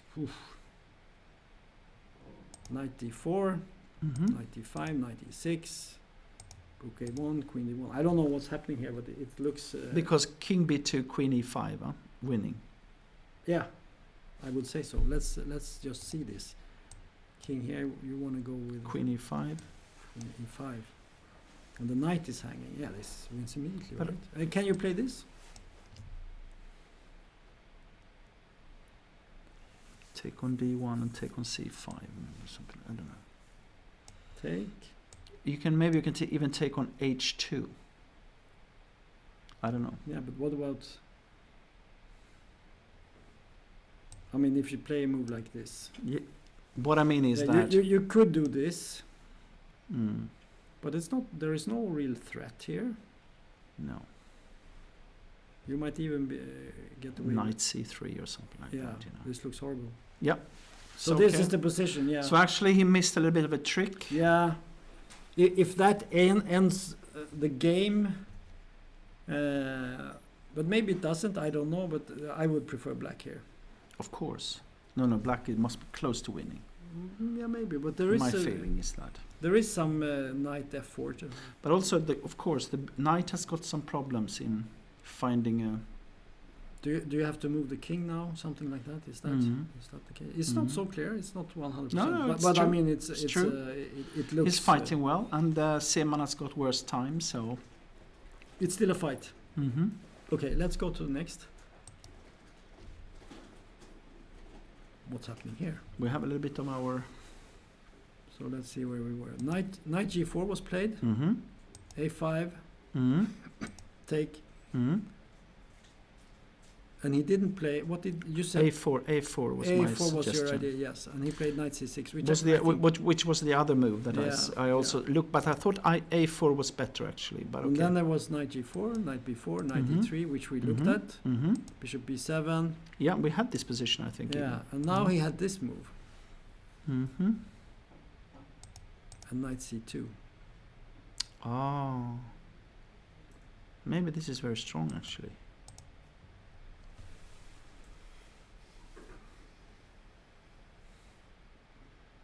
Yeah, now the magic is gone from white's position. A little bit, but it's not. It's not over, but... No, but I mean, Rook what about... c1 maybe, or something. Yeah, or rook a2, I think. Okay, well, let's have a look at that. And then, a6 and knight b4. It's still a little bit unpleasant, at least. Yeah. It's not clear. It could also be a6 immediately, but okay. Yeah, of course he has a passed pawn, and okay, black has very nice pawns up here. But the king is away from the... They are not doing anything, so this is the killer pawn. Mm-hmm. Yeah, I agree with you. It's because next move is knight b4, yeah. and that's at least annoying, But there is one factor, as always in practical chess, the time. Mm-hmm. And Liviats has only 7 minutes left. I see that. Okay. For 11 moves. But I think that a4 was at least more promising. Yeah. But this is the situation, and I agree with you, it's not clear. It could go either way. Rook a2 is probably the best option here to keep fighting. But he didn't play that. Aha! What's he doing here? He's going for the pawn, yeah? Yeah, that's right. Yeah. Well, this is quite unclear. Yes. Still options. Let's go so we don't miss any action here. Okay, so here we have Bassam. Let's see. I'm just trying to get back. This was the position we saw. Mm-hmm. And now he played. And we felt that white must be better in this position. Yes. Due to the two minor pieces against the rook and the pawn, and the possibilities of giving an attack with white. Right. And it's difficult to find a really solid setup for the pawns, because if you play a5, then there is always E5, this knight jump up here. So h6 was played, as Yeah, you it suggested. must be, because otherwise the long diagonal will be dangerous. And I thought, okay, knight c3. Knight c3, rook a d8, rook e1, take, Yeah. king h8, king g2. Because now, the knight to d5, f4, g6, or something like that. Maybe not immediately, but no, but in principle. in principle, it's something like this, It could happen. Yeah. On the other hand, white's pawn formation is a bit fractured. I was thinking right? about what if you play rook e8 and take this kind of position now, something like this, and then try if you win the c4 pawn, this might be a possibility to go for this, or the h5 pawn, or the h5, or something like that, could be a possibility to go for. Yeah, I agree. But it's not easy. But here you're actually threatening to play queen c2. I mean, if you play like rook e4, if you play queen c2, then we could have a draw. Yeah, I know. Yeah, queen c2, rook e2, queen d3. Queen d3. I think it's a draw. Yeah, or because if you play bishop to a1, you have queen c1. Huh? Yes, that's not possible. So after this here, you get this, and it's over more or less. Yes, it should be. Yeah. No, this is not an easy position to play. This is difficult. And I believe actually that it could be that this is a crucial moment, that you should go for rook e8. Could be. Could be. Will be very interesting. It's nice to see Bassen play a position, because he finds also if there are any resources. Another idea is to play queen e8, rook e8, take, and knight d5 with idea knight f4 and knight g6. Right, let's see it. Because then you can even give up your bishop on b2. Yeah, probably that's the problem. Because if you get the knight to g6 here, it's mate, right? So That's knight d5, that was the point. So we just make some moves and here knight, to see. Yes, exactly. This, and the knight is going here. So now suddenly you will have to find some really good move. Queen f7. Well, actually, there is a trick here. Because if it's, let's say white goes here, then you check on d5 and take h5. So there is no mate. But this is dangerous position anyway. It's very dangerous, but I'm just saying it's not quite as that's easy now. As easy as it might seem. But even this position maybe it is very strong for white. Let's say we take this guy. Yeah, please take it. Really challenging. Yeah. Then you play knight to e6. Yeah. But then there's a check here. Then it's a check again. King moves. You even have a check on d1, so that always when I go to, Then you have I think now f3 maybe. Yeah, but what happens if I take this? What's the problem? What's up? Maybe there's nothing. Now suddenly white has to look for a draw, I think. Rook to e7? Maybe, yes. But then you're playing for a draw, I think. No? I don't think so. Okay, let's see. So I will move my queen. I will take your bishop as soon as possible, and then we'll see how much you make me.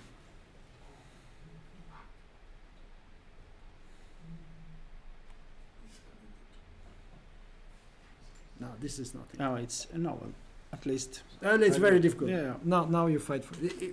You can quickly lose a game like this because the queen is so strong. True. So this could be a crucial moment. So this is something he should think about, to go for that. Because if white can just continue, to build up an attack or something like that, it could be game over very quickly. Very interesting position. Very interesting. If black manages to do something with this, that's great. Also, Bassam has only 7.5 minutes. Who to play? It's black. It's black, but he has almost 20 minutes. Yeah. So this is a really, really interesting position. Really, really interesting. Because rook e8 or not, that's the question. So let's jump. Please. We go to Tiger. They are playing a slow game, I can tell you that. They have 7 minutes against 12, and they have only played half the game. Okay.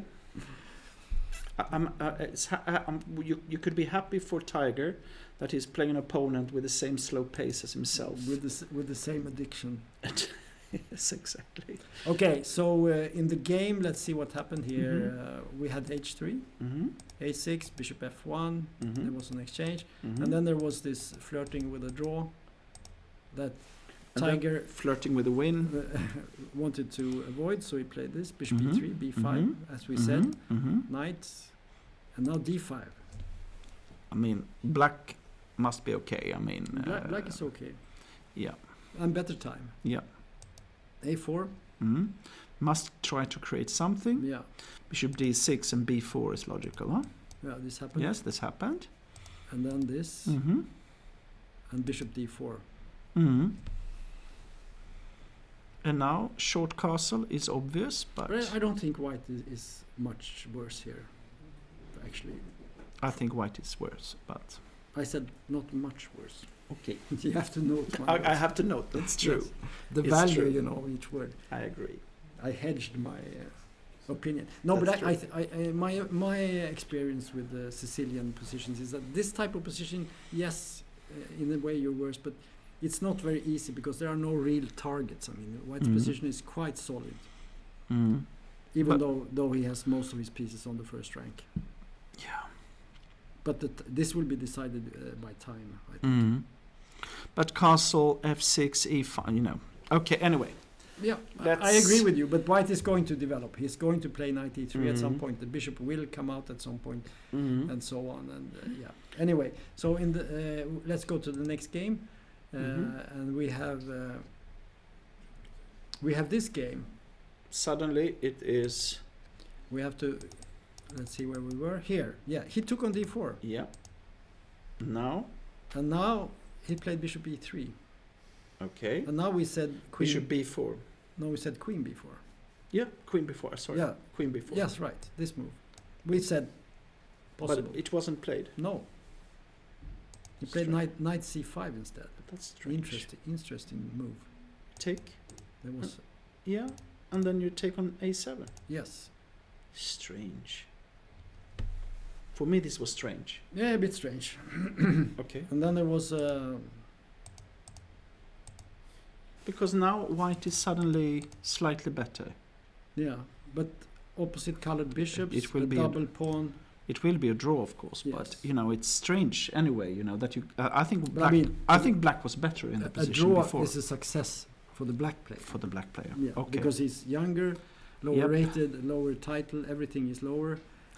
Everything's lower. Everything's lower age. Yes, yeah. everything is lower. Okay. But making a draw against this renowned grandmaster Heberla is for him a very good. That result. he maybe even have been his trainer in the young years. You know, maybe still is. I mean, maybe still is. We don't know. We don't know. Yeah, that's right. So I think you have to weigh all these factors. Of course. So then we go to Falkeval, and this was extremely. Yeah, we had a position where we thought that white must have chances to be better. Yeah, but then when this came, we saw that maybe black is absolutely okay. Yeah, I think that was the conclusion. Somehow white managed to lose the thread. But look what happened now. Yeah, now he took here. Yes, and then he played bishop. I played g5. Yeah, that's a tough move. That's a tough move. But it maybe it's very smart. Yeah, the point was that he gets the square for the queen. With tempo as well. Sometimes it's important not to count too many pawns and things. Just look at your pieces. Exactly. How are your pieces placed? Are they well placed or not? And if you look at the pieces, white's pieces are quite well placed, right? The bishop on d6 protected, quite a strong piece. The knight on d4 blocking, protecting c2, everything. The rooks are not really badly placed, I wouldn't say. And now suddenly the queen also has got some. So and if you play like bishop d2 or something like that, could be that queen h4. You mean rook f7 and... yeah, this type of stuff. Let's have a look at that. At least a little bit dangerous, you know. Yeah, I mean, I don't really believe. No, it doesn't work cannot, because you true. No, it's I saw that. But in principle, let's just show this because it's kind of typical action in these types of positions. Exactly, this type of tactical tricks. Checkmate. Because always when you have this type of positions, you're not only looking for the strategic ideas of the position, but the classical tactical possibilities. But he played bishop e7. Mm-hmm. And this is typical. I mean, in time pressure. But you don't want to play that. No, you don't want to. Because if you lose your black squared bishop, white will have compensation always. Yeah. But also, it might be very dangerous. The problem is if you do this, what's then happening? you will get this position that we looked at. Then we get this. Yeah, but I was thinking about this. This is completely catastrophic. And h5, you can play queen f6. Yes, huh? yeah. This is all. Yeah, that's all finished. Yeah. I mean, this is quite. This is handsome. But there is another possibility. Instead of playing bishop d2. Yeah, but let's not dig too deep. No, we don't dig too deep because we have so many games. Let's see the game and enjoy the moves. You don't want me to crush your variations, Tom. No, definitely not. Okay. You always do that. It's so nasty. Okay, bishop takes, rook takes, queen h4. Yes, because now, you lost your pawn, but you swapped off your bad... Actually, in that position, the bishop on d6 didn't do much. Right. But now you have these holes, and your strong knight on d4 could be absolutely worth it. I think exchanging this bishop on d6 against that on g7... That was good. This was good for white. Yeah. Because suddenly the king is very exposed. I would be now... Yeah. So rook g7, rook f3. I mean, you could. I was thinking about even to take on b5 just to get rid of the threat to take on. Yeah, it's not bad. No. But I mean, he gains the tempo by attacking the queen. Mm-hmm. And where do you go? Yeah, he played the expected move, I would say. Mm-hmm. I don't know. What, do you want to play rook? Rook d3 and you win the queen. Could that be something? Well, you don't win the queen because it can go back. Okay. But okay. No, it was an interesting. But I thought about maybe the idea is to play g5. But what I'm thinking, rook d3 maybe, but isn't there something like this? Is that bad? What's happening here? What is the threat? Actually, the threat could be to play rook f8. Yeah. And rook take, king take, queen d8. It could. Yes, I agree with you. Could be. Actually, that may. Let's just make a move here. Yes. Let's make this move. Yeah. Let's see. This, queen d8. But maybe not. You have this. Knight e6, and it's winning immediately. It's checkmate. 2 moves. Yeah, it's mate because you have queen this, f6. This. Yeah, and. You want to do this? Yeah, whichever.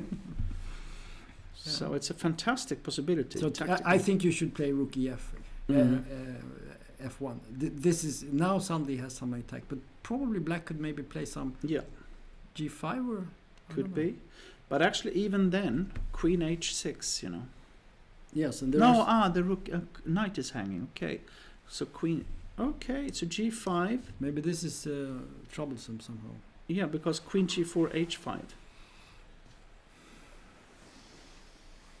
But is this the position now? No, it's queen d2. So now, okay. So maybe rook d3 is a point because you need to. Maybe rook ef1 is actually a mistake due to g5. But it could be that rook d3. Maybe you play g5. Well, you could play this, and then play this move. But then you take on a4, you win.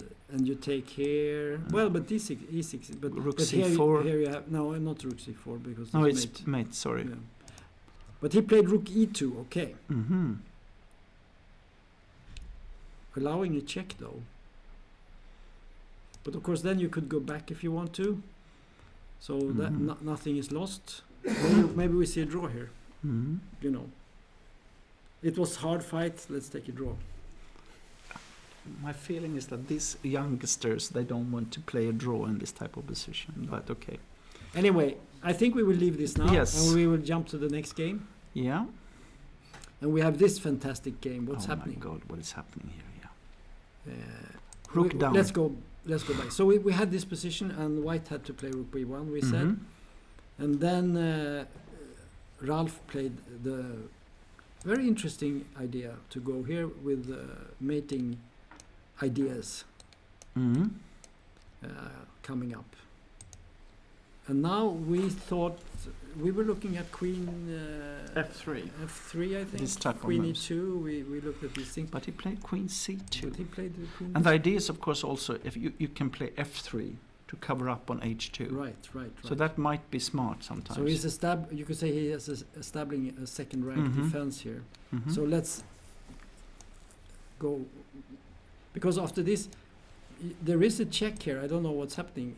Could be that you take the bishop first.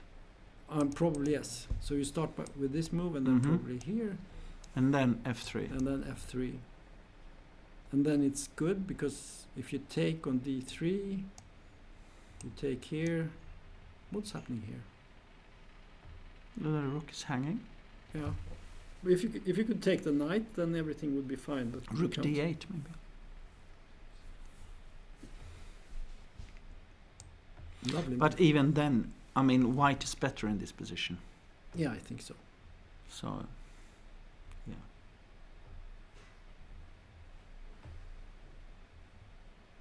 You mean Queen G2? But then you take and play Rook D2. That's not better. Rook take B2 maybe.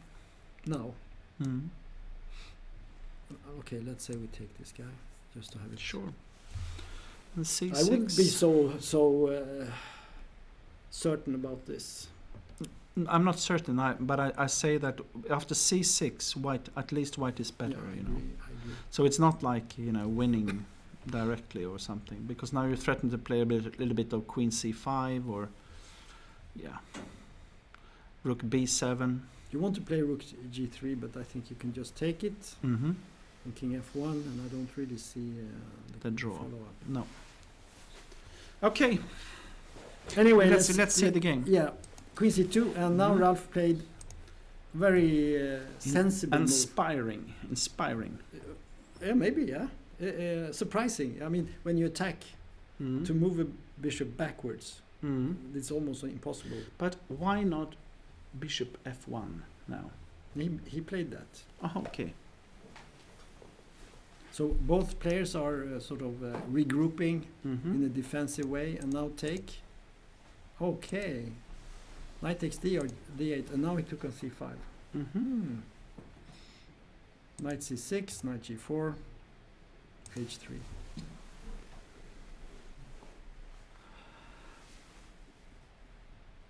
White is a rook up, so. Yep. On bishop takes F2, maybe you can even take. Maybe. And if you play, can you take on F2 with a bishop? Yeah, that's what I'm thinking. Sorry, what did you say? No, I'm saying you might even be able to take on B8. No, probably not. That would be dangerous. Yeah. So where do you go? You go here or here? No, then it's check on E3. You can take on E1 probably. Yeah, it's true. We should avoid that. There's also Queen D5 maybe. Maybe, I'm not sure. So H3. So bishop takes. So King H1 most likely.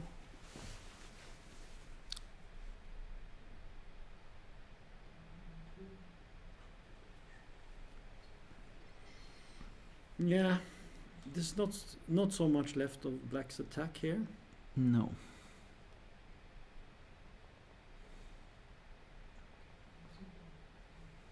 Yeah, it looks like I think that White is simply winning here. Yeah. So what happened? Something went wrong. I think it was in this situation where we had this crucial situation where the queen maybe went to the wrong square. Could be, because it's so sensitive, this attack. If it's so we had this position, right? Yeah. And he played Queen H6, but there was this also a possibility at least. This option to keep some pressure here on C5. And also Queen D5 is. Yeah, and also this idea, and both these ideas here. Probably that was the best. Maybe. At least, you know, because it's very, very sharp position. So I'm not too sure about. Maybe this was a little bit too slow. Could be. Okay, so I think we're going to jump back and see what happened, because we had some fantastic. Okay, it's a rook ending. Black is winning almost. Well, I wouldn't. Yeah, it should. No, I don't think so. Almost, I said. But yes, almost. Okay, but rook ending games are always draws. So okay. So let's see. We had this. No, position. maybe it's a draw actually. Yeah.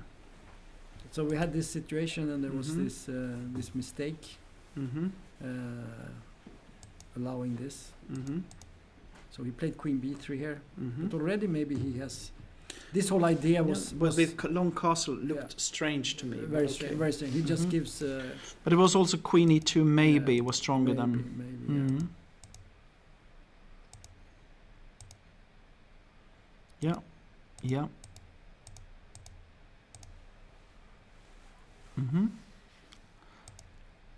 Okay. Okay. So they went for the rook ending. But this is quite okay for white actually when I take a closer look to it, you know. Yes. Because the rook is, you know, because it cannot swap it off. So, you know, if you play h4 here, for example, you know. Well, he played or F4 king c3 maybe. No, I think white is not worse here. No. Probably. I think actually that white is king e6. White is slightly worse, but is king e6 a threat? Maybe. What about king c3, king d4? Yeah, that's what I'm thinking. Because if it was black's move, this might be irritating. But if you play this move and king comes, you can. Can you play something here that is king HL or h? I mean, I wanted to find Sotsvan here. But you know, let's say you make a move. Maybe even king in some king e4. Yeah, you can just move the king, but even sometimes you might even be able to take and play king up. Could be in some cases, maybe not here. No, I think this is the solid way. It should be a draw. Agreed. Okay, let's go to the next game. Aha.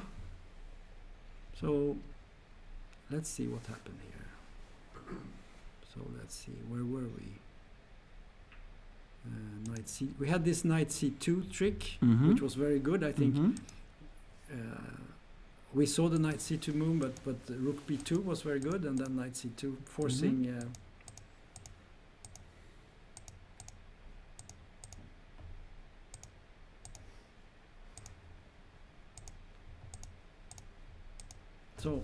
So, actually, still a bit of pressure. Actually.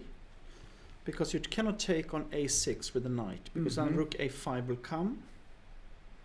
And also the king cannot move closer here, because as soon as you move here, there is a... Well, maybe not, because there's king d6, but I was thinking this, but actually you can go here and threaten the rook. So it doesn't... You actually threaten to move back here. But maybe you can move your rook back. But anyway... There is no doubt that it's white who have got some chances here, you know. Even though my feeling is that this will be a draw, but you know, I think that white has got some chances here. Yeah, but don't forget that black has very healthy pawns here. I will not forget that. And so in some, let's say there is some mistake from white side, and black wins the a pawn. Could be. Then he wins the rook ending. Agree. Yeah.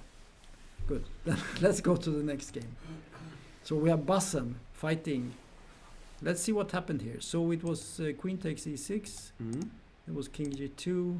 He played queen d7 instead. He didn't want to go into this thing. It was interesting, rook e8. Yeah. But also, it's if you are mated after that, then it's embarrassing. Then everyone will say, well, "How could you do that?" Exactly. Yeah. So, queen d7 was played. In general, it's good to exchange queens. For black, yeah. Yes. But white has got a strong knight, and the question is, of course, he needs to play like b5 or something like that, just to undermine it. No. And the question is, you know, because still, even though the queens are away, there might still be an attack on the and black king. if you go here now, you have this trick. Exactly. And this, and then you take on b5, and it's not so good. Yeah. So instead, he played rook b8, and a4, and a6, and now knight f4, or no, then maybe bishop c1 he played. Interesting. He wants to come round with the bishop, e3, f4, start to. But he played b5. Yeah, he needs to do that. He wants to keep. He wants, of course, to keep. Check.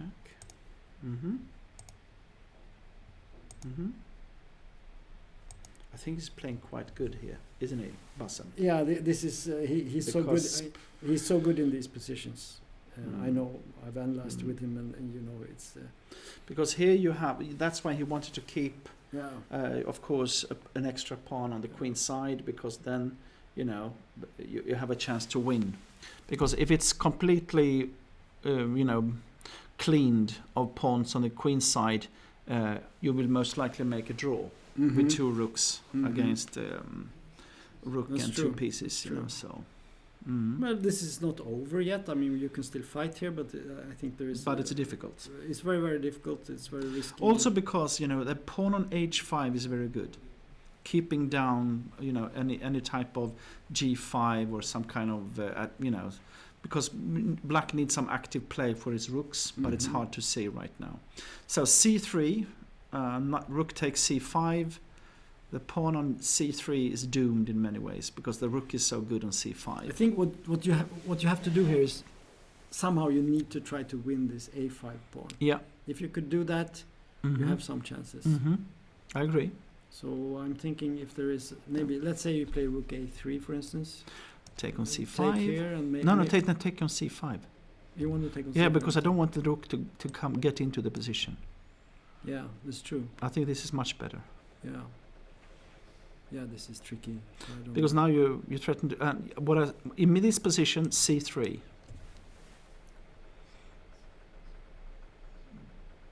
But even then, if you play very bishop e3 for example, what can black do? And then king f3, and it's hard to see. Well, let's advanced. Okay. That's good, maybe. True. Actually, I didn't see how good that was. Well, I don't know how good it is. But go back then. Go back, because then I want to have... So this is the rook, position? rook a3, take on c5, c3. So here you need to find a way to...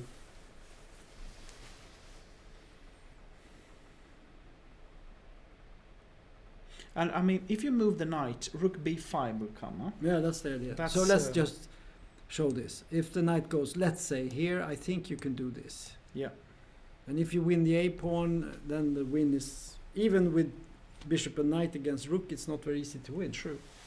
So this is a very bad move. Well, I don't know, but I think now black is better even. I think maybe even better, but suddenly it looks, not so bad anymore, right? So c3. Well, let's see. There was a move. Aha! He played c3. I don't like that so much. No, I think rook a3 was much better. Because now you can play bishop e3 and go with the king, and now it's just lost. Exactly. You have to. That was very strange. Actually, you have to. You have to win the a5. You have to. A5 is it's crucial. Yeah, it's completely. No, this is lost. So okay, we have some draws here. Well, this was a draw. We saw that. But Tiger also made a draw. He got this classical. Look at that. That was interesting. Queen d2. Yeah. We took. Knight takes. And we now can see that there is a computer analysis that we have not made, but made by Leeches, and it says that this is an equal position. And so bishop d4 castles. It's terrible that when we say the black is better, it's always equal. Yeah, but it's always equal. It's knight takes. Bishop b7. Now it's a draw immediately. Can you see? Yeah. And that will be a draw, yeah. And then they went on for more than necessary, and it was a draw. Okay. It's a decent game. Unfortunately, anyway. this was never really a game. No. It was just an opening and a draw, right? Yes. Unfortunately. But I think the time was the crucial factor. With more time, I'm sure that Tiger would not have fallen into this draw. Let's see Hebela again. Yeah. So, yeah. This will be a draw. Opposite colored bishops. Okay, there's an extra pawn, but it's not a real pawn. It's a double pawn. Yeah, it's a draw. It will be a draw. So we go to Falkevall. This is extremely interesting. Yes. And we have talked a lot about this game. So now we're going to talk a little bit more. So what was it? We have to get this. It was this situation. Well, actually, anyway, I must say it was quite a clever sacrifice. G5. Yeah, I like it a lot. Yes, because it's also suddenly you make it very difficult for black with the choices. Yeah. And you will get active play and so on. So I like it very much. This is beautiful, actually. It doesn't matter if it's good or bad. It's just from a practical game. It's practical 100%. Human perspective. It's a very great. It's a great move. He took it. The queen came to G4, bishop E7, and we said that this exchange was actually good for white, who now has a very clear knight against bishop advantage, and also open files towards the black king. So very promising white position. Queen H4. Rook F3 and rook Queen D1, King G2 he played, he didn't go for the draw. Queen A1. That's strange. What is that? Now it's actually threatening Rook F1, huh? Yes. And the queen is trapped. So that's why, yeah? I feel that Axel is getting a little bit outplayed in this situation. But now I must ask, what is happening if G5 comes now? Yeah. What is happening in G5? Well, Queen F2, of course. Queen F2, okay. It's not over. It's not over. It's not over until the fat lady sings, Typical chess quote. Yes. Okay. Well, you cannot say that anymore. It's not politically correct. Okay, I'm sorry. You have to cross out certain words. Yes. But it's a famous quote. The fat chess player sings. Well, not that is fat not. Is not word okay. is not okay. Aha, okay. Just checking. Lady is okay. Lady is okay. Okay. Okay. Anyway, let's see what happened. Let's not dig too deeply into these things. No, let's look at what Queen happened. A1. Yeah. Oh, sorry. But anyway, the idea. No, not from the beginning. No, sorry. Yeah. No, now we went too far. Yeah. So well, let's see this. Queen A1. I want to see. Okay. Queen A1. And now Rook E1. Interesting. He's hunting away the queen. Very smart, actually. I like that. Yes. Good. So well played. The queen is in prison here, right? And you're threatening to play maybe Queen F6. Threatening, and then you're threatening to give checkmate on F8. Yeah. Well, what about our Rook F8 mate? Yeah. Isn't this a threat? Rook E. Yeah, that's right. So he played H5. Yeah. So we can just show it again because it's quite nice. Let's make a move. Let's take a pawn. That's right. That's right. Yeah. And then this shocker comes, here, and now this check here, and things will not get better if you move the king. So you move the bishop, but now there's a very nice mate here. Now you can even choose. This time we do it this way. But let's see what happened. What's H5? So now can you do it now? No, because now you have H7. Yeah, right? but this is still your rook. No, but you have to. The king goes here, right? After. No, you're right. What is happening now? I just want to understand. Okay. Well, you could go up to. But then you actually. Maybe King H7 immediately. Yeah, is that's smart. what I'm thinking. But let's just see if this mating. If it works, yeah. You could still go up here, of course. But then maybe Queen D8. That's what I meant. Exactly. Yeah. Exactly. So you take and. That's then, why you need to do this it immediately in that sense. No, but it's. You have to go here then. But this is white is winning here, I think. Probably has check here. Maybe you can play h4. Take on c2. Oh, sorry. It will be a draw. Maybe it's not a winless. Maybe it's a draw then. Maybe it's not even a draw. No, this is not so good. Yeah, you can take on g7. That's a draw, of course. Or f. It didn't quite work. Okay. He didn't do it. He played queen f2 instead. Mm-hmm. King h7, rook f7, rook g8. Mm-hmm. Knight f3 Knight if f3. possible. That's very nice. Mm-hmm. d4, knight g5, king h6. Oh, this looks very... So now you have to look at the times. Okay, Axel has only 3 minutes, and the Indian young guy has... Queen f4. 5. Queen f4.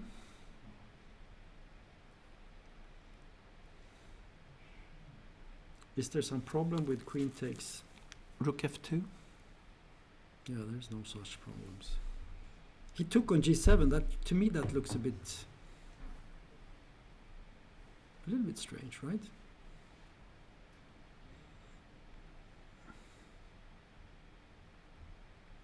Another move is of course h4. You know. Looks. But queen f4. But maybe this is not so stupid because I don't think you can take with the king. No, then you can play queen to f7. Yeah, but maybe you can even do something like queen. I don't know because the king comes up here. Maybe. But then h4 maybe. Yes. But why? Why Yeah, should? no, Why? Maybe just take this guy. Yeah. But then maybe take on c2. And you have bishop c6. Bishop So c6. there are some a little bit tricksy. Okay, let's see what happened in the game because he took with the rook. So let's focus on what happened. Queen d2. Yeah. Very good. Bishop c6. Mm-hmm. Now we have an evaluation bar telling us that this is actually winning. Because you're threatening to play knight f7, and then check h6. Yeah. The threat is to go here, and then the queen enters and mates on h8. So there is a mating threat. So rook h7. Okay, over. Yeah, it's a bit sad. So actually, the crucial moment were g5, I think. The question is, what does the computer say about that position after g5? Just go back. Because that was so interesting when white played g5 and moved 24. Yeah.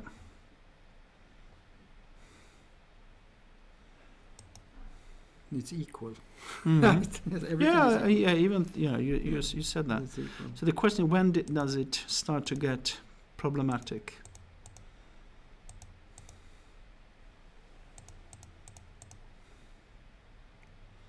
This was maybe not the best move then. Queen d1. No. Because then also maybe queen b4 and go back with the so that the queen can come back. Also here queen a3. Yeah, to go back to e7. To start defending. Exactly. The problem for Axel is that he wants to attack. Exactly. And he thinks that the counter play with the queen on the queen side, but that's actually what ends the game for him. Now this is the point. Very clear advantage. The queen needs to go back to e7 for sure. And here again, queen a3, stopping this mating attack instead of h5 was the best move. Yeah. Queen f2 very strong, and now actually now king h6 is best, but who can play the queen d2 check. Yeah. Yeah. Okay. I think we have seen this enough. I think we go to the next game. Soon we have seen enough of this one as well, I think. Because I think that he gave up. We have bishop knight g4, h3 takes, rook e5, g2, knight f4. Okay. He's fighting.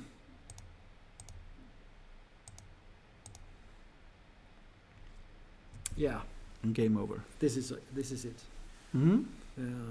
So that's okay. over. I'm a bit.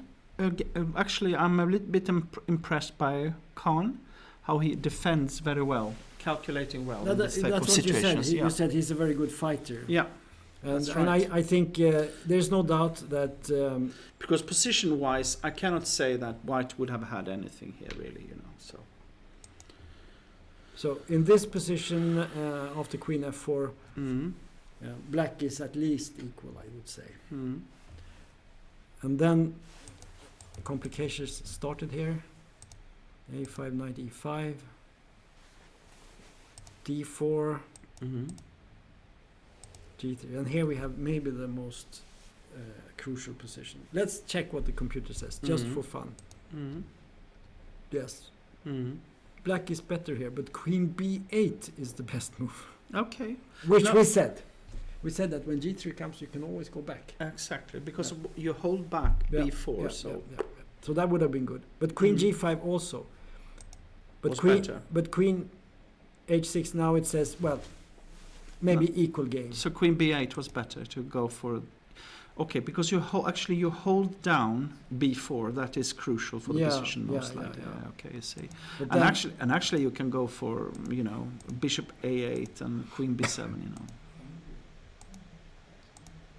Well, the computer says still equal game here. Queen C2. Fantastic. But now Bishop F8.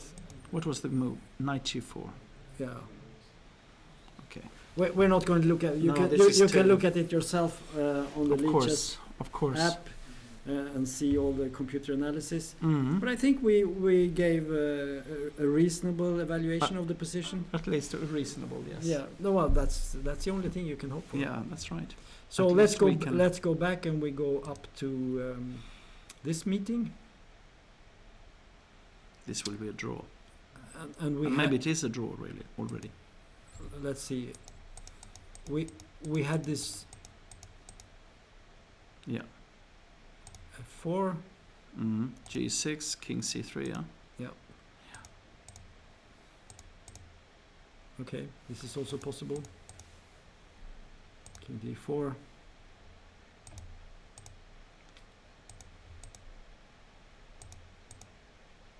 No, this is not possible. This was a draw. Yeah, the rook takes D5 and they took a draw. And black holds a draw because, of course, he has a passed pawn here.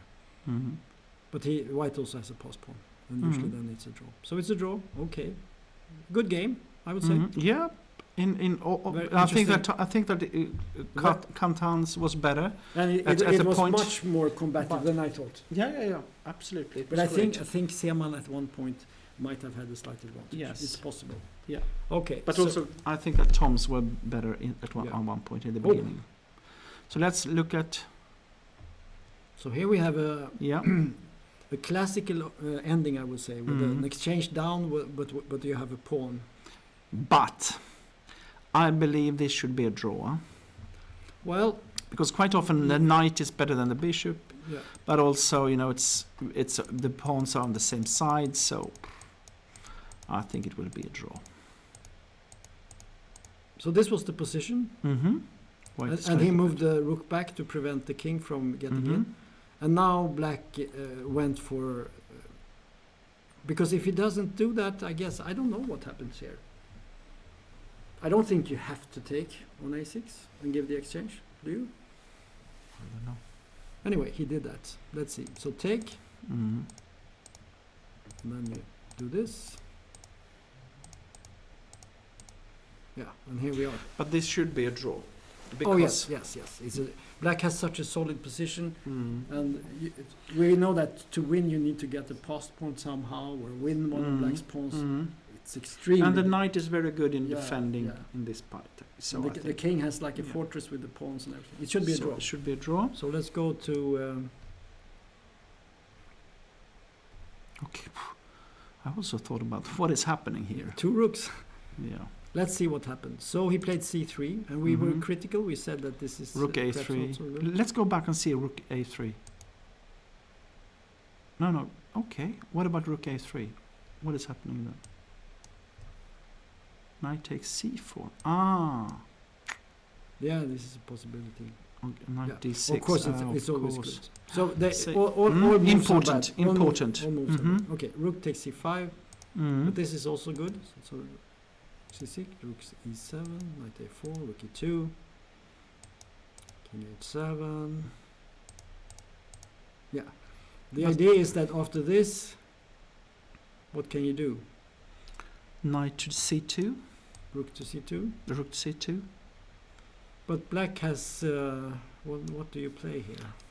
Yeah, here seems to be the first critical move for me.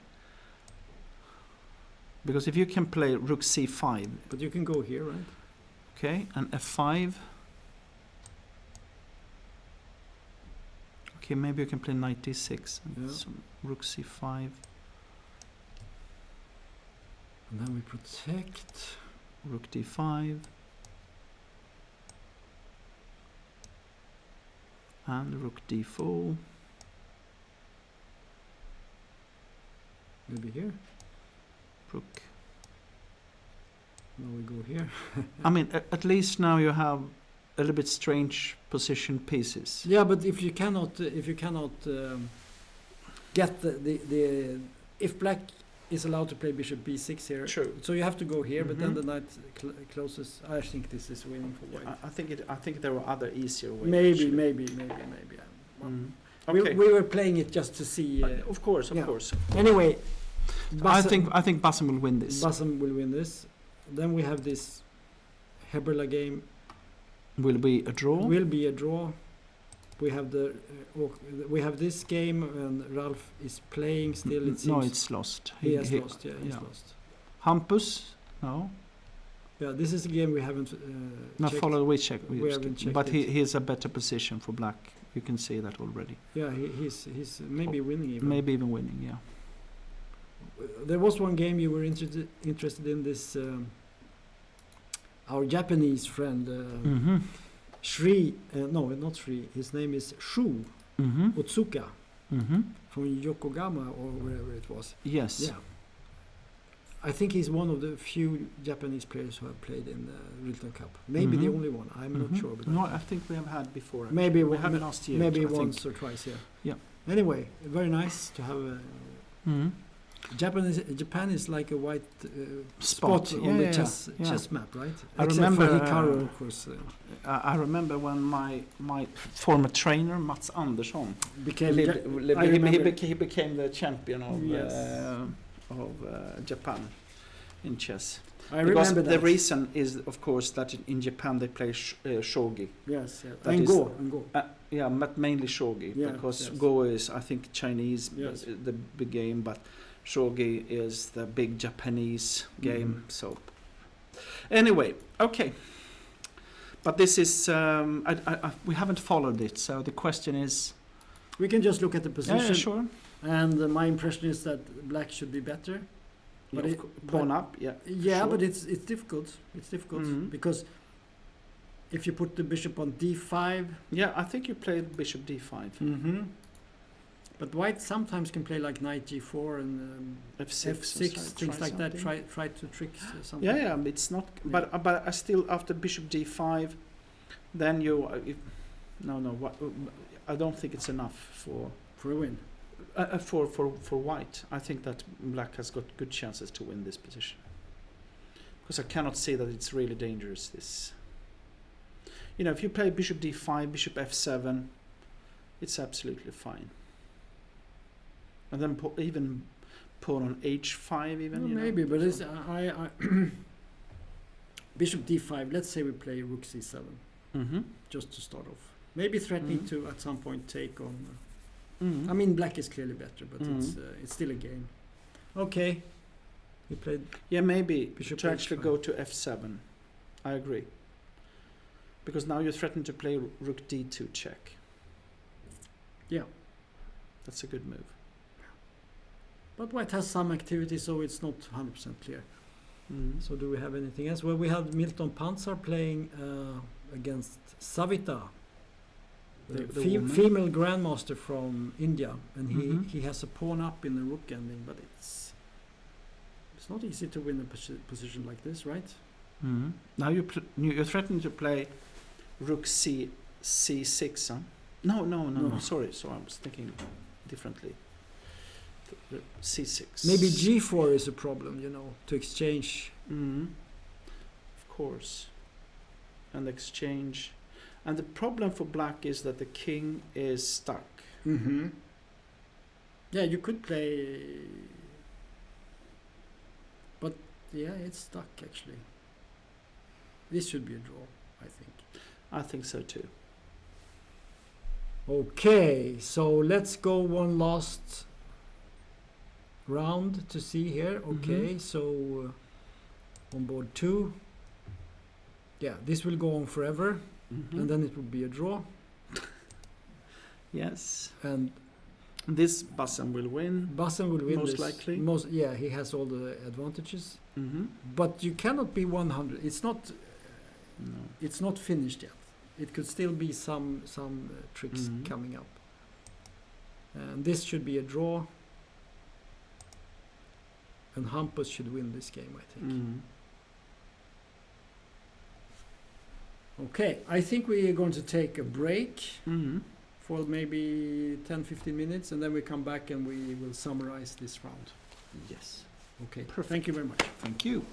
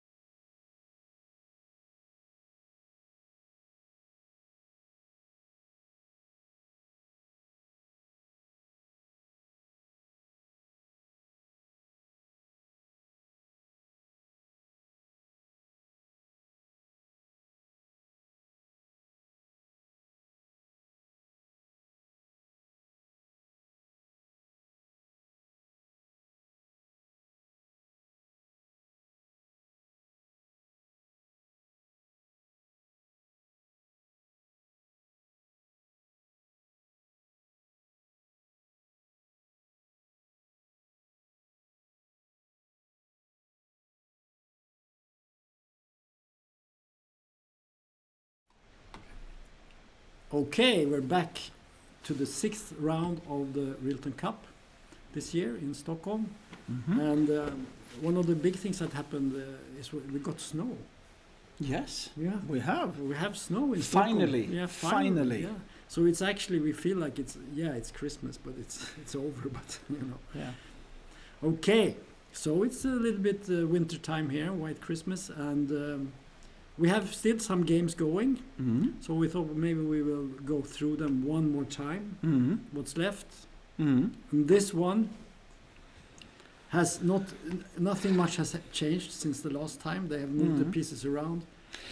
You could say like this: the normal winning idea for white is to go with the king to d6 and try to go for the e6 pawn. Right. The problem is that the knight will be hitting on g3. Right. And if they get swapped off, there is simply draw immediately.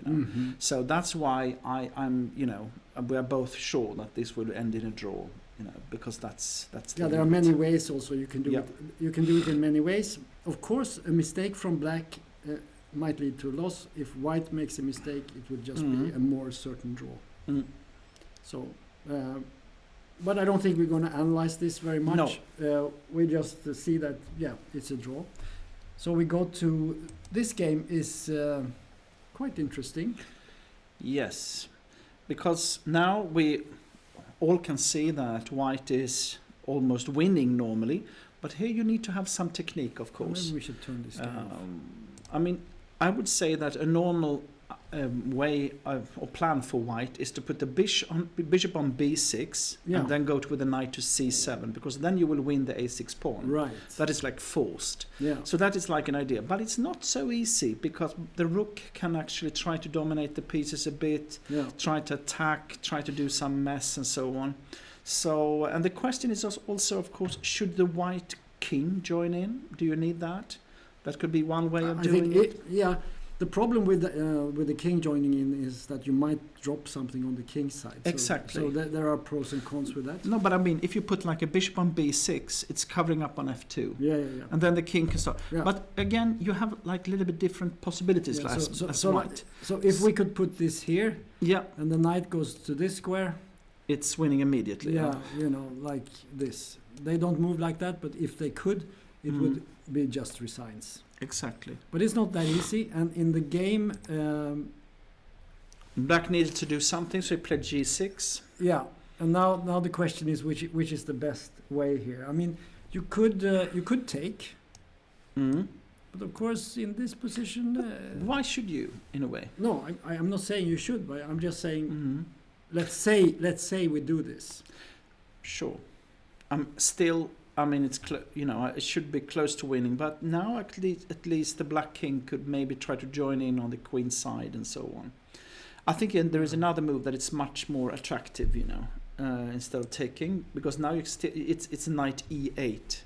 You showed us that you wanted to go with the king, then knight to c7. Then you have this fork idea. But also knight c7, that is also a fork. Also, yeah. Yeah, I saw this move, and I thought perhaps you could try this move. Yep, and then go with the bishop. And then the bishop goes somewhere, maybe, I don't know, here. Maybe even e1. Or c3 is also possible, of course. Yeah, you could go here. Yeah. And the idea is just get the knight to c7, and then everything is fine, right? So maybe we should prevent that. So where do we go? To b7 or to maybe we should go to c7, c5 or b1, just to continue to hunt. Yeah, the bishop. we could harass the bishop, but I think you can go down here. I think it is. Yeah, and now you can choose. Maybe go here or something. Yep.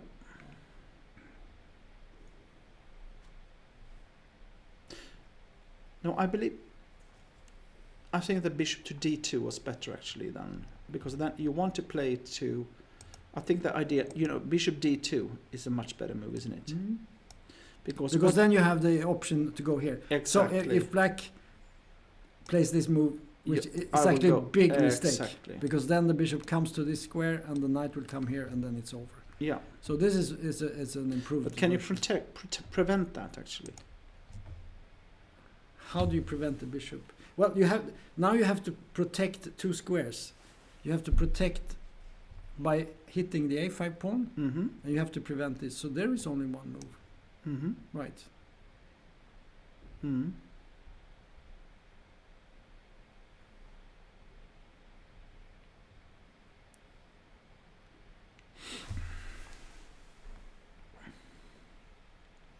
Can you play some knight f6, knight d7 trick and try to get a check on the diagonal and, I'm sure you can. hustle the knight to some good square somehow? Yeah, but actually that's a good point, because you can actually put the bishop on b6 and the knight on c5.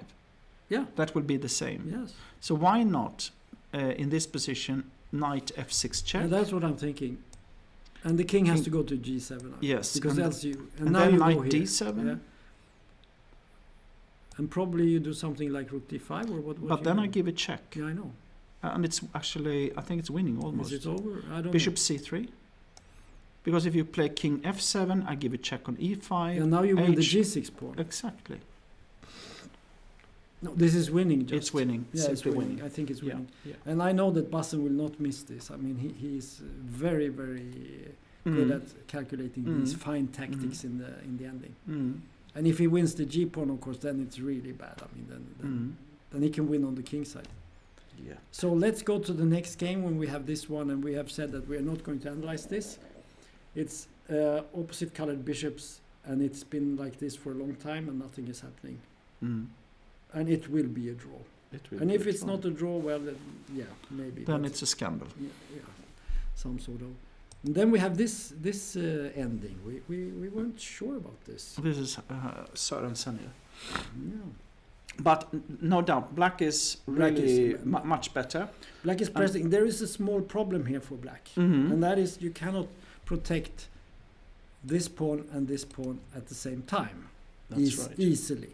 But a check on h2, it must be 1 second move, I Yeah. think. Because you take down the king, and then the king moves forward to c3. It's the normal way of playing. So, is it this move or is it this move? Is it c1 or c1, then king c3. yeah? And then you would That have to must move the be- king anyway. Yes. So you after this you would probably go to d1, right? Yep. So what's your suggestion? Because h4 is my... if you play something like this, But that's normally not... then maybe you can take here. Yeah. No. So not so good. No. But then you give a check and play c2. But you maybe win. this move. No, yeah? but that was winning, the other variation you gave. But there were better ways to play, I think. Yeah, let's get this right. Mm-hmm. c3. Yeah. Because if you take... No, okay. Yeah, it's not so clear. Not so clear. The idea is this looks fantastic, completely crushing. The problem is that you can always check. Mm-hmm. So whichever way you go, King you A3. can take this. Now you can move this. This I think is a draw, right? Mm-hmm. So it's you can easily misplay this. He played Of rook. course. He played rook h2. I think this is the obvious answer. Mm-hmm. But I think you should engage this pawn. Or you play king... Oh, yes. Okay, and take on f6. Maybe just push. Yeah.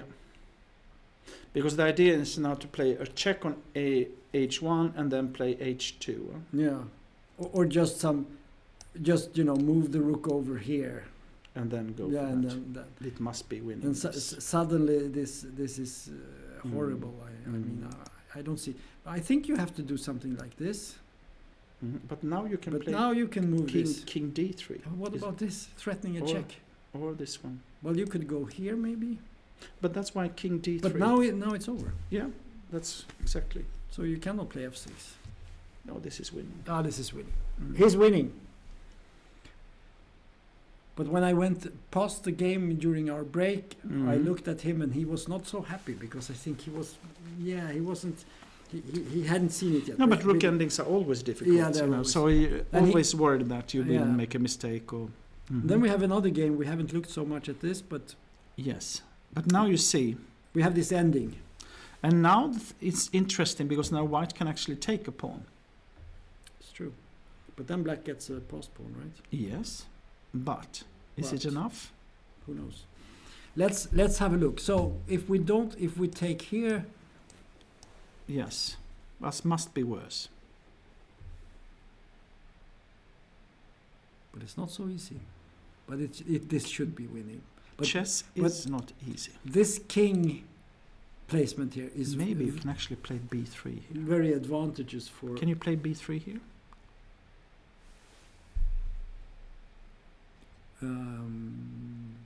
Yes, you can do that. I'm a little bit worried that you might get your bishop round to attack this. Yeah, but the thing is, then I will play knight c5 in the next move. Okay, so I go here. Knight c5. And I put this here. Knight b7. Oh, maybe you can you play a4? No, why not just take it? And I take on. Yeah, but isn't that good? Yeah, maybe. I don't know. But okay, let's no. It was just. Anyway, but let's. If you take on c5. I think this is perhaps easier. c3 like this. And let's just do this. Mm-hmm. Let's make it simple. Mm-hmm. But this is not clear. Should you play c4? Yeah, because you want to get the pawn to c5, right? Mm-hmm. And a3. A3, or let's go back maybe. Mm-hmm. And knight, bishop a4. That was my idea, because then the knight will be totally. Well, I go here, I think. Maybe that's. Or maybe I play a2 first, then. Yeah, go back. Maybe. So let's see. Here you play a2, yeah. Yeah. Let's say I put this here. And I play bishop a4. Yeah. And then I have to do this. Mm-hmm. Oh, awesome. You want to show your game? This time you will get Jesper as your. Okay, very nice. Because he needs to get a lesson in endings, I think. Thank you. So I'm looking forward to that. Please, Bassam. Let's see what we have got. So, do you want to do the mouse as well? Yeah, it's okay. Sure. So, yeah, it was this Sicilian. I expected this. Was it something you?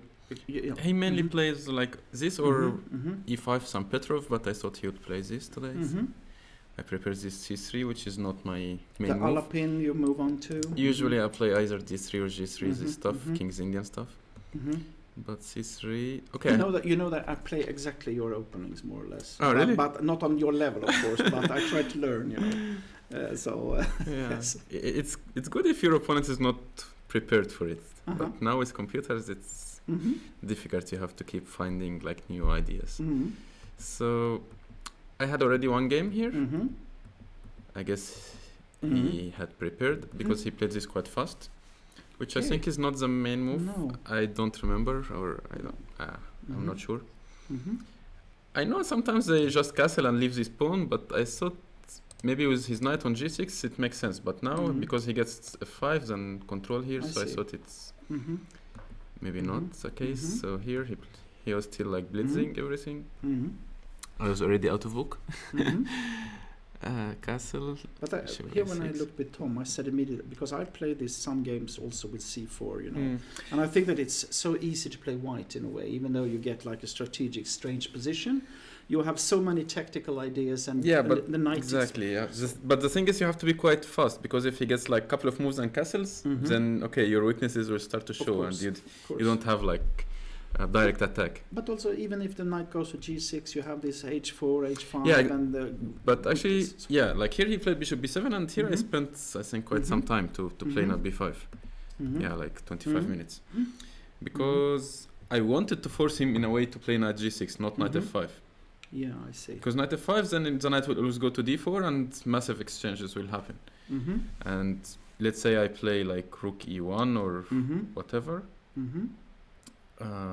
Then he could play knight f5, and now whenever I play g4 he just goes to d4, and then bishop e7 and castle, and it's not so clear. But I thought, okay, if I start with knight b5 like I did, and if he plays knight now if knight f5, now g4, okay, it's still massive exchanges happening, but I thought this might be like better with this pawn here, because now I can already exchange queens, and then f4, king g2, and the king will always go here. Play a4, bishop a3. Like I thought, I can push this slightly better, of course. Exactly. For Yeah. white. Also here I can, if I don't want to play in game, I can try to still go for attack, because I think I'm okay in both sides now. I can play o4 to prevent anything here, and I'm not sure where is he castling now. And I can exchange queens maybe any moment. So that's what I was calculating. So I thought knight g6 is kind of forced now. Yeah. So in that sense you have made a little bit of a victory, because he hasn't got the control of a d4 like in the other version.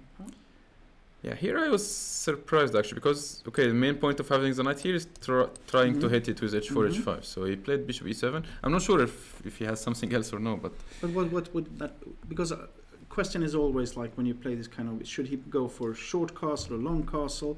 Long castle looks very dangerous, because then you can maybe just problem also I have bishop g5 now. Yeah, so that's right. Yeah, bishop e7, h4. Now h5 is a threat. Whenever he plays h5, it's very good for me. I get bishop g5, and then this pawn will be always very weak if he castle short. So. But it feels like already here you have, because when I saw this, I said that this looks very promising for white. Yeah, I was happy when I played h4. So the question is where to find, a better move for black. I'm not sure actually. I think this line is, with the bishop a6, I just feel it's a little bit dubious to do that like that, because you don't have to be so afraid of. I don't know, but with computer it could be easily saying like black is better here. It's normal, I think. But he can castle long here. I was expecting rook d8, knight f5, knight g6. I think it's all possible moves. Okay, bishop b7 is also logical move. Because I always have some queen a4 ideas, and also this diagonal, so it makes sense. But it gave me this move. So engine says knight b5 is good, yeah. If it has. It says that was the move. That was the move. Okay, and it recommends rook e1. Okay. Yeah. So. Yeah, I don't know what he should have played. Maybe but a6 at some point. I was going back, and then this pawn. I get rook b1, I get knight a4. Sacrifice on d6. Yes, exactly. I could play, but my mind, it's not clear, of course. Yeah. But you because his bishop is still here, so he needs more time to castle. I wanted to keep his king in the middle as long as possible. So yeah. Anyway, here he decided to sacrifice this piece, which is. Not bad actually, because the position somehow the dream position would be to play d4. Then if he takes, I take, and I have. Now it's winning more or less. Yeah, this is finished. But the problem he doesn't take. He has this a6. It's very annoying. And I cannot go here because queen d7. Queen d7. Yes, you cannot. It's pin. So I'm not in time to play knight e4. And of course, if I go back, then he can always take the pawn, or and rook d8, and he gets very big compensation. Yeah. So f4 was another try, but again I didn't like a6, and bishop b2 was always worse because of a6 and the knight. Yeah, then I have actually it's possible. Yes. I could, but then when he takes and plays f6. I mean, I was not sure where to go with the bishop. I mean, if I go back, then I thought, I can get the same with the queen. At least the queen is more active, and I get to choose to e3, to e2, to f4. Because I thought in this position that black needs to play h6. Yeah, because, he always have to prevent my h6. Because if you can play h6... Exactly, yes. So if he play h6, do you have any possibilities here? I mean, I could, but now rook d8 is Queen g4... don't know if f5 works. It works. Okay, I'm sorry. Yeah, I thought it's unnecessary to give counterplay. So you played f4? No, I played queen e2, of course. Yeah, just to force things. I played this. Now he has to take. Why not? Can he play an a6 now? Is that any? Yeah, actually I wanted him to play a6, but because then I see. Then he has some weaknesses. Yeah, I see. Because like he cannot take on d3, of course. So actually now you're knight here, and he'll have to play this and then check, and h6 is of course. finish. Yeah. Okay. So yeah, take f6. Here, I was not sure to go back here or here, but fine, I said okay. Can you play queen c7? Yeah. Is it any idea? But then rook f7, I didn't like. Okay, I said I didn't see that move. Because I really want to be able to play h6 before he can do it. But no, if he like takes here, then h6 is actually I did calculate this. Yeah. It's very good for white, I thought.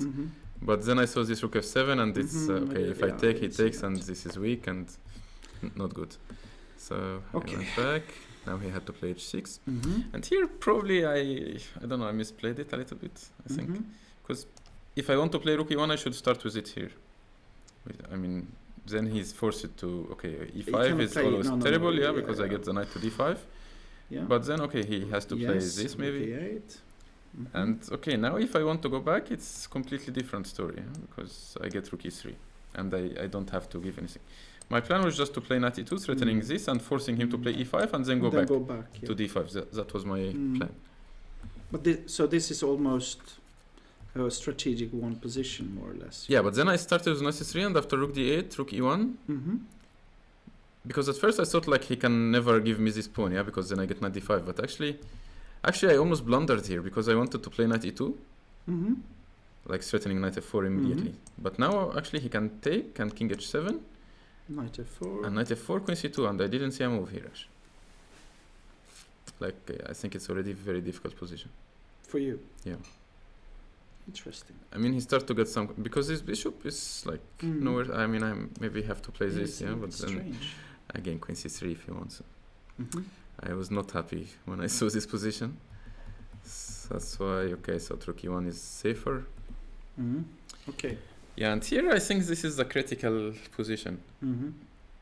Because I guess both of us don't really have moves. There was one move we were looking at. It was rook e8. For him, I played king g2 here. Oh, sorry. Yeah, and rook e8, and then rook e8. So but I thought this should be just winning. Yeah, and then knight d5. And then take. Yeah, and because if you played knight g6. But here I can take also. Yeah. No, then you take h5. Okay, I was going for this anyway. I mean, we looked at take on a2 even. Because you have check and takes this one. Exactly. And we were not sure that it was so easy. We didn't find really? Anything. But don't forget, we are not so strong as you. No, I didn't. But I thought this should be winning. Like, I can just wait. We actually thought that this was the only chance, because in the game it was so. I said black needs to do something. Try to change the path. But then he can keep chasing my rook. Probably. Yes, exactly. Yes. So it's now queen f7. Yeah. Yes, all the pawns. But now I just go here. Then rook c7. Yeah, and if queen c7, I go to f8. Now I get this. Maybe queen d6. Yes. It's not so easy. It's not easy at all. We tried to. We did try to. We thought it was a draw. Yeah. No, actually, I don't believe. No, of course not. Of course not. I hope not. No, but the point was, again, if this doesn't work, we just said that then you will be winning, because it's like so easily to play. But in this position, more difficult, at least, if the queen could continue to give checks and threatening to take on h5 and so on. I don't know.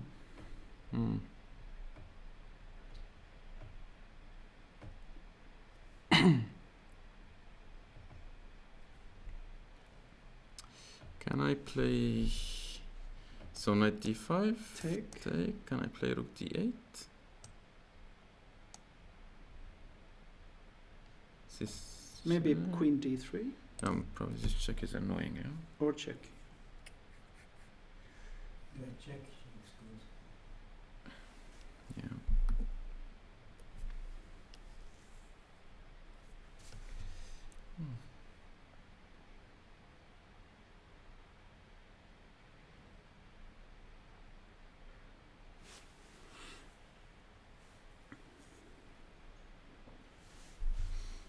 Okay, but this you take, yeah? Or if Well, this at maybe least queen this, f7. this is actually what we looked at, you know. To here, okay, you are simply not go for it, you know. not threatening my bishop, so I can play g4 probably here. Mm-hmm.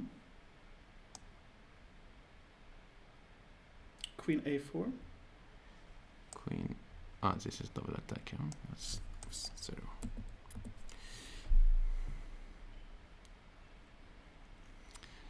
So I just need one good move. What is it? Rook here, maybe? That is the rook only d8. thing you need. Okay. Rook d8. Mm-hmm. Hopefully that's it. Now, knight g6 is a threat. I agree. And I hope it's unstoppable now.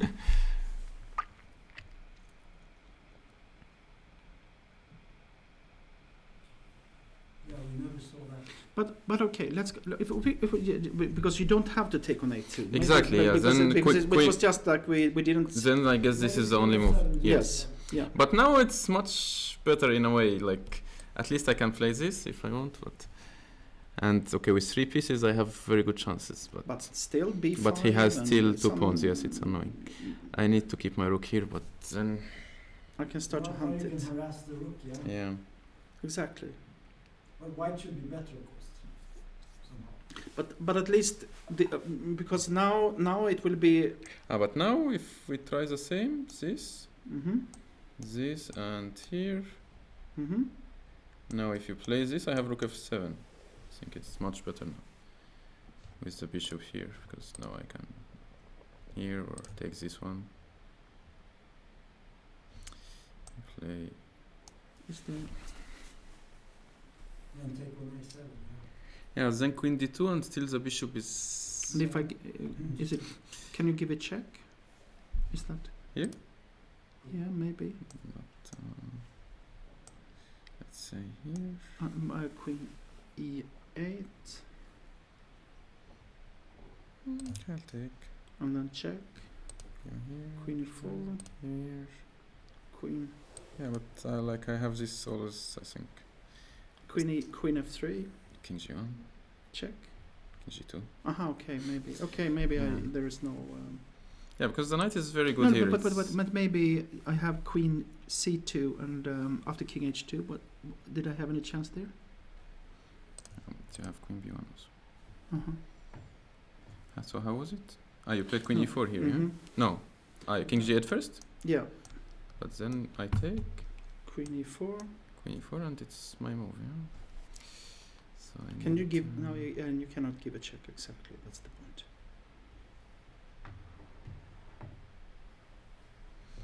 Yeah, this bishop is always... It's very strange. I always because- wish it's on e3.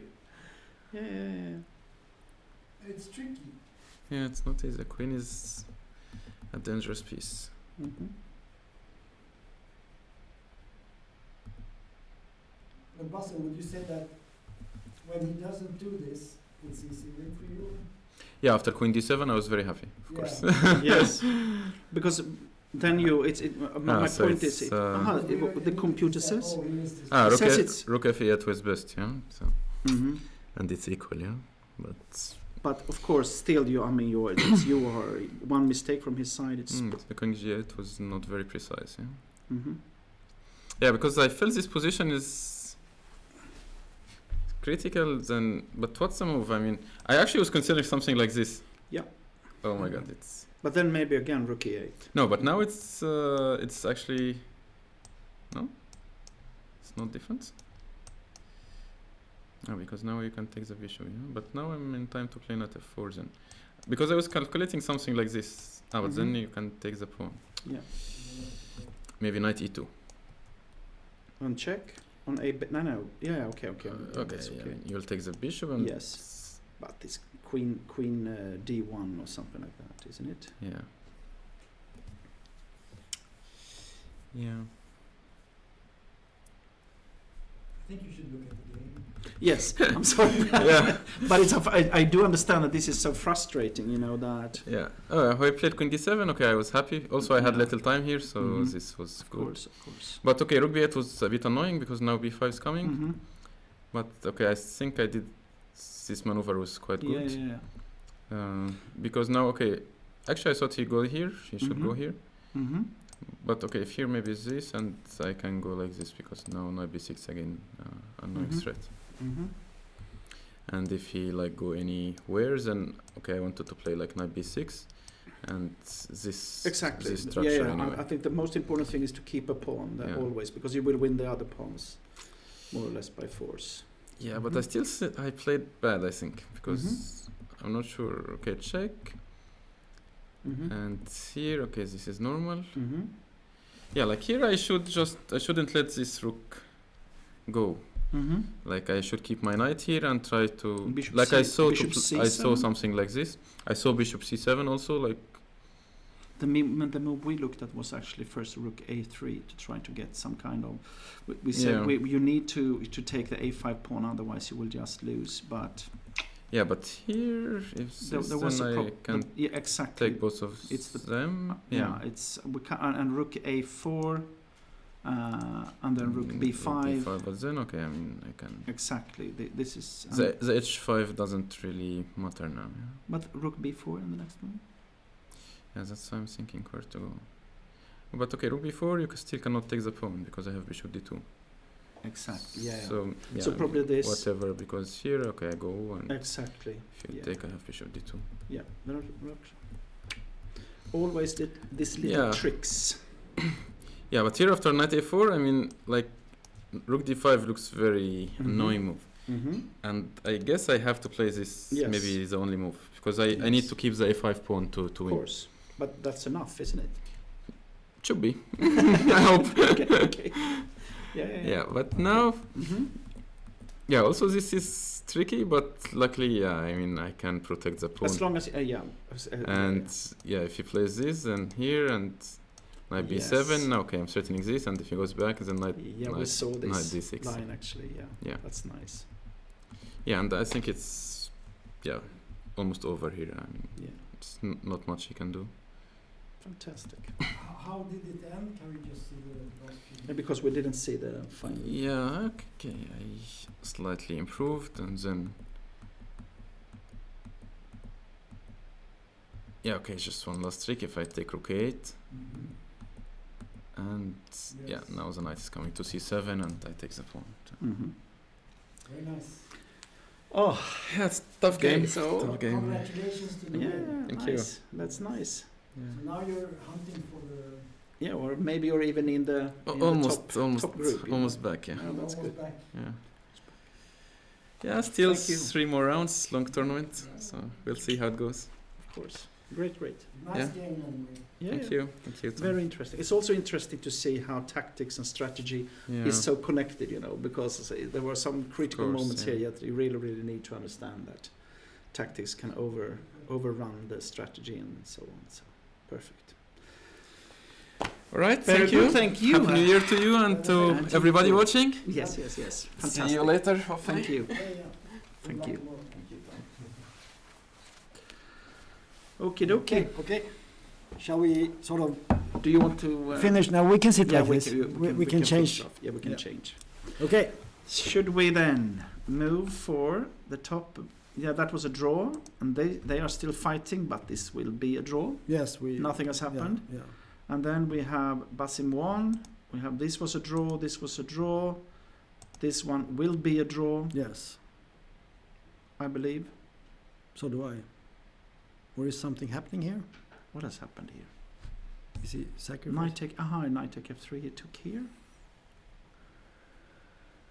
It should be a draw anyway, I think. Yeah, I think so too. Because yeah. But it feels like he has done, maybe he has calculated well now. But yeah. Because if he takes here, there will be a check, and then take here, I guess, and it will be a draw. But how can it be a check? If you No, take- sorry. This one, I thought.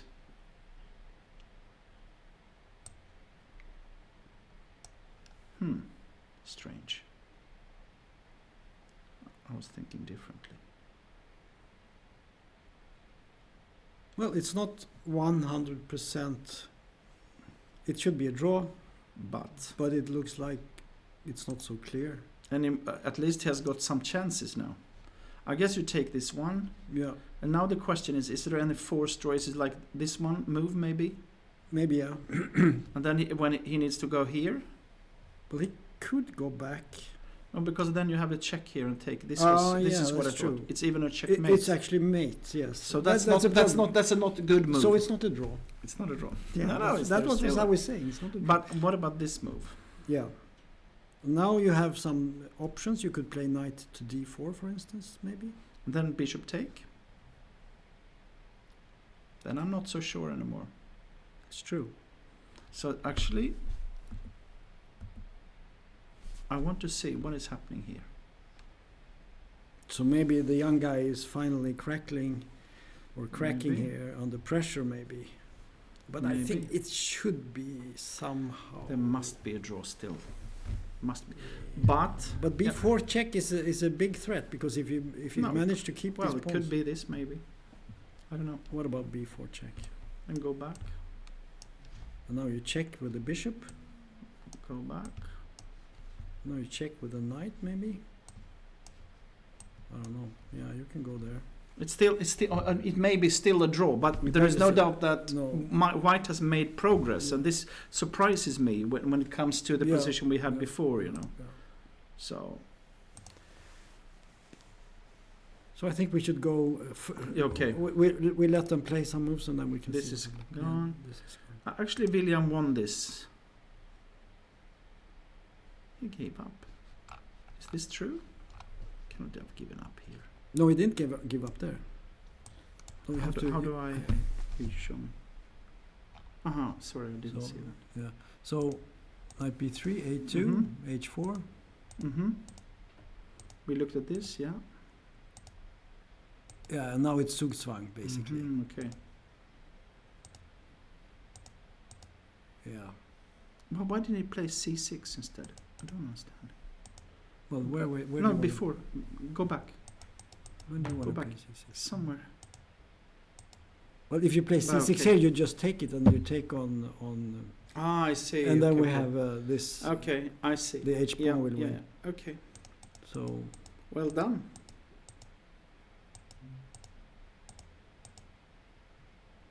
question mark. But it's lost, so it doesn't matter. Yeah. No checkmate is. His last trick was knight b4 check. Yeah, yeah. If he took. Yeah. Okay. But now he will just take it, and he has. Mm-hmm. He will go down and take the knight with his king and win the game. Of course. So Okay. Well done. Well, we had will be a draw. This will be a draw. Yeah. So I think yeah. Let's see now. This will be a draw. Mm-hmm. So what will the situation be in the tops? Will there be like 4, 5 players, or how many players will have? So it will. Then it means that. Well, let's count. We have Seaman and Cantons. Mhm. They made a draw, so they have 5 points out of 6. Just like Amin, And then we have Kulots and Levaich. and then it's only Levaich. And we think this will be a draw. That means that Levaich will come up. Then with, he will have 5. Bassam has 5, and that's it. and that's it. Yeah. So there will be 3 players on, and then I guess it will be Cantons maybe against Bassam. Mm-hmm. So this will be a real final. Why will it be that? Why Well, I'm not? just guessing. You're just guessing. Okay. Yeah, I don't know anything about exactly what's going to Mhm, happen, but mhm. that could be Mm-hmm. an interesting game. But it could also be some other matchup. Then it will be Jacob against. Yeah. So Awesome. I think we have come to the conclusion. If you want to check these games that are still left, there are still some games left. We think we know how they are going to end. Yeah. You are free to look at Leeches or wherever you find these games and just see the final. But I think for us, we are finished now. Thank you, Tom. So thank you for watching this stream from the Rilton Cup. Mm-hmm. And we are going out in the snow. Yep. Maybe have a dinner. Hopefully. And yes, and we will be back tomorrow at 2:00 with more fighting chess from Stockholm. That's right. Okay, goodbye.